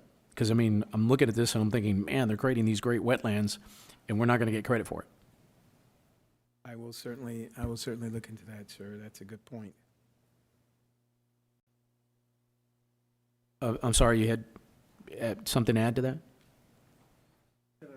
Please come up. Come on. The people who are building the RV park are securing property in Flower Bluff, and they may have already closed on it. They were supposed to close Friday, and it's land that if they need to mitigate wetlands, it's land that they plan to use. So you're already doing this? They're already working on it, yes, sir. Okay, well, at least somebody's getting credit for it, and that's good. Thank you. No more questions, Mike. Thank you. Councilman Smith? I'd just like to add to Councilman Hernandez's comments that when you're dealing with the Corps of Engineers and wetlands, that's within the private property owners on there. So you don't have a nexus with the city with it. So don't hurt to ask. Yeah, they are mitigation banks. I'm not aware of any, but again, it's not the city being involved. Those are his wetlands, not the city's, and vice versa. So we have, the city of Corpus Christi has no ownership or any right to wetlands one way or another. Thank you, Councilman. Thank you, Mr. Raymond. I'm going to go ahead and open the public hearing on item number 16. And Ms. Huerta, do we have public comment submitted? No, ma'am. Okay. Hearing no other comments, I'll close public comment and entertain a motion to approve item number 16. Motion to approve. Is there a second? Who seconded? Any further discussion? All in favor say aye. Aye. Aye. Any opposed say no. The motion carries. Item number 17, zoning case number 0121-01, Brazelton Development Company, Ltd. Good afternoon, Mayor and Council. The case before you is to rezone the property located at 7601 Yorktown Boulevard from RS 4.5 Single Family 4.5 District and FR Farm Rural District to RS 4.5 PUD Single Family 4.5 District with a planned unit development. The purpose is to allow for the construction of 146 single-family homes. The applicant is Brazelton Development Company Limited. Next slide, please. The property is located off Breezy Drive, east of Fred Follies Drive, south of Yorktown Boulevard, and north of Stampede Drive. The major thoroughfares in the area are Stampede Drive and Fred Follies Drive, which are C1 minor residential collector streets. To the north is vacant property zone FR Farm Rural District. To the south is proposed Rancho Vista extension, which is zone RS 4.5. To the east are single-family homes and vacant properties zoned RS 4.5, and to the west is the Rancho Vista subdivision zoned RS 4.5. The subject property is 18.26 acres in size, and it is not platted. Next slide, please. The proposed rezoning is compatible with the future land use map, Plan CC, and the Southside Area Development Plan. The proposed rezoning is compatible with the neighboring properties, with the general character of the surrounding area, and does not have a negative impact on the surrounding neighborhoods. The proposed PUD is requesting a reduction in lot size from below RS 4.5 district standards to range from 3,900 to 4,200 square feet. Additionally, the applicant is requesting a reduction in right-of-way street width from 50 feet to 35 feet. As part of the rezoning process, PUDs are reviewed by the Technical Review Committee, and that committee had some concerns regarding this plat. However, the applicant adjusted the layout accordingly, and it was approved to move forward. Next slide, please. 93 notices were mailed out inside the 200-foot notification area. 1 was returned in opposition, 0 were returned in favor. The 1 in opposition represents 1.09% of the landowners within the 200-foot notification area are opposed to this zoning. Next slide, please. This slide shows the PUD deviations that the applicant is requesting. Minimum lot width, RS 4.5 requires a minimum of 4,500 square feet. The PUD proposes a minimum of 3,900 square feet. Minimum lot area, minimum lot width, RS 4.5 proposes 45 feet. The PUD proposes 40 feet. Sidewalks, RS 4.5 requires 5 feet on both sides of the street. The PUD proposes 4 feet on one side of the street. Right-of-way width, RS 4.5 requires 50 feet of right-of-way width. The PUD proposes 35 feet of right-of-way width. Next slide, please. This is the layout that the developer and staff worked out with all TRC departments, of course. It's free-flowing, no hammerheads, no need for service vehicles to reverse in serving all lots. Next slide, please. Planning Commission and staff recommend approval of the RS 4.5 PUD single-family 4.5 district with a planned unit development, and I stand by for any questions. Great, Councilman Hernandez.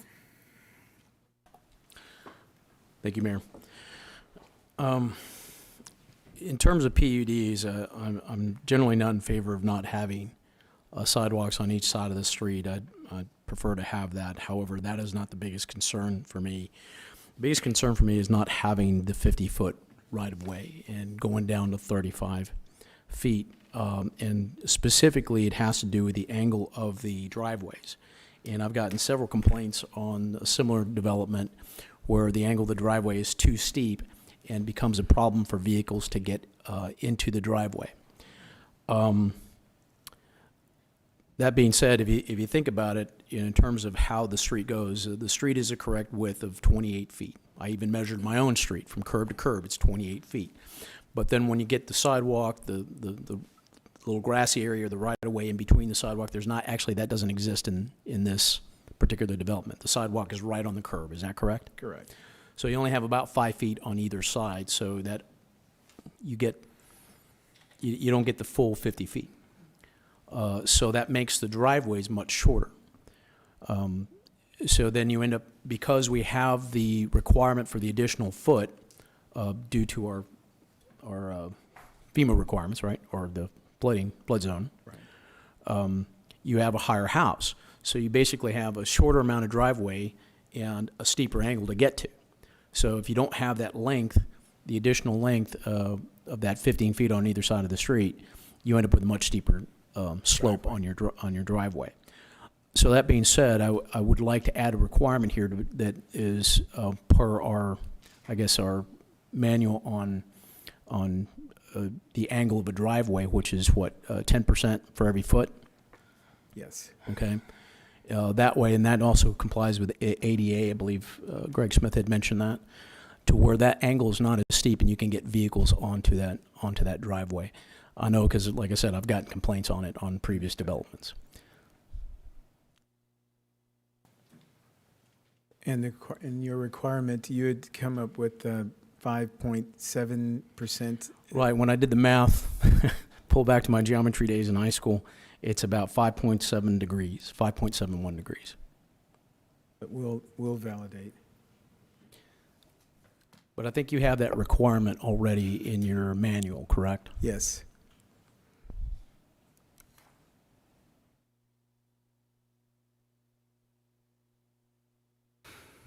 So if there are no other questions, I'd like to make the motion to approve the PUD with the additional requirement of the 10% for the driveway for the 10% per foot from the property line. Councilman Smith, yes. Thank you. See, Mr. Raymond, you said it's 146 new lots? 146, yes, sir. Okay. Yeah, I've got a real concern, Yorktown Boulevard, with it. There's two subdivisions, new subdivisions. They're just starting to pour the slabs right now. They're the third cutting of streets. They're on the north side of Yorktown. And we know that's a two-lane road. Pavement is starting to give way a little bit. Mr. Zanoni, didn't we select a engineer for the Design of Yorktown? the design to Starry? Yes, for Yorktown from, forgetting the first name, but all the way down to the. Starry. All the way. To the Mud Bridge. Starway, all the way down to the bridge.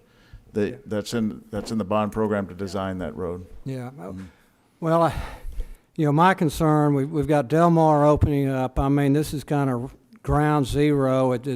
There's a lot of stress on Yorktown as is with Del Mar opening up these new subdivisions on there. I know in the past we funded some street improvements out of B, but to wait to 2023 if it gets on the bond, particularly this section in front of Alla, is there. I would support accelerating that section by 1 out of 9. I think we're very stressed, and it's really not a collector; it's an arterial. We saw with the big freeze that SPID was shut down, so the only way you could get to the island, Flower Bluff, Mustang Island, was through Yorktown Boulevard.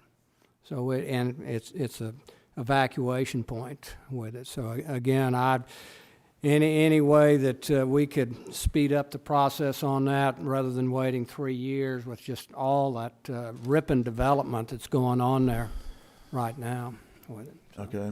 One key thing is that with the mass selection process that City Council approved, that project will be in design by July. Yeah. Yeah. So we'll look at what we can look at as alternate funding sources rather than having to wait for that 22 bond program. It will take several months to a year to design, but we'll start looking now for money so that once it's ready to go. So we don't have to wait until 2023. Exactly. Yeah. Right. Okay. That's Thank you. good. Yes, sir. Councilman Potsley. Thank you, Mayor.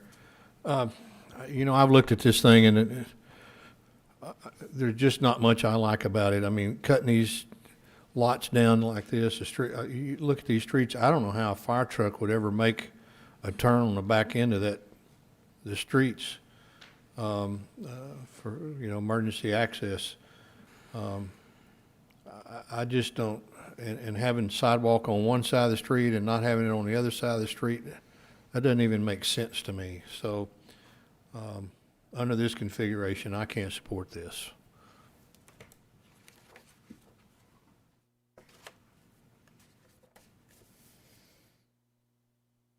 Councilman Hernandez. Yeah, thank you, Mayor. And I'd like to thank Councilman Smith for supporting projects in District 5. I really appreciate that. Fortunately, we did approve the Rod Field project, which this is on that side of the road, so they'll be able to get out. But to your point, Yorktown does need to be widened. It doesn't even have a turning lane. So you have a lot of currently you have a lot of people making the unprotected left-hand turn coming out onto Yorktown. So I fully support Councilman Smith's comments on widening Yorktown. And I agree with Councilman Pusley. I don't like the idea of not having sidewalks on both sides of the street. It does make sense, and I'll be, if it will gain your support, I'll be willing to revise my proposal to include not approving the requirement for sidewalks on both sides in order to have that go through. I just want to respond to you, Councilman. When the TRC committee, which is made up of many members of city departments, right? It's not just development services, it's public works, it's planning, it's a whole host, it's fire, it's solid waste. And when this PUD first came in, we didn't like the layout. I'm just speaking quickly here. The layout was just not very good, right? At least in our opinion, in the opinion of the TRC. So we brought the developer in, and we met for 2.5 hours, and worked out. We had some give and take, and what it led to is this. You have to understand that when developers choose to use the PUD route, it alleviates a lot of things that are normal, like street width or sidewalks on both sides. The PUD route gives the developers flexibility to do things on quote unquote difficult sites that they wouldn't be able to do in everyday USA development.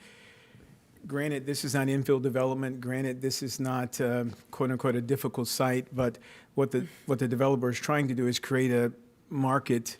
So instead of $300,000 or $400,000 homes, this is maybe a $200,000 home. So he's trying to do, as he calls, affordable housing. And we worked out this layout. I'm not saying it's the best ever, and everyone's going to fall in love with it, but it works. It works for fire. It works for solid waste. It works for traffic, and it works, for development services, so to speak. So, yeah, I understand what Councilman Hernandez was saying about sidewalks on one side, and can these streets be negotiated by our service trucks? Yes, they can. That's why we saw to that. That's why the layout looks like it does. So, to answer your question, service vehicles can negotiate these streets. How ultimately it end up looking is maybe not, what we'd like to see or the most attractive, but it works for this developer, and which is why staff and planning commission supported it. Well, I appreciate those comments, and I appreciate Councilman Hernandez is willing to add that to, but, you've reduced the size of the lot, you've shortened the driveway, which means 50% of the cars that are going to be associated with these homes are going to be parked in the street. So, right now you're looking at a clear street. You go park all those cars on that street and you try to bring a emergency vehicle down there, I guarantee you they're not going to be able to negotiate those turns. And so that's the reality of it is when we look at these things on a drawing board, we look at them from the pristine condition of a plat. But you don't look at them from where it's going to be 6 months after it's built. And, from my perspective, they should have just put an apartment complex here instead of trying to jam all these houses up in a little bitty narrow area. Quite frankly, it's, the developer's trying to maximize his profit on, the property, and I understand that.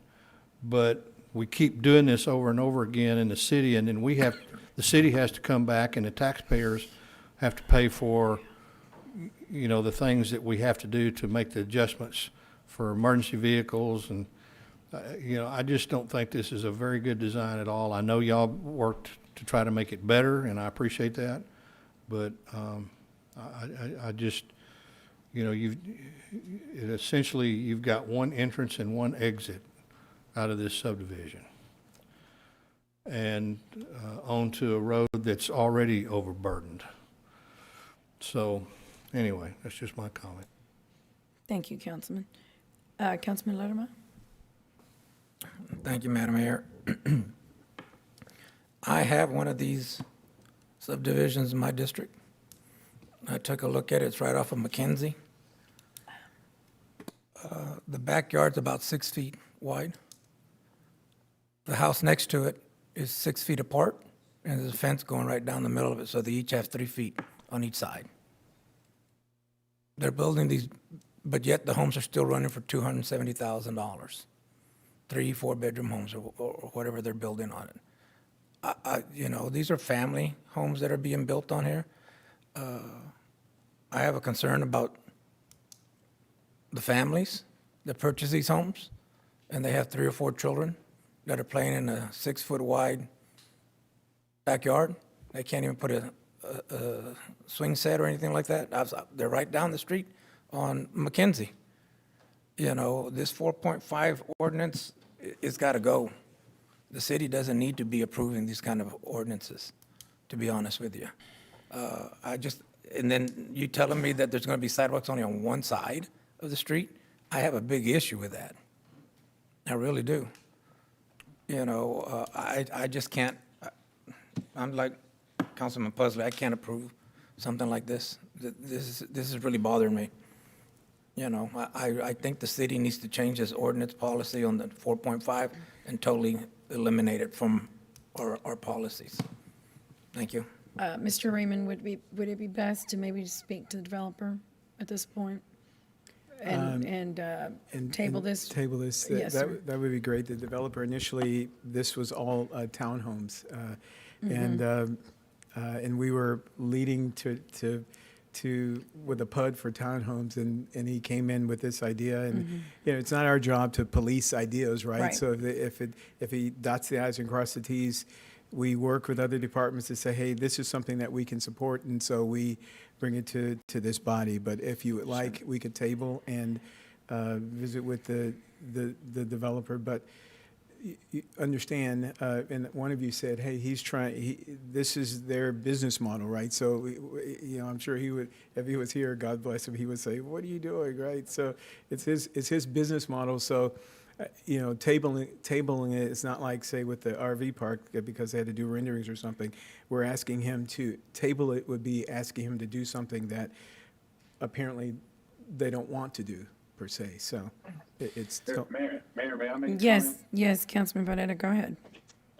You know, I understand the concerns of my colleagues. However, and I have to count myself as an older guy, and they're much older than me. But typically, younger individuals are not interested in the yard. They don't want to necessarily have anything that they have to maintain. You know, my daughter, her first home that she bought in Austin, Texas, was very similar to this design. The homes were very close to each other, and the centralized location where they at with that in that particular development was in a park. They only had sidewalks on one side of the street. They didn't have driveways. They had to park in the back. So I think in order for us to have that density, we're not going to be able to have it on these larger lots. And we have a challenge right now. We're trying to get homes at $200,000. And, you know, this is the model with which the developer is obviously, and I understand where we're thinking in the sense of the homes that we probably are used to with larger yards. But individuals now, that's not their, you know, some of the Mueller development in Austin.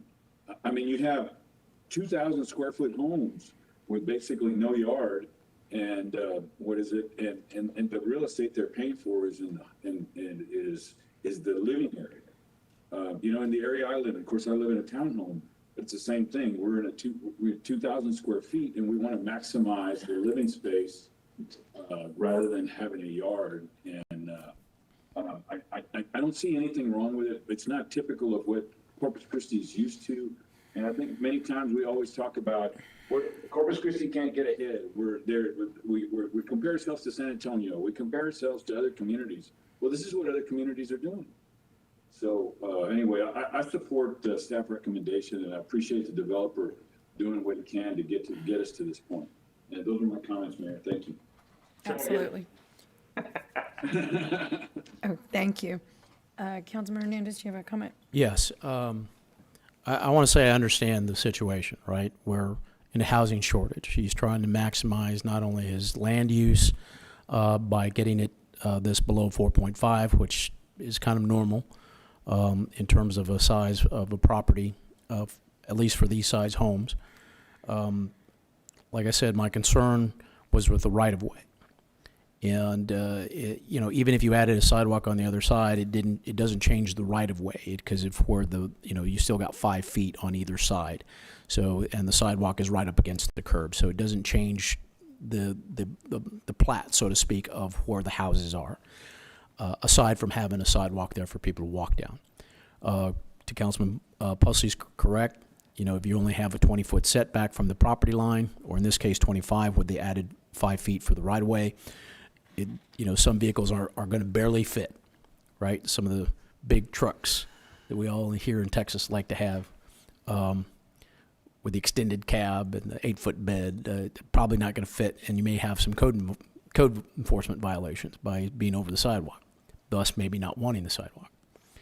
All that being said, I understand that we need homes, and you know, I know Bart Brazelton personally.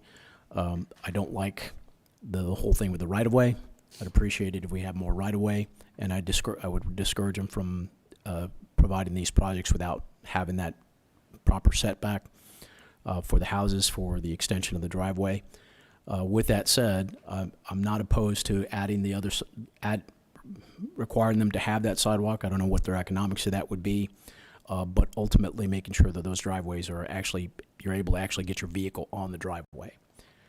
Now, in talking with Development Services, there was an option to put one side of the street with no parking.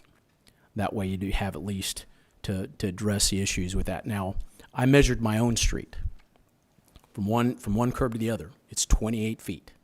So when you have cars parked on either side, a trash truck can go right through it. Okay, solid waste. I've seen it because my neighbor parked in front of his house, my son parked in front of mine, trash truck made it through. So the 28 feet is correct. All right, that's a correct residential size street. I'm not concerned about the street, but I am concerned about the right-of-way and the driveway. So I would still like to hold my motion. If I would like to add that sidewalk, I'll amend the motion to include required sidewalks on both sides of the street with the requirement for the driveway. Mm-hmm. So I make that motion. Thank you.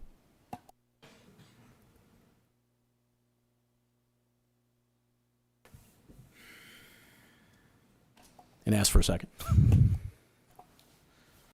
Second. Okay, so I just want to recap. You're Requiring the, approving the PUD with exception of the sidewalk on one side, which is where it says sidewalks. And I guess they're asking for 4 feet, so 4 feet on both sides. And then the requirement, an additional requirement for the driveway for 10% for every foot from the property line. So it's not a steep angle, so that's only about 5.7 degrees. So you can include that if you want. okay. Councilman Molina. Thank you, Mayor. You know, if we're going to discuss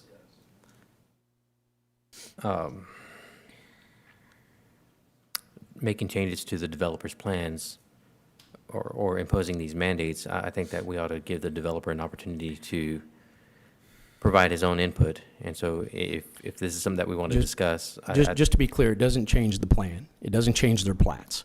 It's just a requirement for the sidewalk and the angle of the driveway. That doesn't change any of their plats. Yeah, but we're requesting that he add additional sidewalk to the project, which is going to be additional cost to him. And so I just think if we're going to do that, I think it'd be better if we tabled it and allow the developer time to consider that and see how it impacts his project. That's just my opinion. Well, I agree with you, which is why I don't know. I mean, he's not here.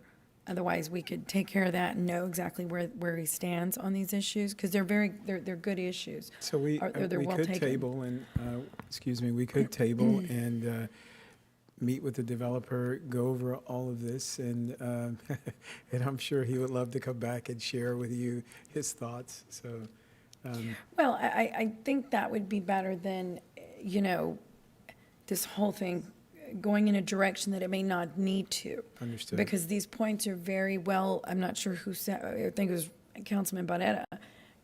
There is a need. There's a need for housing, period, but there's also a need for people who, they don't want a big yard, or they don't have kids, or whatever the case. But again, now we're talking about imposing additional cost to a development, which then trickles down to, And I'm not opposing your ideas, Councilmember. I'm just think that it would be Well, I mean, the requirement for having a sidewalk on both sides of the street is part of the UDC. This is just, he's asking for an exemption from the UDC requirements.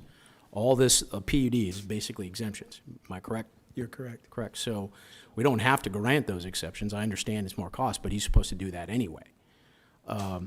That's not I mean, the bigger cost for him would be having to replat everything, right? So that's engineering time, that's a lot of extra cost associated with this. Adding a sidewalk, okay, I understand it may add a little more cost, but that's required by the UDC. And if he doesn't like it, he can come back and ask for something different, right? Right. well, But I think tabling it tabling. would give him an opportunity to Right. do that, per se. right. Okay, well, I mean, then we can vote down the motion in the second and then go for table. Right? Yeah.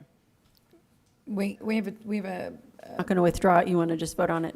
Just vote on it. just vote on what? Why don't you Well- just withdraw? I prefer to vote on it. You want to vote on your, Right, on if- It the sounds like a sidewalk? motion to amend, right? You're amending No, the no, ordinance? no, I rescinded my motion and restated it, Right, right, which included the sidewalks, which added the sidewalk requirement. right. So I have that, but it's a motion to amend the ordinance on the floor, Right. correct? Yes, Okay, yes. first, prior to, okay, so we're going to amend it. So what's before the council, is my understanding, correct me, it's to amend the ordinance, it's specifically the PUD requirements. So the PUD requirements that are in Mr. Brazelton's plan, except it's the driveway, it's going to be 10% per foot from the property line and requiring sidewalks, I've just put on both sides of the street. That's Or the that proposed would be amendment. Is that correct? Requiring the sidewalks would 4 foot. At 4-foot sidewalks. Okay, 4-foot sidewalks. I also wrote that, but I wasn't sure which one. Okay, 4-foot sidewalks. Very good. Okay, and Councilman Molina is saying, let's table and Right. allow the developer to, So, Mayor, what Rethink I'd this. like to offer is an amendment to the main motion, and that is to table this, not to change Councilman Hernandez's motion, and so that I don't have to vote against this well, project. that's the problem. Well, we're voting on the amendment, and then we'd have to vote out once it's amended. So we can vote on the amendment and then vote to table the actual, am I correct, Rebecca? Well, we No. would vote on the amendment No, and then and it vote would on the go- ordinance as amended. Right. Right. Yeah, so Right. we would, so So then you it's could just, still vote on the amendment and then Right, but- table but the actual the- ordinance. But the point to Well- Councilman Molina is not to vote on the amendment. It is, no one wants to be against this, and I don't think that's not a good thing to make people do that. Hang on. So the thing here is, let's try to find a solution. We want the development. So Okay. what Council Molina was proposing was, and myself, was to set it aside, to allow the developer to say, okay, here's how we can figure this out without incurring a cost that you're imposing on him. So we want to work it out. Okay, if I can have the city secretary explain what exactly we're doing, we're amending the actual right. ordinance. You're proposing, And then I'm proposing, once we amend it, and then send that back to the developer to table it for the actual ordinance. So I'm asking to amend it, and then when we discuss it back with the developer, we can still table this. It doesn't change the, Oh, I we're not see. voting on the ordinance. We're voting on amending what they brought here, and then we tabling the table ordinance itself. That's what he's saying. He wants to vote on the amendment. Right. Right. But I mean, no one wants to vote against it. We're saying, they let's still don't just want to. table it. And the whole. Yeah. Yeah, they just want to table it before the amendment. The end Yeah, result just is not the vote on it. same. The end result is the same, Right. which is, let's not let Okay, it, but the reason why I wanted to amend it was because I wanted a starting point for the discussion, right? In terms of requiring the sidewalks on both sides, which is, everybody has a heartburn with, well, except for maybe Councilman Barrera. But also, for me specifically, is the driveway.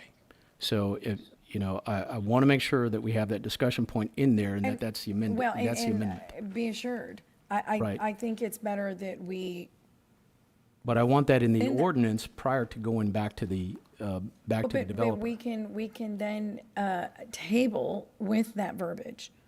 We can table, it's the same difference. Can't staff bring that to their attention that that was, Yes, but then I'm saying you can table it with the verbiage to address those issues, opposed to, you know, you're putting something on the table that, pun intended, that Mayor Wahardo? we don't.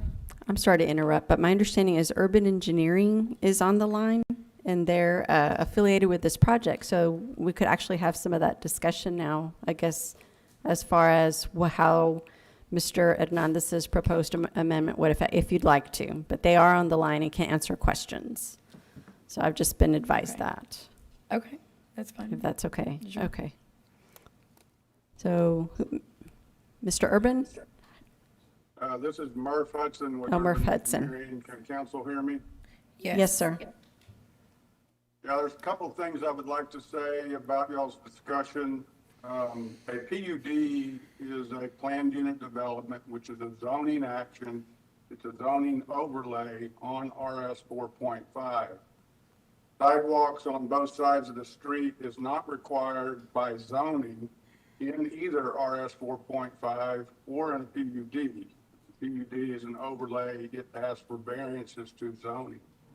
And sidewalks on both sides of the street is not required, is not a zoning requirement. It's a plating requirement. And so action on that is inappropriate in this case. And besides that, city standards currently allow in RS 4.5 streets with sidewalks on one side of the street. The one thing we are asking for a variance on is the right-of-way width. The street widths are 28 foot, which is the current city standard for a residential street. So I think you're getting a bunch of information confused about what's allowed and what's not allowed, what is a zoning question, which this action is a zoning action, not a plating action. So that's what I would like to say. If you have any questions, I'll be happy to try and answer them. Councilman Smith? Thank you. I do have a question on that. So are we approving a zoning change or are we approving a PUD? Oh, it's the same thing. A PUD is a zoning overlay onto RS 4.5 zoning. And it allows you to vary certain requirements of that zoning, RS 4.5 zoning ordinance. Sidewalk is not one of those variances. So we are approving the PUD that does allow the reduction of the right-of-way, which 4.5 does not. And also a smaller lot size, 3,900 square feet versus the 4,500. That is correct. Okay, thank you. It says deviation. Councilman Hernandez? Okay, maybe I misunderstand what you're saying, but it says in our agenda here or our presentation that the requirement, having a 4-foot sidewalk on one side of the road is a deviation from the requirement for the 4.5 district standards. It is So not a zoning deviation, it is a plating standards deviation. It's still a deviation is what we're saying, right? Still a deviation. But it's a plating deviation to be handled in a plating action, not in a zoning action. RS 4.5 allows standard city streets with sidewalk on one side currently. That is currently allowed in RS 4.5, whether we were doing a PUD or not. Is that correct, Mr. Rowan? Sidewalks are required on both sides of the street based on the street design. In this case, in this PUD, we allow, the UDC allows sidewalks on one side, and what he's referring to is the deviation that, what we put on the deviation table that says, hey, 5 feet on both sides, that's based on street design, and the standard R is 4.5. In this PUD, obviously, the deviation is 4 feet on one side, which we've allowed. But I mean, it doesn't change the right-of-way. So No. you still have the 5 feet on one side, even though it doesn't have a sidewalk. It's the same 5 feet on the other side. Absolutely. So, I mean, adding a sidewalk really is not material to the plat. Is that correct? Basically. And what the other point he was making, which I'm sorry I didn't make, is that even though the right-of-way width is 35, the street pavement width is still 28 feet, right? So Right. I it's have like no any issue o- with the street. Okay, right. None at all. So, okay, very good. For me, it's the right-of-way and how it shortens the driveways. And I and the understand your setbacks, point, right? right? And I'm sure, and it would be great if we had a picture to show what you and I were looking at the other day, but yeah, I understand why you're making that point. Okay, so I'm not concerned about the paved area for the for the road. It's standard size. Not concerned about necessarily the sidewalks because the right-of-way doesn't change. Okay, adding a sidewalk doesn't change the dimensions. But it's the amount of space that you have between the house and where the setback is. So for 4.5, you need 20 feet, right? Okay, so you add the 5 feet for the right-of-way, which would actually be more if it was actually the 50 feet total. Understood. It would actually be longer, so you would have a longer driveway. To get there, right. So to Councilman Pusley's point, if you can only put 2 vehicles in that driveway, and they're not going to be the big vehicles. They're not going to be the trucks. Okay, so then that puts them on the sidewalk. I mean, on the side on the street, and that is the concern: is that this becomes a very messy street with cars parked everywhere. If you have more than 2 cars, which in my family I have that.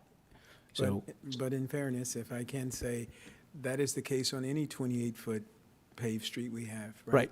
Cars are parked all over in the driveway, they're parked everywhere. So, and we negotiated just like we do any other street, right? So, not Exactly. that that's good, or it's not the best, but it's life in Corpus. I mean, unless we change the UDC to reflect larger than 28-foot streets, residential streets, right now that's what we have, right? True. So, like I said, but from the get-go, with the PUD, the only real issue I had was, I understand the need for these kind of things and trying to maximize and build houses and minimize your cost, and God bless Bart for trying to do this. And like I said, the biggest issue for me is those driveways and making sure that you can actually get your vehicle into your garage or at least on your driveway without having to, be at an angle the entire time, and being able, and if you're handicapped, you're not going to be able to get up those driveways. So it's important to make sure that we're, trying to make sure we're mitigating some of these issues before they happen, because once they're built, you can't do anything about it. And I think we can achieve the driveway approach, which is your primary concern, without blowing up the entire development. But the other concerns are raised about the small lot size, which means that there are smaller homes. But as I said, the developer is working or trying to bring in an affordable housing product. So it's going to look different. It's going to be different. The area around it will be different, and that's the world that we're building in, right? So, The reason I added the sidewalk thing is because I'm cognizant of ADA requirements, right? So if you don't have a sidewalk on that side of the street, it may force people to either to be cross in the it. street to get across, right? But then, how does that go with our, what is it, Mission Zero? What is it? Vision Zero? Without having a sidewalk on both sides of the street? There's other things to consider here, and I'm willing to address it. It doesn't change the plats. Am I correct? I forgot his name from Murph. Urban. Murph Hudson. Murph, it doesn't change the plats, right? If you add the sidewalk? No, that's correct. It doesn't change the plat, but I would like to clarify something, and that is that currently RS 4.5 would allow a 46-foot right-of-way with an L1A street that has sidewalk on only one side of the street. The City of Corpus Christi current standards allow that. So asking for sidewalk on one side of the street in this PUD is not something that is a code or a zoning ordinance change. We can do that without a PUD. We can do it without a zoning ordinance change. The only thing we're asking for that is a zoning ordinance change is the right-of-way width. Now, you are correct that the driveway slopes will increase, actually due to the fact that fence floors have to be 18 inches above top of curb. And so that leaves us with a limited amount of space to put in a driveway. And they will be steeper because of that, but they will be under 10%, which is allowed, again, by current city standards. So we're not asking for anything that's outside current city standards.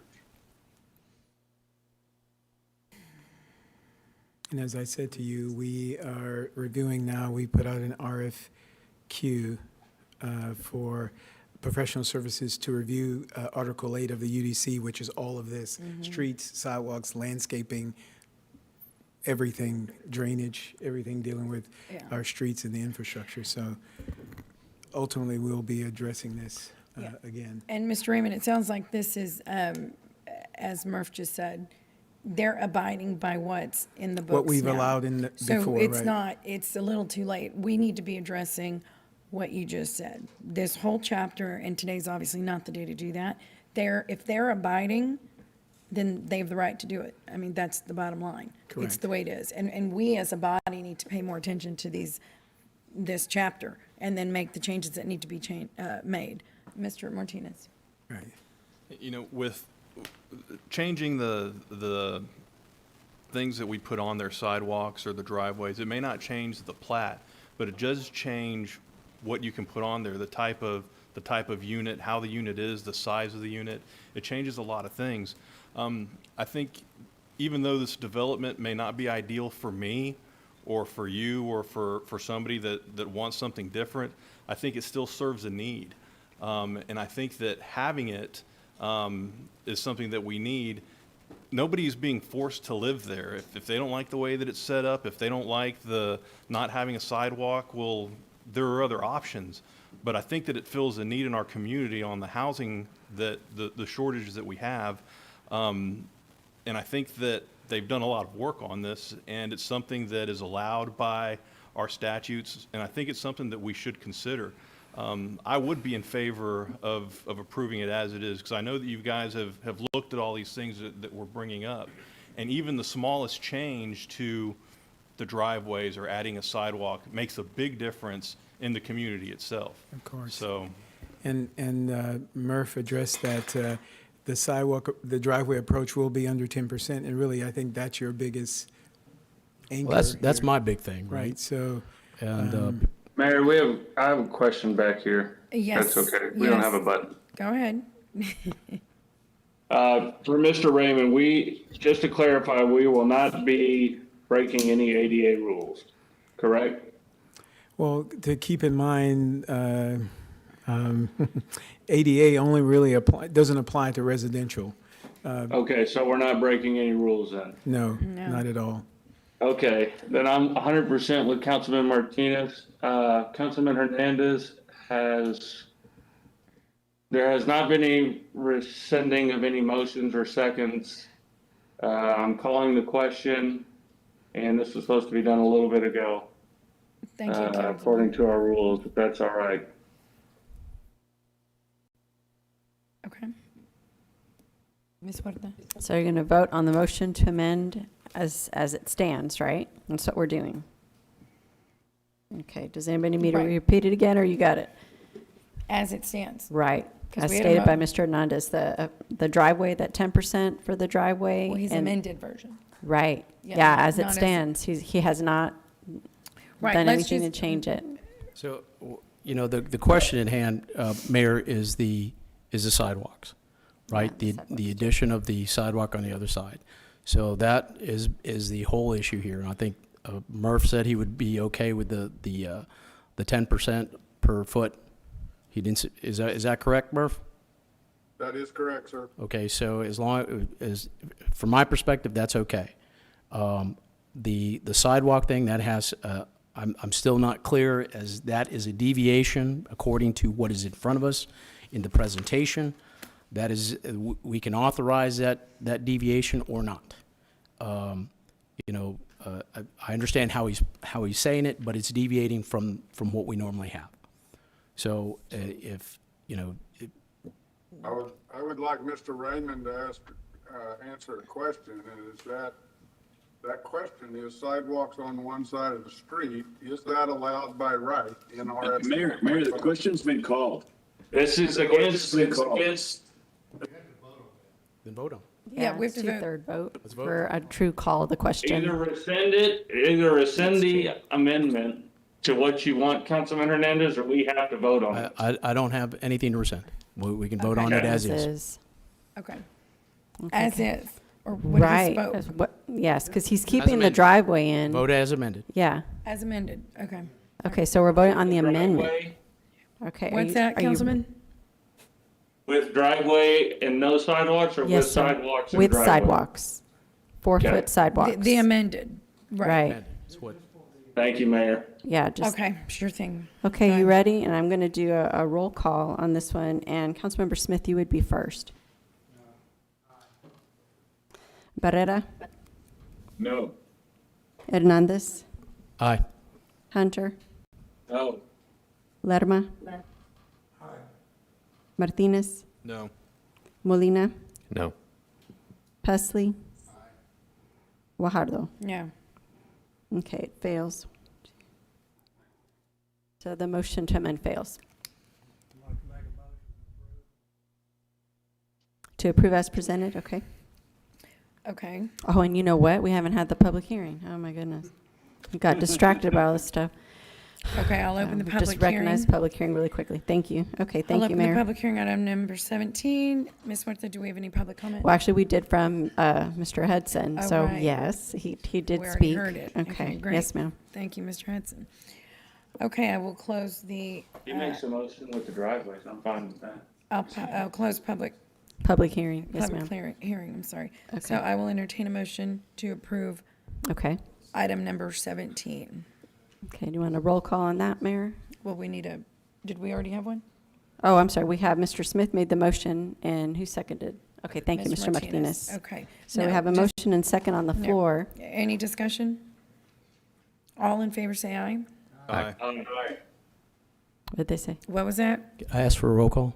Oh, Who did? Can I ask for a roll call? you'd like a roll call vote, if that's okay, Mayor? That's fine. Okay, so roll call vote on the ordinance, passage of ordinance 17 on first reading. Councilmember Smith? Barrera? Aye. Hernandez? No. Hunter? Aye. Lerma? Martinez? Aye. Molina, Aye. Pesley? Mayor Guajardo? Aye. Okay, the ordinance passes. Okay, great. Thank you. Section O, we have no individual consideration items. Section P, first reading ordinances, items 18 through 24. Item number 18, a good news item, ordinance authorizing the acceptance of $15,000 of a $15,000 grant from the Coastal Bend Regional Advisory Council for the Fire Department Web Emergency Operations Center. Thank Chief you, Rocha. thank you very much, Mayor, City Council, Robert Rocha, Fire Chief. Item number 18 is an ordinance authorizing the acceptance of a $15,000 grant from CBRAC, our Coastal Bend Regional Advisory Council, for our web EOC operations, the amount of $15,000, and I stand by for any questions. Congratulations on the grant. What's that? Yes, exactly. Well, don't you have another one right after that? Yes, we sure do. Item number 19. Item 19. No questions. Councilman Hernandez, do you have a question? No? No. Okay.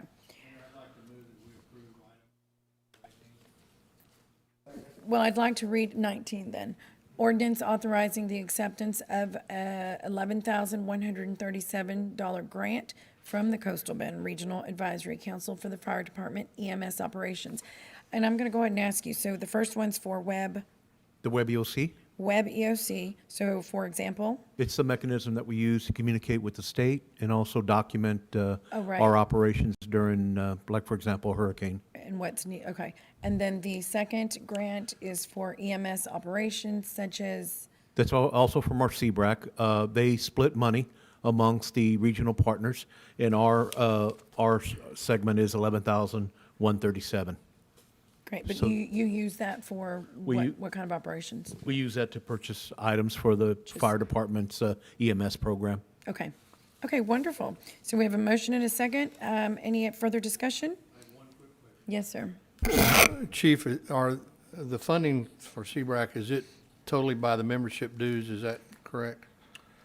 Or do they get state grants? or That's state federal? grants, sir. Let me double check, That's okay. I don't need the answer today, but if you could send me a email or whatever, I'd just like to know the funding sources for CBRAC. Thank you. I'll get that to you, Councilman. Okey doke. So we have a motion and a second. Okay, okay, all in favor say aye. Aye. Any opposed say no. The motion carries. I do have one other item, Mayor. Oh, do you have the next one? Yes.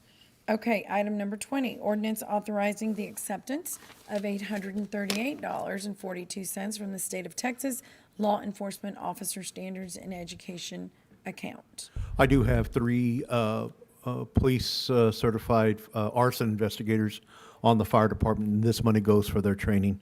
It's in the amount of $838.42. Wonderful. Okay. Move to I'll approve. entertain a motion. Mr. Second. Molina made one. Any further discussion? All in favor say aye. Aye. Aye. Any opposed, say no. The motion carries. Thank you. Thank you, sir. Happy birthday. Go home and celebrate. Okay, item number 21, ordinance declaring 4 city-owned vacant lots located at 429 Marguerite Street, 502 18th Street, 508 18th Street, and 2034 Mary Street. I didn't look into it. Michael, your mic's on. Yeah. And 2034 Mary Street is surplus property, authorizing sale to the public. Mr. Edmonds. I think you've pretty much covered it. 2 of them we've actually declared surplus and given away before, and they came back. So, Mayor, I move for approval. Well, I'm gonna hold y'all for 1 second here. So, I guess just my one concern, let's see here. Declared surplus because properties were not used. So what does that mean? That they were declared surplus because the properties were not used as originally intended for the Garcia Arts Center area street improvements project. What is that street improvements, or what is that whole Garcia area center area? What is this? Garcia area Arts Center area street improvements project. What is that? And I will tell I'm prepared to you, answer the other 2. right, so there is something Yeah, here that Mayor, associates these with those homes. Right. Or it could- property, I'm yeah, sorry. that project may predate Jeff Edmonds or anybody It here. does. But the at issue is 502. I don't know if you have the map. Is Yes. anybody- Okay, property lot 502 and 508, 18th Street, Right, were sold before for housing development, affordable housing development. The developer, fortunately, the staff had a clawback provision that said you have to develop by so many days, and if you don't, it reverts back to the city. And so that developer wasn't able to develop the homes on those lots. So the point being, the city has sold them before. We have them back in our possession. That's to say we don't really need them. If we sold them once before, we still don't need them today. And so those two, 502 and 508, are excess property, as well as that small sliver, 2034 Mary Street. right. And I then understand 429, that, but my yeah. bigger concern is what is the Antonio Garcia Art Center area streets project improvement? Well, that's the Or thing, nobody improvement. really knows. It maybe have been a street widening I think that project was back in the old day. CDBG. Yeah. Because the properties were not used. It may have as been one, it originally intended. predates Jeff Edmonds, who's been there for how long, Jeff? 6 years. Okay, so that's an older than a 6-year project, but it was one that was on the books to happen, it never happened. So today's action just places these out for bid, so to speak. We're putting them on the market to see if there's any interest by a would-be buyer. The city doesn't have any need for them. That project, that street widening project, that was CDBG funded back in the day, never happened, and it's probably not necessary. This area is not too far from the city. We own that Antonio Garcia Park. We don't think there's any need for those lots to enhance that asset that we have. There's plenty of property there. And then not too far from here, off the map, just a little bit to my left, is Lamar Elementary School, that the city has a lease, a long-term lease with the Rochelle Foundation, 50,000 square foot building, where soon we'll have office space in there to include over 30 police officer positions to improve the security in that neighborhood. So that's just some additional comment to understand this. What this action today does is just authorize us to put these out for bid, for sale bid. Right, and I just didn't know, again, if, Yeah. how the Antonio Garcia Center is very important to the community. Yes, we know. They have programs, they service over 4,000 kids there every Yeah. day, and they are busting at the seams, if you will. Yeah. So, I didn't know how this property, if there was any relation to their need, because there's a need. Yeah. So they have a need in terms of expansion. Right, and so we, to that end, we did talk to them about the 50,000 square foot property. Right. Which is being completely rehabbed, that Right. we've offered them programming space or office space. Right, I think they're We're gonna have two. Yeah, we're still working with them, so that may be a better solution in that it's funded. It's versus trying to figure out what can we put on these two lots, 502 and 508. Seemingly, it's not really going to do much for the center, maybe additional parking. And there would have been homes if Yeah. CDC Brownsville had Right. fulfilled the Right. agreement. I think the city is committed to our property, the Garcia Center. We understand its need and importance. Yeah. And from a bigger standpoint, the potential buyer of these properties may benefit the other facility that's not shown on the map here, the city's future office space, yes. Okay. Yep. Maybe we can discuss the Antonio Garcia, because they do Yeah. have plenty of property, correct? They do, Well, yeah. It looks like it. Yes, they do. There's sufficient property. Okay. Mm-hmm. Okay, well, that was my only concern. This will be coming back to council, because if there's a would-be buyer, council will approve that transaction. Okay, Councilman Pusley, do you have oh, your light's on. Okay, so that said, I will go ahead and entertain a motion, So- or do we need to open? Mr. Barretta, no, this one doesn't have public hearing. Mr. Barretta made a motion, there's just no second. Oh, I'm sorry. Yeah, okay, so there's Mr. Motion in a second. Molina. Okay. We will, is there any further discussion? All in favor, say aye. Aye. Any opposed, say no. Oops. Aye. Thank you. The motion carries.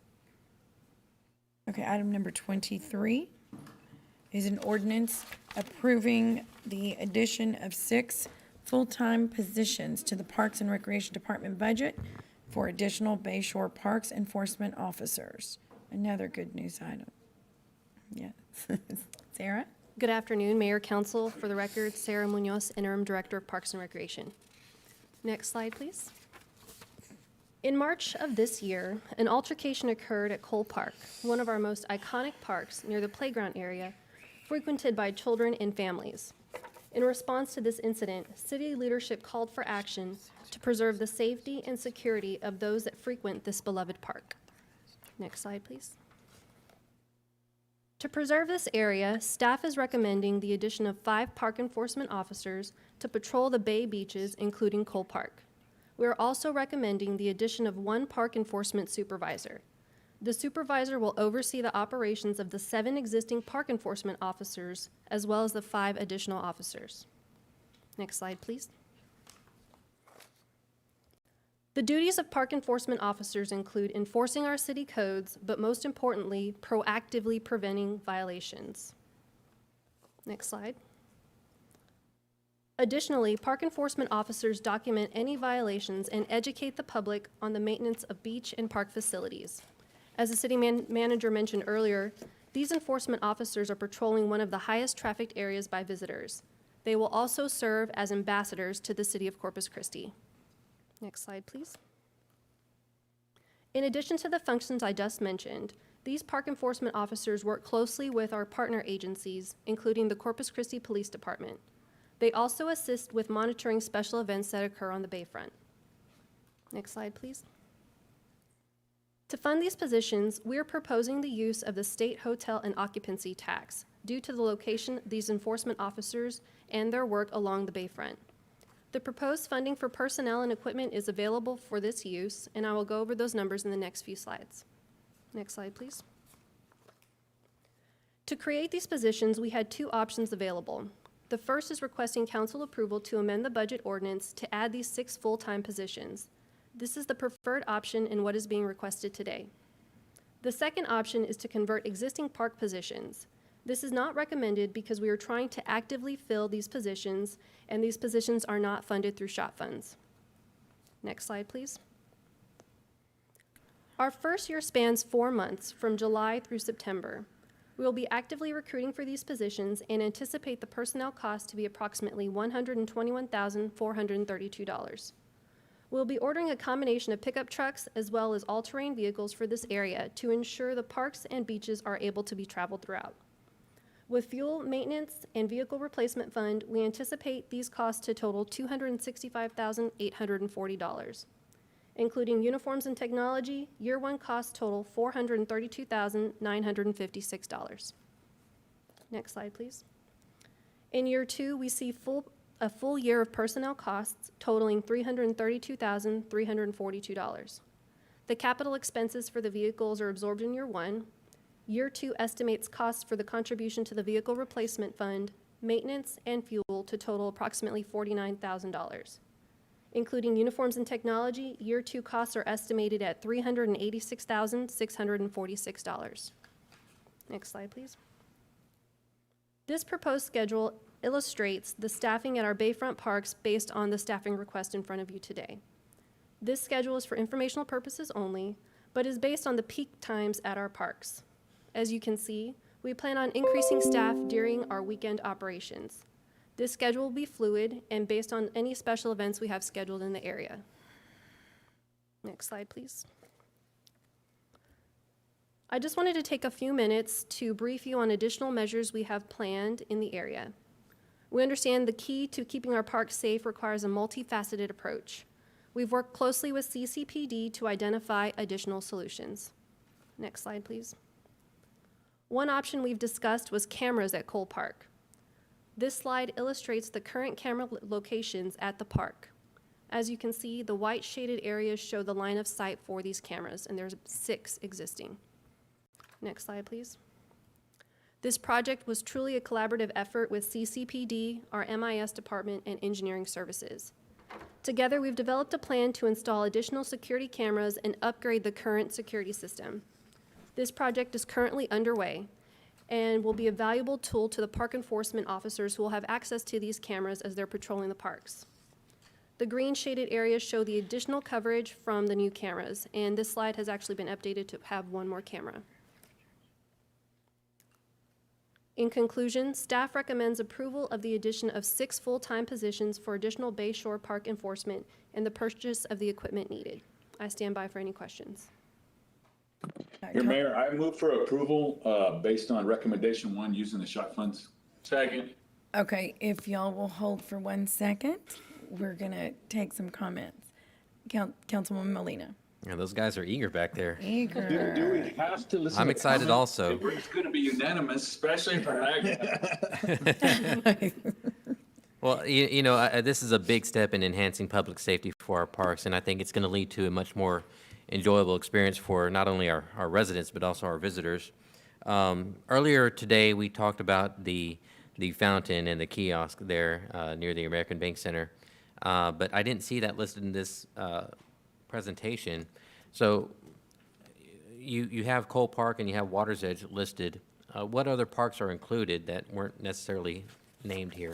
It's all parks along the Bayshore. So it's Ponish Park, Ropes Park, Oleander, the kiosk area, basically that whole shoreline. Okay, so it's from, basically just from one end Yes, sir. of Shoreline to all Yes. the other parks. Speaking of which, those other parks, we really could use some more amenities over there. I'm just throwing that out there, but Yeah, we put that on the list of the Federal Recovery Act. Yeah.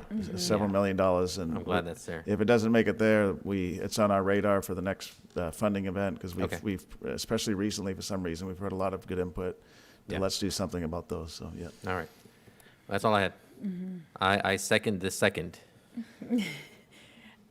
Okay, and Peter, so this is gonna be funded from those From the- shot funds, yeah, like, from- but, what is that outlook for, I mean, it's gonna grow, right? Yeah, every the state, year. right, the shot, just for the viewers, the state hotel occupancy tax. So Corpus Christi is one of few, if the only city that gets a portion of the state's hut tax money. And so, because of our beach Right. amenities, so we'll use that. It comes in every year.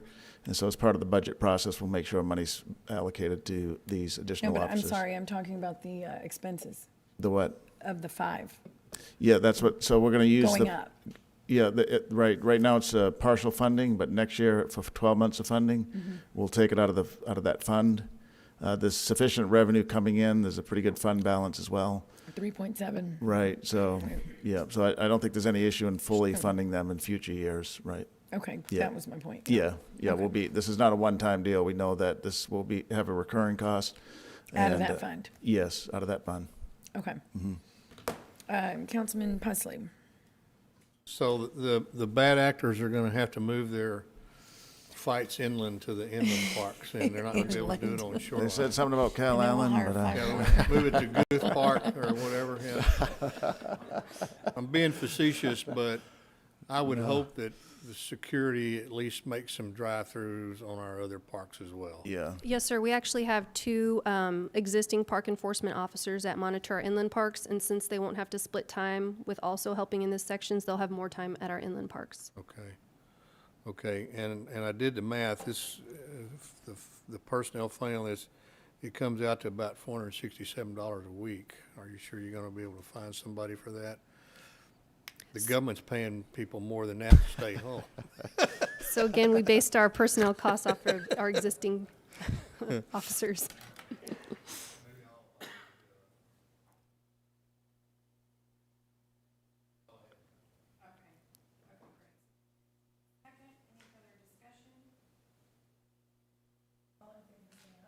Aye.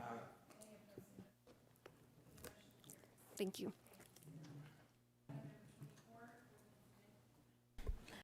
Sorry. Item number 24, ordinance amending Chapter 6 of the Code of Ordinances regarding animal care and control by adding and clarifying definitions, creating and revising sections, including microchipping, registration, failure to reclaim pets, impoundment of abandoned or unrestrained animals, dangerous and aggressive dogs, adequate sheltering of canines, thank you, and feeding of animals. Mr. Skidmore. Good afternoon, everyone, or evening. Joel Skidmore, Program Manager for Animal Care Services.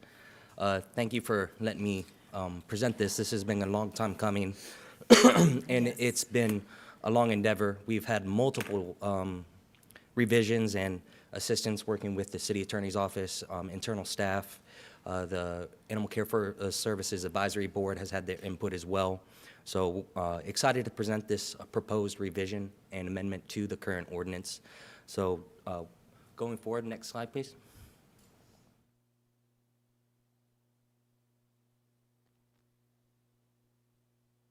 Back one. So just real quickly, the mission statement of Corpus Christi Animal Care Services Vector Control is to promote and protect the health and safety and welfare of the residents and our pets in Corpus Christi. Next slide. Sorry. Just to give you a quick breakdown of how the department works, the Animal Care Services Division, we have multiple different subdivisions within Animal Care Services. Just giving you an idea that we have a wide variety of services that we offer to the community and that we do provide, ranging from field enforcement, customer service, kenneling services, adoptions, live release, and obviously right now the hot topic, vector control, so we handle the mosquitoes. Just giving you, again, we have 35 full-time employees and a total of 11 temps, which ranges from vet techs, senior staff assistants, and kennel techs. Next slide, please. We think this is important to disclose the direction that Animal Care Services has taken.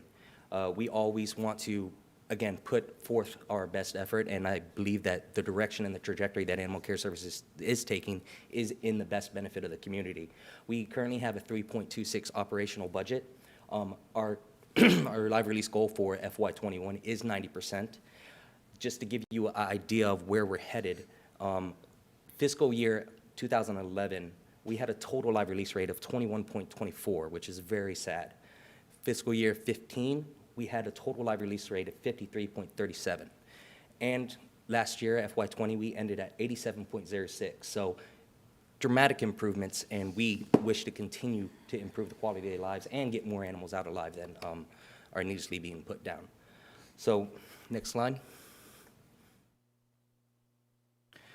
Ordinances were adopted to give you some perspective on where the Chapter 6 ordinances came from. They were adopted back on March 25th, 1981. The last time they were amended was December 14th in 2014. The most recent addition was the vicious dog section in 2019. Next slide.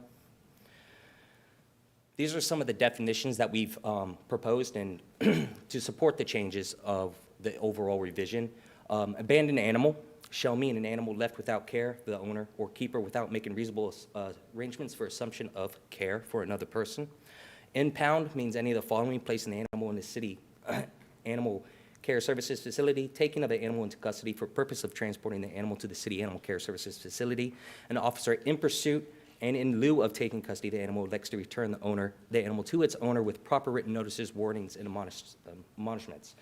We added the definition for a keeper. Means any person, firm, corporation, organization, or department holding, caring for, having an interest in, or having control or custody over an animal. This way is if the keeper is a minor, the parent or the legal guardian assumes responsibility. We run into that quite often. Updated the definition for the microchip. Means an identification chip implanted under the skin of an animal for the purpose of identifying its owner or keeper, which has been registered with a microchip registration company or current ownership information to include the current owner or keeper's name, address, telephone number, or description of the animal. So we are also, we'll see a little later on in the slides, but we are proposing that the city transition to the microchip as the permanent city license for the animal. Next slide. Clarified the definition for an owner. Means any person owning, keeping, or harboring one or more animals. An animal is deemed to have been harbored if it is fed, kept, or provided water. Animal is deemed to be kept if it is fed or provided water, shelter, or restrained except upon authorization of the Animal Care Services Manager. If the owner of the animal is a minor, the parent or guardian of that minor shall be responsible and maintain the animal in compliance. Added definitions of the public nuisance. Additions define what a bite is, attacks or injures a person. Define what reclaim means to retrieve or recover the animal from the Animal Care Services facility. Registration means a privilege granted upon compliance with the terms of this chapter to lawfully own, harbor, keep, or have custody, control of a dog or cat within the city. Microchip is going to serve as the form of the registration. And one of the most important additions was we defined what shelter is for our city. Means a structure that has 3 sides and a roof and floor, and additional requirements are referenced in section 6164. Next slide, please. So these are the issues that we of Animal Care Services have heard, also from the citizens and also from our elected officials. And it's owner responsibility. We want to focus on the neglect of the animals to improve their quality of life and focus on the nuisance behaviors. Next slide. So what we've done to address those issues. So focusing on owner responsibility, we've again proposed that we move to the microchip as the form of identification as city license for the animal. This is the direction that most cities are taking. This will serve as a lifetime registration for the animal. That way the citizens do not have to come in and renew on an annual or 3-year basis, depending on the type of rabies vaccine they have. And we've updated a section that the owners are responsible for providing current and ownership information to the department so we can maintain accurate records. And 6-103, mandatory spay and neuter of animals that are found free of restraint. We already had a section in the existing Chapter 6. We've just narrowed and focused it to if your animal is found free of restraint, you're going to be issued a notice from the officer at their discretion, and that you're going to be requested to come into compliance to have that animal sterilized within 30 days. Next slide. Okay, yes, go back one so Councilman can see it. So if any animal found at large must be spayed and neutered within 30 days, regardless of whether the animal was registered or not. This helps control the stray population. So if an officer arrives and your dog is free restraint and it is unsterilized, the officer can issue a sterilization contract and require that you spay and neuter the animal. Next slide. Hey, Joel, so how much does it cost to spay or neuter an animal? So the cost is really set. It depends if you go to a private veterinarian or you utilize some of the low-cost services that we have for our community. Hypothetically, we've seen it as low as $17. Please don't quote me on that. And it's really dependent on where you get the service done. Actually, Councilman Hernandez has a light on, but yes, run it. Put that light on, sir. Okay, with regards to this section, I read the section and you changed it from a second time to the initial time. And there is some exemptions, but you changed some of the exemptions as well. Like, for example, if it was due to a criminal act or a negligent third party. I'm assuming that allows for, like, let's say AT&T comes into your backyard and lets your dog out without your knowledge of it. But you know, you're kind of constrained as to what that actually is. Can you give some explanation as to that? So I think Councilman Martinez also spoke to me about this as well, but I'm glad you brought that up, Councilman. We always want to advocate that, you know, accidents happen, exactly like you described. We run into that situation where, unbeknownst to the owner, a service person comes and goes into the backyard and inadvertently lets the dog out. You know, the owner wasn't maliciously letting the dog out or, you know, just callously let the dog run free restraint. That's where the focus needs to be, is hold the people and hold the owners who are knowingly allowing the dog to roam free restraint. And that's why we always advocate that it's going to be at the officer's discretion. That way the officer can use due diligence through their investigation, take circumstances into consideration, and issue the notice as appropriate. Right, and you also had removed the line that if the dog was registered with the National Registry. Why'd you remove that? So if the dog is registered, we always take into consideration that we always want to lessen the amount of animals or the breeding in Corpus Christi. You know, we hear that a lot, that there's a large stray roaming population. And needless breeding, additional breeding of animals can be a concern. More animals means more hypothetical animals on the street. So if your animal's found free restraint and it's unsterilized, it would be proper to issue the notice and have you come into compliance. Well, I mean, the reason I say that is because if you have a registered dog, I mean, you spend a lot of money for that dog with regards to whatever breed it is. You know, and if it's let out by a third party, and there's, you know, I don't know how you would prove that specifically. And I guess you're just based on the officer's discretion at that point. But you wouldn't want to necessarily, you know, force somebody to sterilize a dog that they intend to breed because it's purebred and they spend a lot of money on it. I understand exactly where you're coming from, Councilman. This was actually a conversation that I had internally with one of my Vanessa, Officer Scarborough, when we were rewriting this ordinance, that we understand that some people do breed. Some people do it proper, and props to them. Unfortunately, there is a vast majority of people who don't do it properly. So we understand that some people may buy animals, high dollar value animals, with the intent to breed them to make a profit. Adding circumstances, what you were talking about, accidents where the dogs get out free restraint. I would still say that the officer needs to have the ability to use their discretion to issue this notice when appropriate and take into circumstances of why the dog was free restraint. We often run into it with officers in the field that the dog is just free restraint through negligence. And that's the behavior that we need to mitigate. Yeah. Okay, thank you. Thank you, Mr. Skidmore. Councilman Pusley? Okay, so I'm having a little heartburn over this one as well. And as you read this statement you put in your presentation, it just says any animal found at large must be spayed or neutered within 30 days, regardless of whether the animal is registered or not.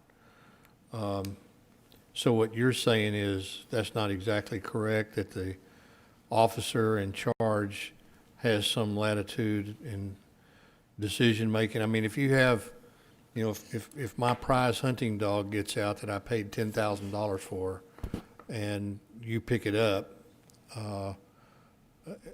you know, one time, and that dog is registered, you're not going to force me to have it neutered because it got out by, I don't care how it got out. It dug out, it jumped the fence, or whatever, it got out. I mean, that seems a bit arbitrary and cruel at the same time. So, in that circumstance, Councilman, if I was the officer, I would issue the notice to you. If your dog was free restraint and was found free restraint, unbeknownst to you by accident, jumped the fence, dug out, the dog regardless is free restraint in violation. I would issue you the notice. You have 30 days to come into compliance. So, I would issue you the notice. You have 30 days to come into compliance. If you fail to do so, then we have a record-keeping system at Animal Care Services where you'd be issued a citation. And at that point, then you would have to appear before the judge. Right. So it's almost not an end-all, do-all. Just because you get the contract, you can still fail to come into compliance, and then you just face the repercussions of a citation being issued, and then you have to speak before the judge and have your your day in court. Okay, so I'm just going to make this suggestion. We need to be really clear about how this is going to be handled, or we're all going to be getting phone calls about this being arbitrary and capricious and over the top. So it needs to be very clear about how this is going to be handled, because so far it's the only thing I've received any comment about. Anyway, that's all I have. I'll have some other comments later, but. Yes, sir. Okay. Thank you. Councilman Martinez? Yeah, I think the problem with the discretion by the officer is none of that is codified in the ordinance, right? If you just go by the ordinance, then it's an automatic, we catch your dog and he gets snipped or she gets snipped. You know, and it is a very arbitrary process, and it's not just, I mean, it's not just the purebred sporting dogs. You know, I have an unregistered Labradoodle, and my wife would kill me if he got out and then got snipped as a result of that. That's right. That's right. You know, there are so many now of these you know, designer breed dogs that are also very high value, and the standard in the ordinance is very arbitrary and capricious in that there is no, other than 2 or 3 different exceptions, you know, there is no other way to get out of those exceptions. There is no discretionary ability by anybody, and I think if you're going to have a process like this, you should have some kind of process where you can appeal the decision and go to somebody else to argue your case that has more discretion in the rulings and aren't bound by the 3 exceptions that are in the ordinance. I mean, I understand where you come from, Councilman, and you know, there are high-value dogs, and we understand that dogs get out by accident. But if your Labradoodle got out and my officer came by and they issued you a notice, your dog was free restraint, I would stand by them, and then you would have the ability to appeal to a higher authority, which is a judge, if you decided not to get the animal sterilized, and you could just speak to the judge. But that's not an appeal of the decision, though. I mean, that's a court for a violation. That's. We're gonna look the Gabe Rodriguez with the city attorney's office. Howdy, Gabe Rodriguez, Assistant City Attorney. I mean, we can add something to the ordinance that does allow for an appeal process like that. I can understand, you know, if I had a high value animal, I'd want to have that ability to plead the case before having to go before a judge. So that might be something that could come before the Animal Care Services Manager. And there's also an exclusion in there that the Animal Care Services Manager has discretion to exempt dogs from that. So that's the key there.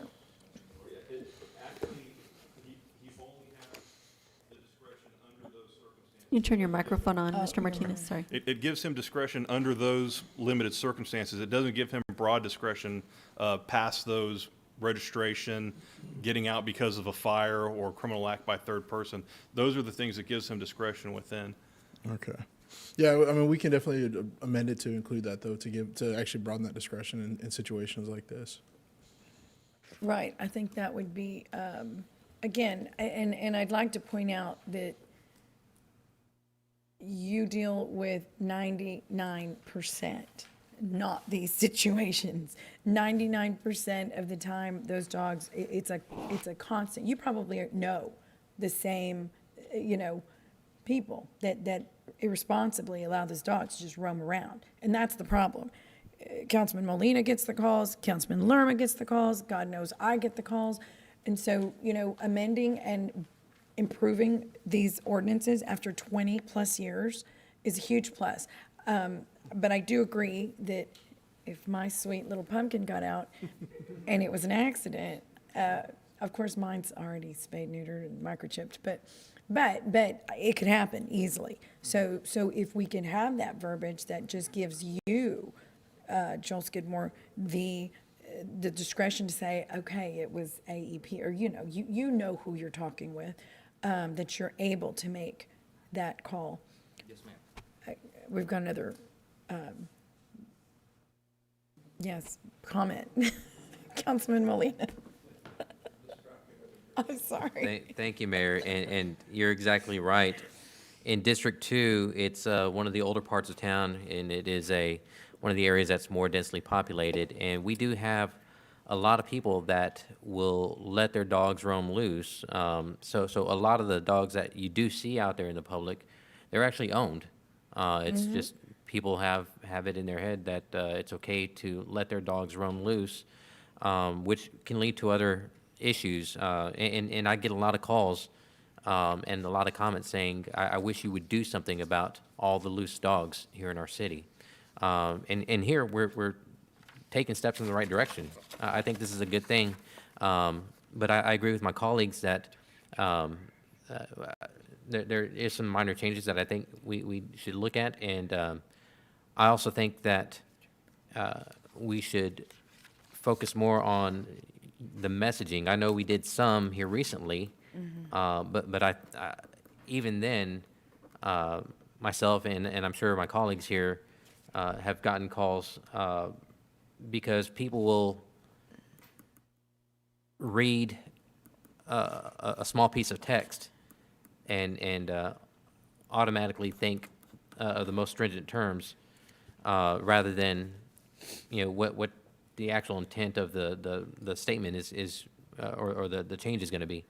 So I think that's something, Peter, that or City Manager, that we should focus on also. Yeah. We will. Yep. And lastly, I'd like to not only thank you, Joel, and your team, but also the Animal Advisory Committee, because I know since we've been on council, Councilman Molina and I have worked closely with them on the tethering, the definition of shelter, and Lord knows you guys, kudos to Vanessa as well, because the work you did during the freeze, and a lot of calls came in regarding sheltering of animals. And sadly, I'm sure you guys had to walk away from many because it was okay to do so. Again, back to what we're doing today, and this being a huge step forward. So thank you for all the work you've done. Please thank, as will we, the Animal Advisory Committee, who's been working on this for years, I know. I mean, at least 2016. So we appreciate your work on this. And Councilman Pusley, do you have a comment, or is your, yes, go ahead. Yeah, to reiterate what the mayor's saying, please don't misunderstand my comments. This is great work, sorely needed.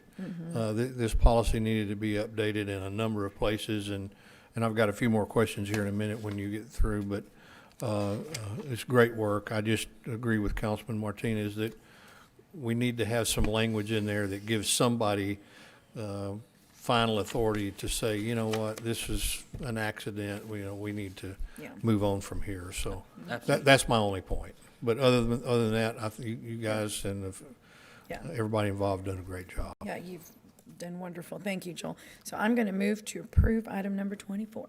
Second. Any discussion? All in favor say aye. Aye. Any opposed say no. The No. motion. Who? You? Well, we didn't change that that one section, so, I mean, Yeah, are we changing it? What are we yeah, changing? We're changing it to All give. I heard is, I didn't hear we're anything going to specific. We're going to broaden it to give more discretion to our director. But we're voting on the actual ordinance, I mean, this as it stands, right? We're not, Not as amended, as amended via consistent with the conversation. Right. I don't know what that is. I didn't hear that motion. Yeah, I we didn't probably make the should We can make exclude it. that and bring it back for approval. Okay, you want to bring the whole item back, or do you want to get, No, or the motion can be to include that let's language, make the motion right? now and So be a done. motion to amend? Yeah, we don't want to bring, yeah. Yeah, we can, Motion, I'm sorry, motion to amend right. to broaden, I mean, help me out here. Come on, Gabe, come on up and say Gabe. the language, yeah, Yeah, that's all right. Okay, so it'd be a motion to broaden the language under section 6-103F. And it would be to broaden subsection 2 of section F, to allow discretion for the animal care services manager to hang on, to broaden language and allow, the animal care services manager manager, okay, to to use discretion. right.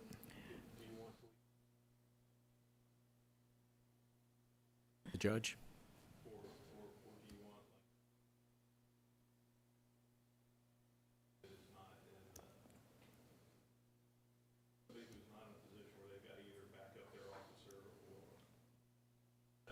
Mhm. Do you want that person making the final determination, or do you want an citizen or somebody? Can y'all speak into the microphone? Sorry, we can't hear you back What here. about the animal advisory? Sorry about that. Animal advisory committee? Right. The question was whether or not you want somebody in that supervisory position making the final determination, where they would either have to back their officer or not, or if you wanted a more independent committee making those final determinations, somebody on the animal advisory committee or a subgroup of that, or somebody that is independent of the actual employees for the city making that determination. Well, it could be the animal advisory committee. Right. It could be them. So how would it be okay to do that? To bring it to the animal advisory committee? Yes, ma'am, we're open to that. Yes.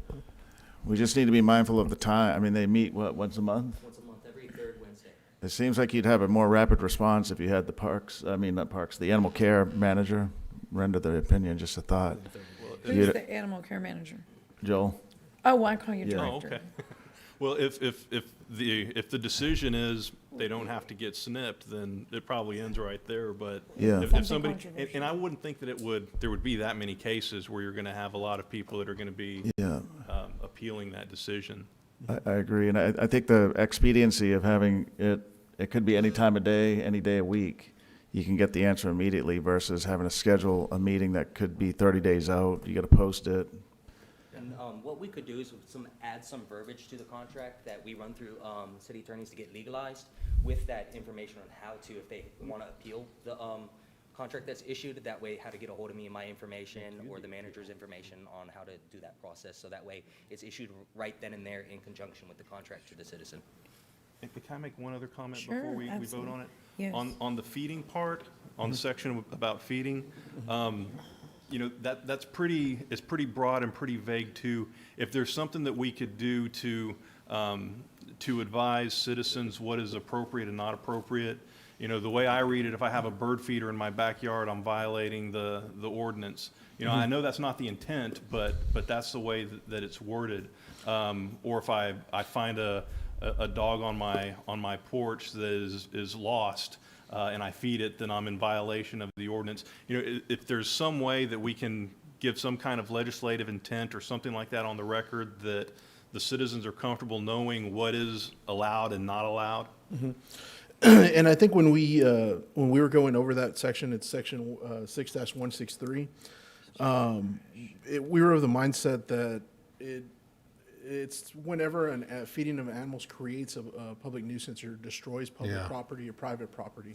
Not so much you have a hummingbird feeder, Right. or But the problem is that the way public nuisance is defined in the ordinance any animal that is at large is considered a public nuisance. So birds are just by their nature not restrained.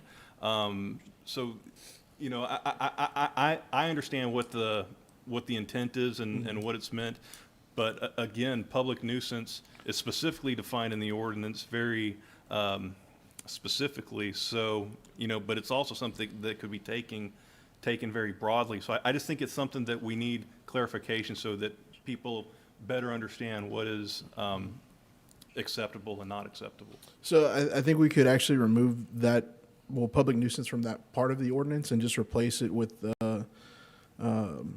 by making food available for consumption on private or public property within the territorial limits of the city and creates a danger to the public or destroys public or private property. I think that sounds more reasonable. Yeah. Yes. Yeah. What section was that again? I'm sorry. It's Mr. Rodriguez. 6-163.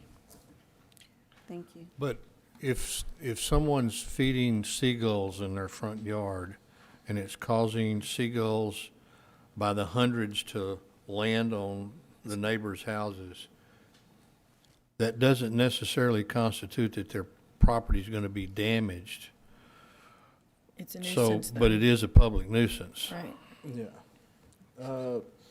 So feeding those 8,000 raccoons in your backyard maybe doesn't damage your neighbor's property, but it certainly could cause a public nuisance. So I don't know where you draw the line. Well, maybe it's how we define public nuisance, you know, or maybe it's It's public health, too. a different, yeah, it is public health. Yeah. I was just about to mention, Councilman, you know, we see that example that you gave about the seagulls, and, you know, they may not hypothetically damaging public property, but they do create a health risk when they defecate on your house, your neighbor's house, Sure. 2 houses away. That's what we're running into. Okay. Okay, well, as long as you think you can handle it, because, and by the way, that picture of those raccoons, that's what it looks like under my protein feeder at the ranch. Oh, God. Except they're twice as big because they've been eating that really good protein. Mayor, I just have 3 real quick questions, and I just, yes or no, if I could, please, Go real ahead. quickly. I read most of this, but maybe not all of it. Is there a limit to the number of animals, dogs or cats, that any one individual can have in this policy? There is a limit? Yes, sir. Okay.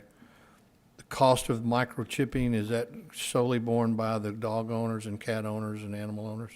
So we're happy to announce that rolling out, and in conjunction with like a heavy education campaign that we have planned and we've actually had ongoing, the microchip is gonna cost $15. Now, to lessen the burden of the citizens coming into compliance, Animal Care Services has on hand, last I counted, around 10,000 microchips that we're gonna be offering up for free, so that way the citizens can take advantage of a free microchip so they can come into compliance. And again, that way there's no annual registration fee based off the metal tag that is the current city license. But you gotta have a vet install it, right? Well, all the They don't employees- swallow it or. So, to that, if you go to any like the low-cost agencies, Councilman, like if you go to Gulf Coast, you go to PAC, you come to Animal Care Services. Okay. I know my staff is specifically trained and observed by the clinic team or the veterinarian before they are authorized to implant the microchip. Okay. So you can go to your own private veterinarian as well and get a microchip instead of coming to Animal Care Services or one of the So other initially, agencies. it's not gonna cost the people here in the city anything? If they go to the city, If you right, come. Councilman? Yeah. So The- is we the will sh- do it there. Yeah. Yes, we have free microchip events that we're planning. Right. I don't have the timeline, but we are already working with internal staff, setting those up. And we would like to be able for the citizens to come to the campus, and it's a quick in and out procedure. Right. Like I said, the majority of the staff is trained and authorized to implant the microchip. You come in, we implant the microchip, put your information in the system, and then you're instantly in compliance. Right. Yeah, Right. my question centers around, because I got these calls, is taxpayers who don't own animals are not gonna be subsidizing microchipping No. animals for people who have animals, I guess is my point. So just to that, Councilman, we have a current contract in place with Animal Care Services and a microchip company that we buy the microchips, you know, at bulk cost, which is low cost to the department. Okay. So that way we're able to have that amount on hand to offer it to the public. Okay, all right. My last question, puppy mills. Is there anything addressed about puppy mills in this ordinance? So puppy mills in general, when the term puppy mill comes up, a lot of times you think about large-scale animals in cages just for the purposes of breeding. Thankfully, I haven't run into any in the city limits. Okay. Now, that's not to say there isn't hypothetical backyard breeding, but that kind of goes in part with the spay and neuter contract. You know, we can't force people to, if they're in compliance, sterilize their animal. We always advocate that you do so because it's a benefit to the animal's health and it's a benefit just to the community to lessen the amount of animals in our community. But as far as puppy mills, we haven't run into any what I would classify as puppy mills in my training and experience. All right, that's all I have. Thank you. Okay. One Yes, last sir. question. I'm sorry, one last question. You had said you got a lot of it, but I didn't hear you say you got any kind of input from veterinarians. Did you get any input from veterinarians specifically? Yes, so one of the Animal Care Advisory Board members is a veterinarian. Just one? Yes, sir. Okay, but I mean, veterinarians are probably going to be the front line in a lot of this, right? In terms of chipping, because I mean, my dog got chipped from my vet.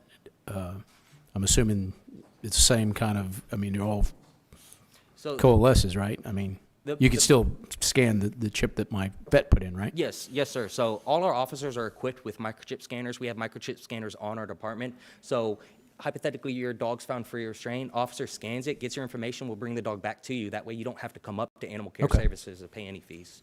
So we have universal scanners, I guess, if that's what you're asking. Yes. So I just, want to make sure that everybody's understands what's going on. Okay, thank you. Thank you. Thank you. Welcome. Thank you. Okay, so back to the language on amending. So the amendment is going to be to broaden the language and allow the ACS manager to use discretion. And if need be, utilize like if there's a difficult case, which more than likely they're all going to be, seldom, first of all. But what would be the end of that? On a case, basically use discretion on a case-by-case basis and utilize the Animal Advisory Committee for an appeal.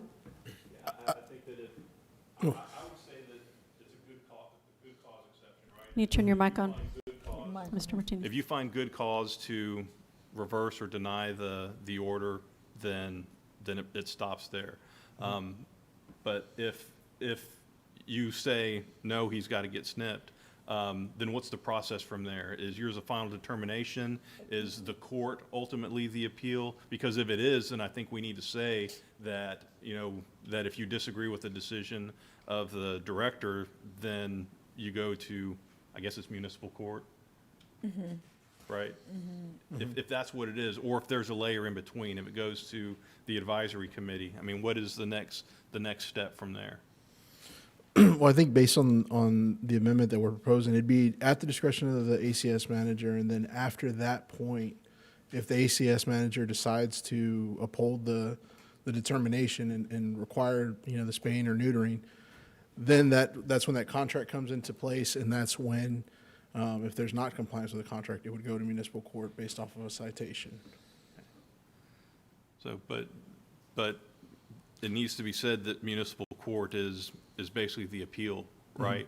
Because what it really is it's not really appeal. It's really the court you go to for your ticket, right? It's not really an appeal of a decision. So if it's going to be an appeal of the decision, then it needs to be clear that that's what it is. Okay. Miles? Yeah, Miles, help us out here. So we're at allow ACS manager to use discretion on a case-by-case basis. What I hear is that you're not quite sure, you want that broadened discretion. It won't be going to municipal court because it's not a court action. You have a lack of jurisdiction there. You don't, but what you're wanting is a broadened authority to exercise some discretion to not require the animal to be neutered or spayed. And I think what we might want to do is create, if you approve this on first reading, we could then come back on the second reading with proposed language and coordinate with you, Councilman Martinez, to make sure we're going in exactly the direction we want. But this is going to be a little more complex than you might want to do on the dais. Okay, okay. And the second piece, that's the complex piece that we need to, you guys can go talk about, is the part about before it going anywhere else, with some difficult case, there's an appeal, who would you confer? That's the second piece, because the first piece is fine. Broaden the language to allow the ACS manager to use discretion on a case by case. But then there's that appeal part. Okay, so then we can approve this. My understanding was a motion to amend, right? And it's just to broaden the authority, right? And then you guys write it up exactly what it is, but it's just some basic We'll write it up direction. and coordinate with Councilman Martinez right after this meeting or tomorrow, and we will then come back to council with the proposed language so that y'all can have it in front of you at the second reading. On second reading. So no motion to amend? It's motion Just the to direct- amend to broaden the language. Okay, that's what I thought. So motion to amend to broaden Right. the language in section 6.103F. And then also in 6-163 for For the the feeding as animal well. feeding. right. Okay, so those are the two sections based on your direction they're going to be looking at, and they'll bring the proposed language on second reading. Right. As amended. Okay, So does that make sense yes. to everyone? Okay. Okay, So we're going to vote on that motion to amend then? motion to amend to Oh, broaden the well, language. first we need someone to make the I motion did. to amend. Okay, you did? Well, I made the wrong Well, you- one, but now, right. yes, I'm. That's what I heard you said. That's why I seconded. Okay, so Mr. Molina too? Oh, yeah, right. Yeah, that's, it. Okay. So we're making a motion to amend. There's motion in a second. Yes, ma'am. Any discussion? All in favor, say aye. Aye. Aye. Okay. Any opposed, say no. No. Who said no, Michael? Michael. Michael. Okay, Okay. the motion carries. Okay, then we pass it as amended, sorry. So Oh, moved. we're just, yeah, okay, go ahead. Well, we don't know what the amendment is, so it's just a motion to amend. Right. Got it. Okay, Right. we're good. Okay, thank you very much. So we are done for the day then. There being no further business, this meeting is adjourned.